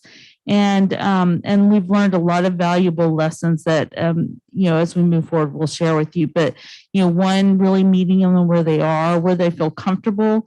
Our ESL program was really more geared towards transfer, and they really want life skills. And we're also having our first couple of the non-credit ESL classes in like community centers and churches and really places where they feel comfortable, so that hopefully they'll continue on in their education and learning the English language. So there'll be a lot more as we're continuing to revamp the program. And it has been recognized by Bellwether, and we'll be presenting that information and hopefully coming home with a prize. That's great news. And meeting students where they are of all ages was a big theme and topic in Sacramento. So thank you. And just briefly, I don't know if President Zokunu could do it, or maybe he could come back, but the New West visit, there was only one sentence dedicated to it, but I was kind of curious if there are any next steps with regards to that visit. Maybe you could visit with the president after. Okay. Thank you. Yep. Joy, your letter of intro, it was it's very inspiring, and you really cover on the issues we're working as a district on the essence of all the work we do, and the social justice values, just of humanity, the dignity, and really referencing to Dr. King and what this is all about. And so I really wanted to highlight and point it out, because as I was reading your letter, I highlighted it and it just warmed my heart, because it's the essence of everything we do and our colleges as a district. So it was very beautiful to be able to read. And so you have that gift of being poetic and really capturing the essence that what we're all about. So I just wanted to make sure I highlighted that, because I really, really enjoyed it. Thank you. Well said. You'll note Chair McKay passed me the gavel, but didn't actually give me the block of wood that would make a real noise. But in the interest of time, we want to move on to item 16.02 for discussion and possible action on Board of Trustees requests for reports. Chancellor Gillespie. Yes, so presented for board review and action is just a report to be used for requests for information and reports. And this would allow a trustee the opportunity to provide the form. The staff would provide comments there, and then it would come to the full board for yes or no approval with regards to the interest on investing the time to prepare the information together. And then all the requests will be tracked on a summary sheet indicating what the request was and the deadline and when it was provided and how, whether it was a board item just via email or another method. But this will follows up on one of the action plan items under the accreditation to have a process for requesting information and reports and a tracking process there. So it seems to me as though this has a couple of accountability components in it. One being, once that request is made and approved by the board, then how timely do we see it? And then number two, we would have a historical accounting of the topics we have touched on at the same time. Is that correct? Correct. Okay.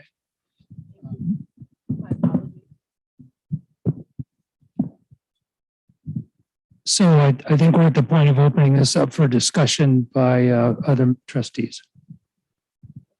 And the gavel is back in your hands. Thank you very much. I appreciate it. Just couldn't quite get there. Tried to get to the end. And I knew what this was. Are there any questions? Yes. Trustee Cantor. I hear the interest in tracking and the accountability, but I feel like we have that. We do have a list of future items. And to me, this kind of feels like another barrier of, I mean, I could see if a board was abusing by making requests, daily requests for information, but we make very few requests actually as a board for information. And when we do, we're fortunate that the district is great at providing the information and sort of a timeline. I think a perfect example was the student worker pay, so the request was made and the district came back with some information, some further questions came about and they said, well, we need more time. Okay, have more time, but we look forward to seeing that come back, which I'm assuming is going to be coming back in the near future. So to me, this falls, it sort of takes away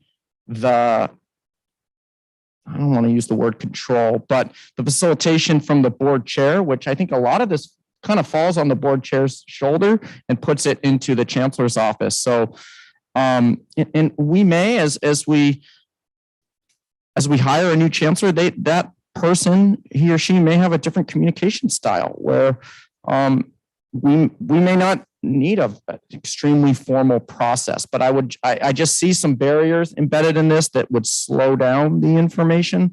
So I wouldn't be in support of this because I don't see any problems with the systems we have in place now. So that's sort of my opinion on it.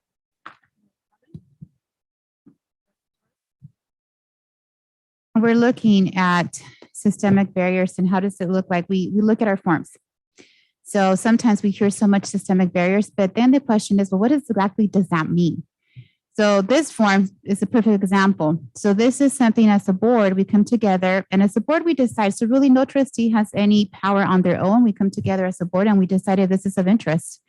So if this board through deliberation decides this is of interest to us, enrollment numbers, we want to have additional information reports because we feel this is of interest, then as a board, we request it and the district provides us that information in order for us to be able to deliberate and make decisions we need to on action items that are coming our way, if we need to do any updates to our policy, if we need to create new policy.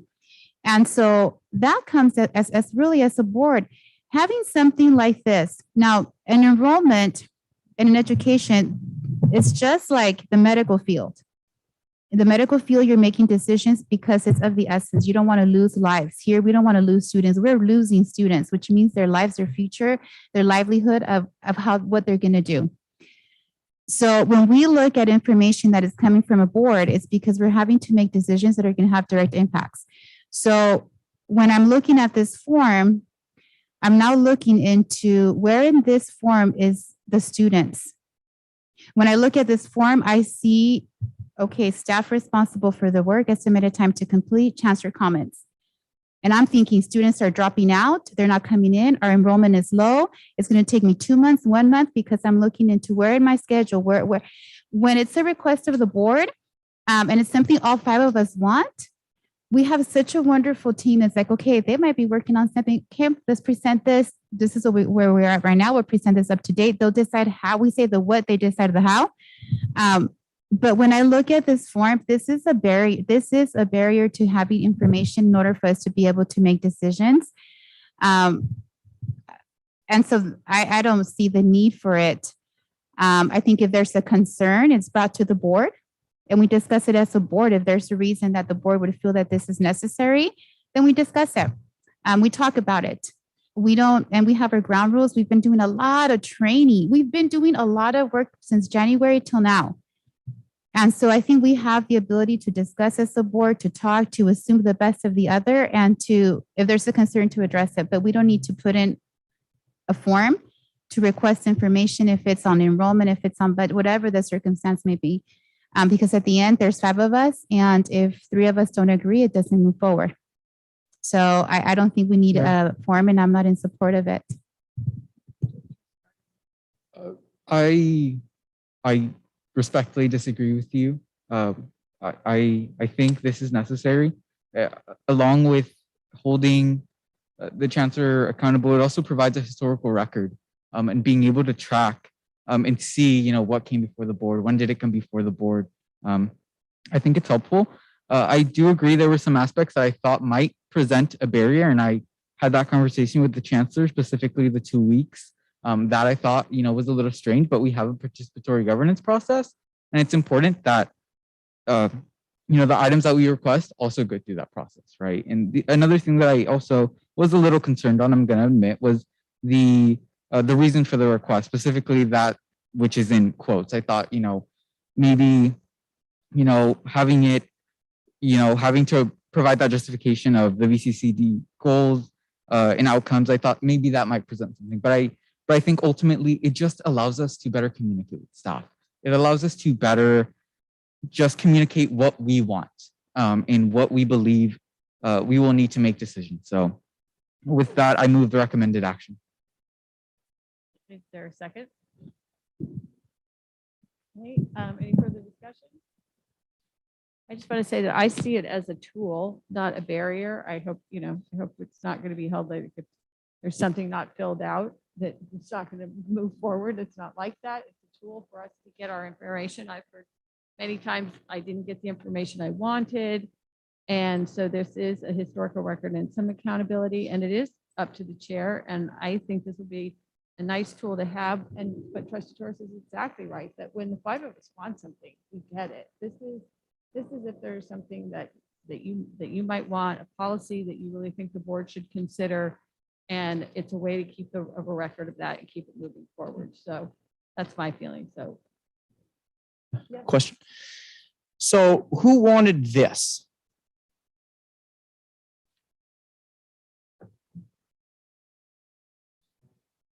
The accreditation action plan that the board approved, this was listed as one of the items.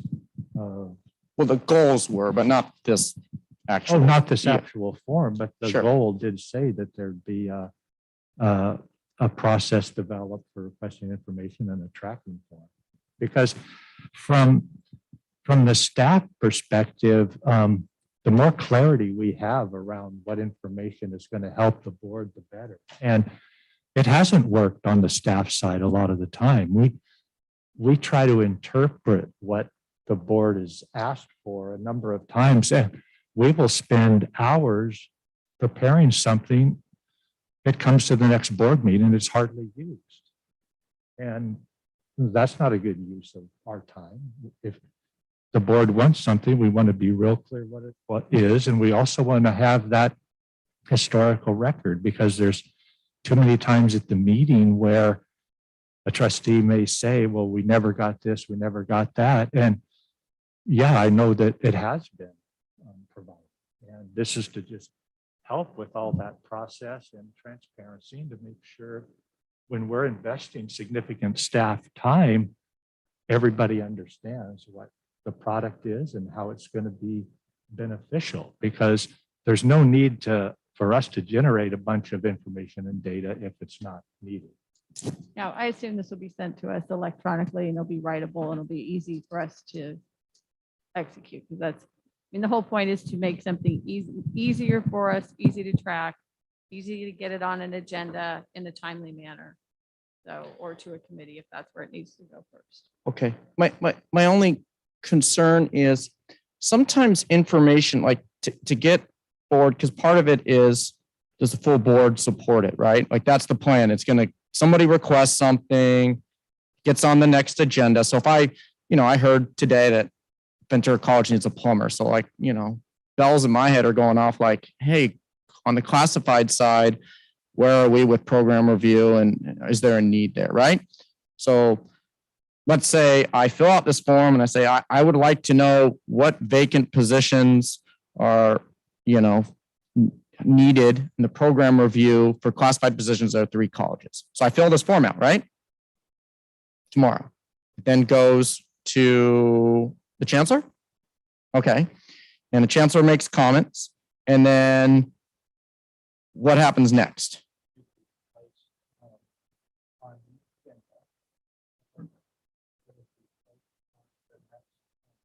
Agenda in this section here. So the completed form would be part of the packet. So all the trustees would have the information and then they would take consensus or vote on it. Take consensus or vote on if staff will invest time. Right. You'll notice at the bottom, there's board consensus or majority vote, yes or no. Is the chancellor going to make a recommendation? Is it going to be an action item? Is it a consent item? No, each one of these would be an action for the board to approve or not, so that we then. To just approve. So we're creating a vote, a formalized vote, just to get information on perhaps needing a plumber program review on classified positions.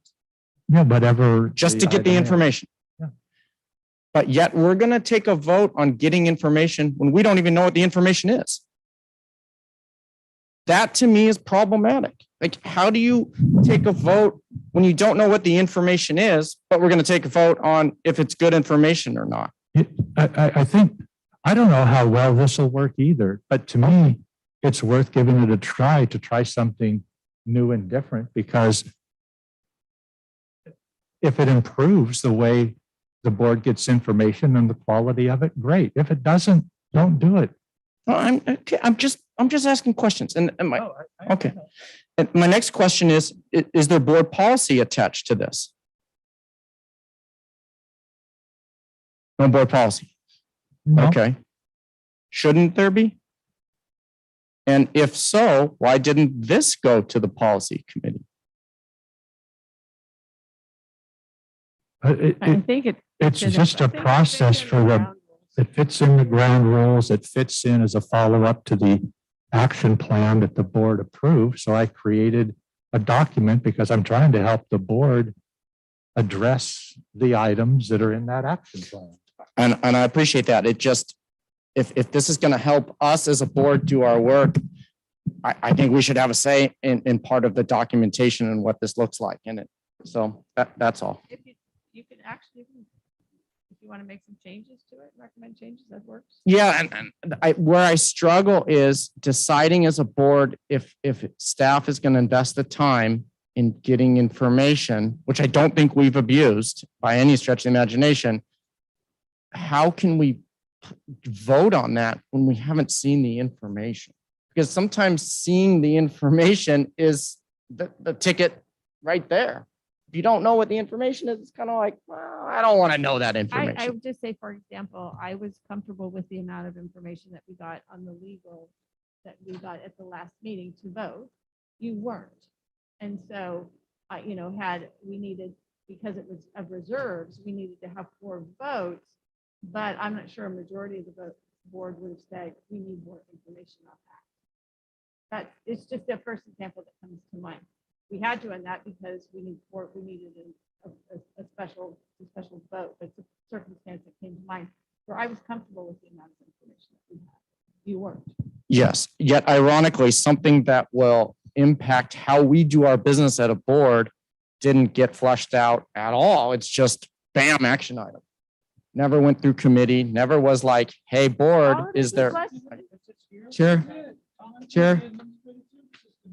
This form did? No, the issue on legal services. Oh yeah, I'm not talking about legal services. I'm sorry. I'm talking about this form here. Okay, but discussion is very different than action. If it was a discussion, I would totally agree with that. It's not, it's an action item. We just have a first and a second. Those are totally different things. Chair, there's a motion on the floor. I'd like to call the question. Is there a second to call the question? Okay, I know, but I need a second to call the question. So, okay, so there's a first and a second to call the question. So if everyone would please vote.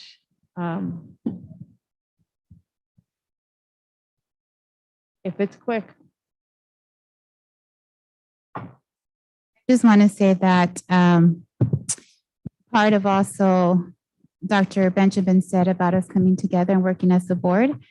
And I think that there is that level of trust and not having this forum and seeing how our board meetings go in terms of the request of information coming from the board and applying everything we've been learning from January and continuing to do the work in February.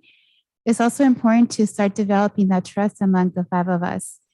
And if should there be a need, because of as we're continuing to see the work, that there's high amounts of information that's being requested, I would be okay if we've seen it, that is coming and it hasn't worked just within the 5 of us. And I would say, okay, there's obviously there's a need to have something like this because of the amount of work. So I just wanted to share that. Otherwise, the work that we're doing and trusting each other that we've done in January and February, it's where do we demonstrate that there's that trust? Okay. All those in favor? Aye. Aye. Trustee Perez? You aye. Okay. Opposed? No. No. Okay, motion carries 3-2. Student trustee, yes. This is a form that, again, I hope we take it in the spirit with which it's intended, which is to help move these things along.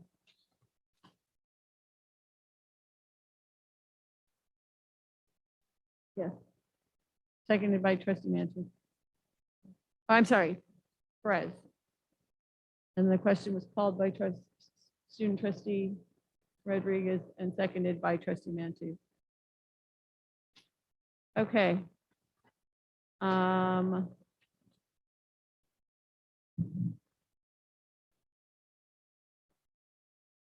Administrative, oh, that's okay.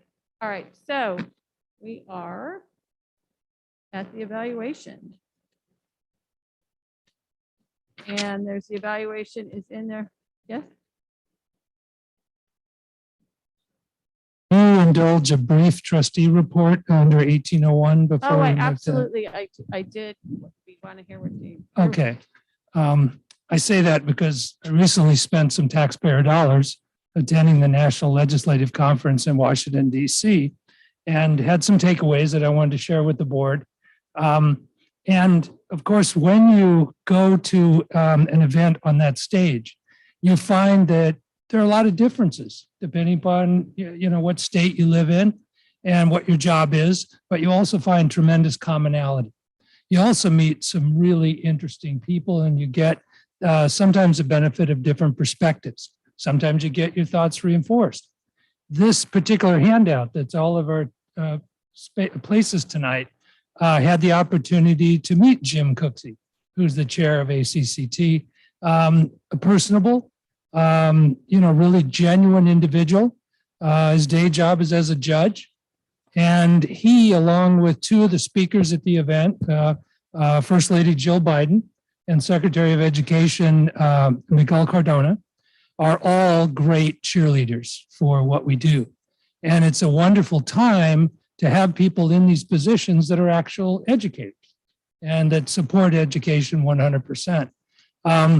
The other part of this are some of the sessions that you attend and some of the information you get.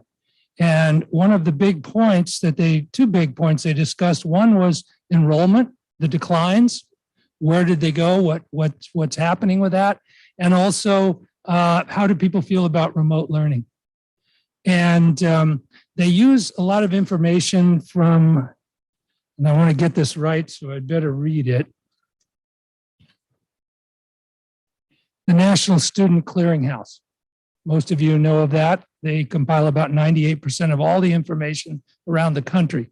And what's interesting in looking at the loss of enrollment is it's really not due to people taking a gap year. And the majority of those people are you're in your 24 to 39 age group.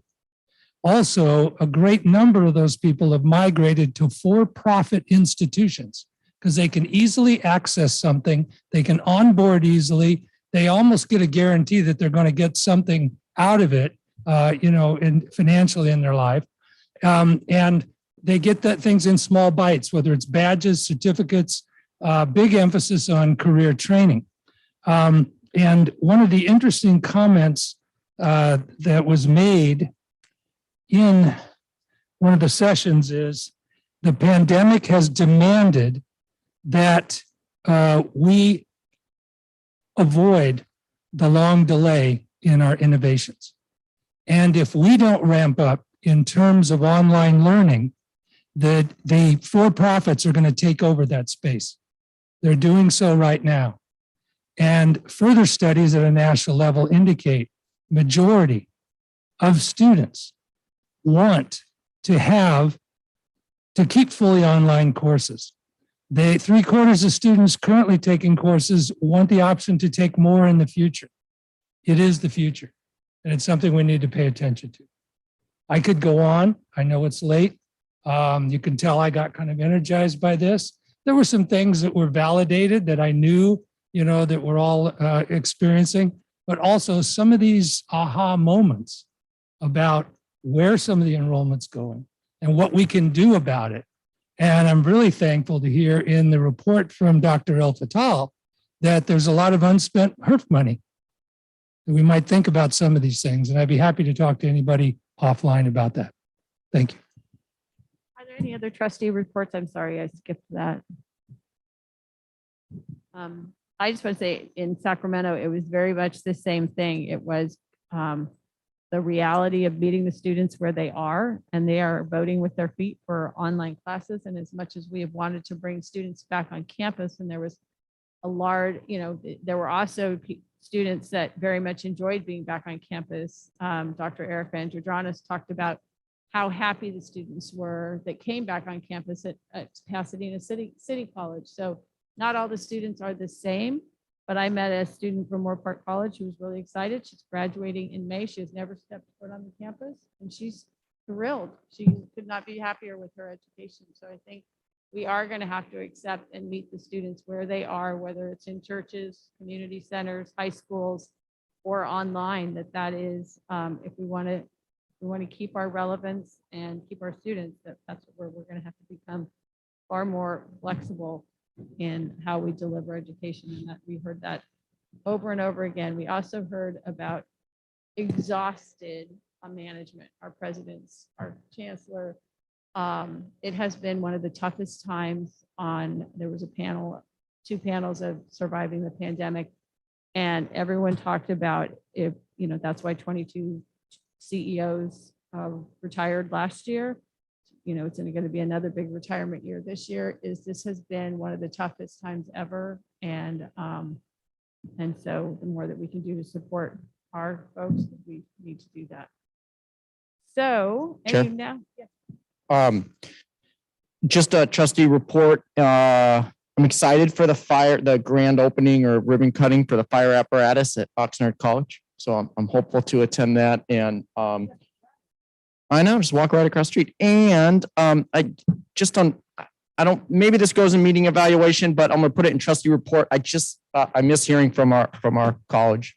Speaking of presidents, that was a key component for me to really guide me in some of the consultation matters or votes that we were taking. So I know time is of the essence, but I missed that. Well, we're getting close, and so maybe we can have one each report or something like that.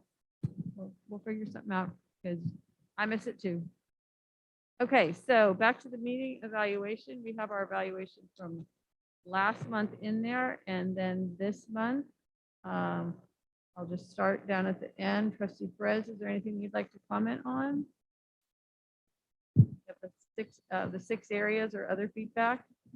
Well, I'll just read from some of the notes, and I'm not sure I put them in the right categories, but on item 12.01, which item is that? The new district map. Words are important, and when I heard I took it as a charge that certain discussions had been held regarding this item getting placed on the agenda. I think that was misapplied because the chair did adequately explain how this item came to be on the agenda and titled the way it was, and it did not predispose an outcome. On item 1102 and 1103, there was an explanation as to how this came to our agenda without having gone before the policy committee, but I do agree with the statement. And I think the chair also acknowledged that we could have done a little better and still put it on that February 8th committee meeting. And so I comment on that, again, under the banner of we can always strive to improve. That's all. And hopefully this is a learning moment for everybody. Item 8.08, the 3Q report. You know, maybe some valid points and questions were raised, as had been in the past, but I think they were not on point of the agenda item. It was a simple statement of fact in actuality. That's what the numbers are at this moment in time. And a lot of that discussion and questions could be held under another appropriate titled agenda item. And we'll be getting into that pretty soon. You know, this is a troubling one. And again, as I've said, words are important, and you know, it seems to me that sometimes, and all too often, questions or statements are made in a manner that it's a poke in the eye to the chancellor or the chair, and tonight it was included the vice chair. And so I think we just need to be careful on how we want to make our point. And again, I think we still struggle with respecting the different roles and responsibilities that we all have. And that is on item 1602. And that was regarding the questioning of the decision, which was not made in a vacuum, and it was not made unilaterally by the chancellor, about continuing the mask mandates through the end of the spring semester. And I comment on that specifically because I attended the welcome back celebration at Moore Park College. It was outdoors. It was a beautiful day. It was great to see the excitement of all the students there. So student trustee was there, and we posed for a photo with some students on campus. And I said, hey, are you all good? We're outside. Can we take the mask off? And two of the students preferred to keep the mask on. And so that was kind of a jolt to me. And it brought home again the point of why I'm here and why we're all here. Bottom line, it's about the students. And we've all heard and said, bottom line is providing a healthy and safe work and learning environment. So those are my evaluation comments tonight.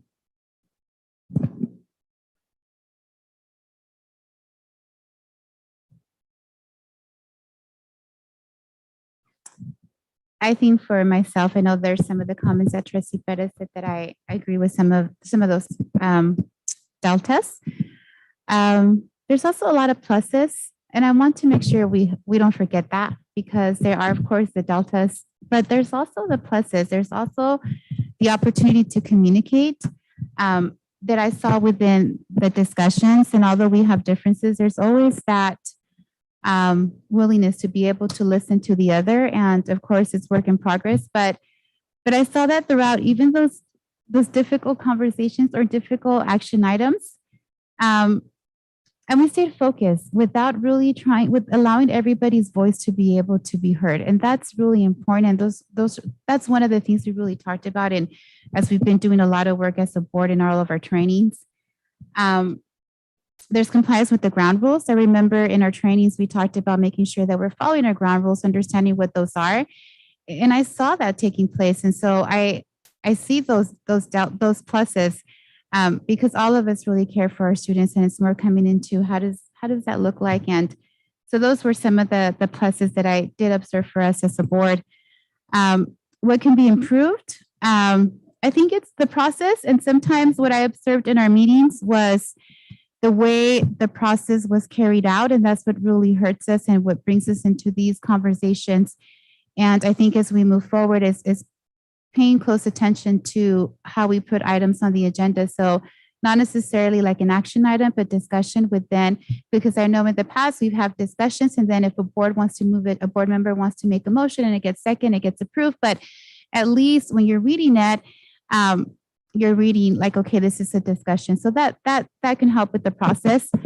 So that's really one of the main delta that I had, because I do see all of the progress and the good that we're doing as a board, and I want to make sure that's not being forgotten either.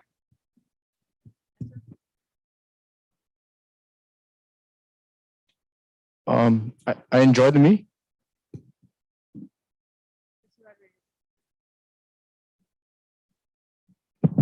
I'll start with the one positive. I think to echo what Trustee Torres said about the ground rules, I really enjoyed how she kind of referenced it. I thought that was good.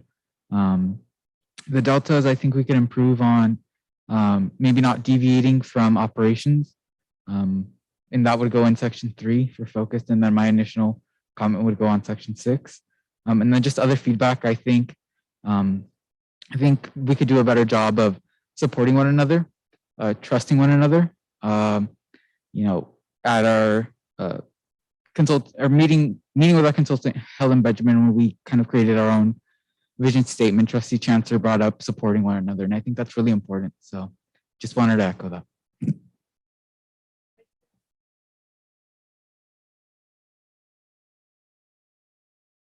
Let me start with my criticisms because I want to end on a higher note.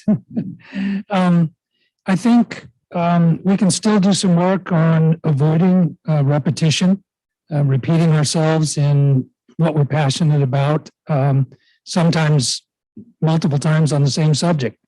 Also staying more specifically on the topic to get the business done, and also to try to do a better job in avoiding pulling items. Because we're here to make decisions. And if we pull an item, normally it just pushes it off till sometimes later. There are probably a number of things that could need to be done by a variety of people on that, including us doing our homework ahead of time, reading through the agenda and trying to gain knowledge before we come. But I also saw there's a great emphasis on transparency. I think everyone's trying to be transparent. Also on following a process, having a process to do things. There was a time when the word bureaucracy was not pejorative. It's become that way. And when we were talking about the issue of a form to request more information and reports, that to me smacked of bureaucracy. And yet I want to try something because I felt like we weren't getting it done with just the loudest voices on the board, asking for something without us ever really taking a vote on how we felt about it. But at the end of the day, everyone cares about this work. And I think that's one of the big strengths of this board. And as long as we do that, and as long as we know what our focus is, we can still keep working to get it together. I'll do as Vice Chair Bantu did. I'll start with the criticism so I can end on the positive. It was really just kind of insulting to be told over again that a decision was made in advance when almost every item that comes to us comes with a recommendation from the chancellor. And so when the MAP item came up, I asked for a staff recommendation just so we had something to start with. And because we are up against a deadline and we've all been watching this unfold, so what shouldn't have been new to any of us. And I just found it to have it said more than one time that this was clearly a decision that was made in advance simply because I asked for it to look like every other item on here to have a staff recommendation was not trust. That was not being a beautiful board. That was not being any of those things. So I didn't appreciate it as chair. I try to run a good meeting and a fair process and a transparent process. But I agreed with, the policies that they, go back to policy committee and get worked out. And I like it when we can work through issues like that. I agree we need to push things through, but when it's going to take 45 minutes of our time here to get it done, when it can go back to committee and come back to us and take 10 minutes with a committee recommendation, I think that works better. I think that, the constant challenging of our chancellor, he is working himself hard up to the day that he retires. I really appreciate his work. I support it. I appreciated his work, at least providing some groundwork for a new chancellor to come in on where he saw the district being short. And, he can work it out with the colleges, he or she can work it out with the colleges when they get here. And I think that chancellor will appreciate the good work of having at least a map of the previous chancellor in front of them. And the mask mandate, again, it's a negotiated item. It's in the MOU. I just didn't see the need for poking at the chancellor some more on that. So I enjoy working with all of you. I know your hearts wouldn't be doing any of this if we didn't care about the students and care about education, even those of us that don't do it all day long. If there's anything further. If not, there was no name under the adjournment, but we all knew Bryce Harris. He worked with our district and he had to stop working with us, and Helen Benjamin came in, who was wonderful, but he stopped because his wife Barbara was going to have surgery that he thought would give him more time with her, and in fact it did not, and she passed. And she was a legend in education on her own, and so I would like to adjourn the meeting in her name. Thank you and good evening.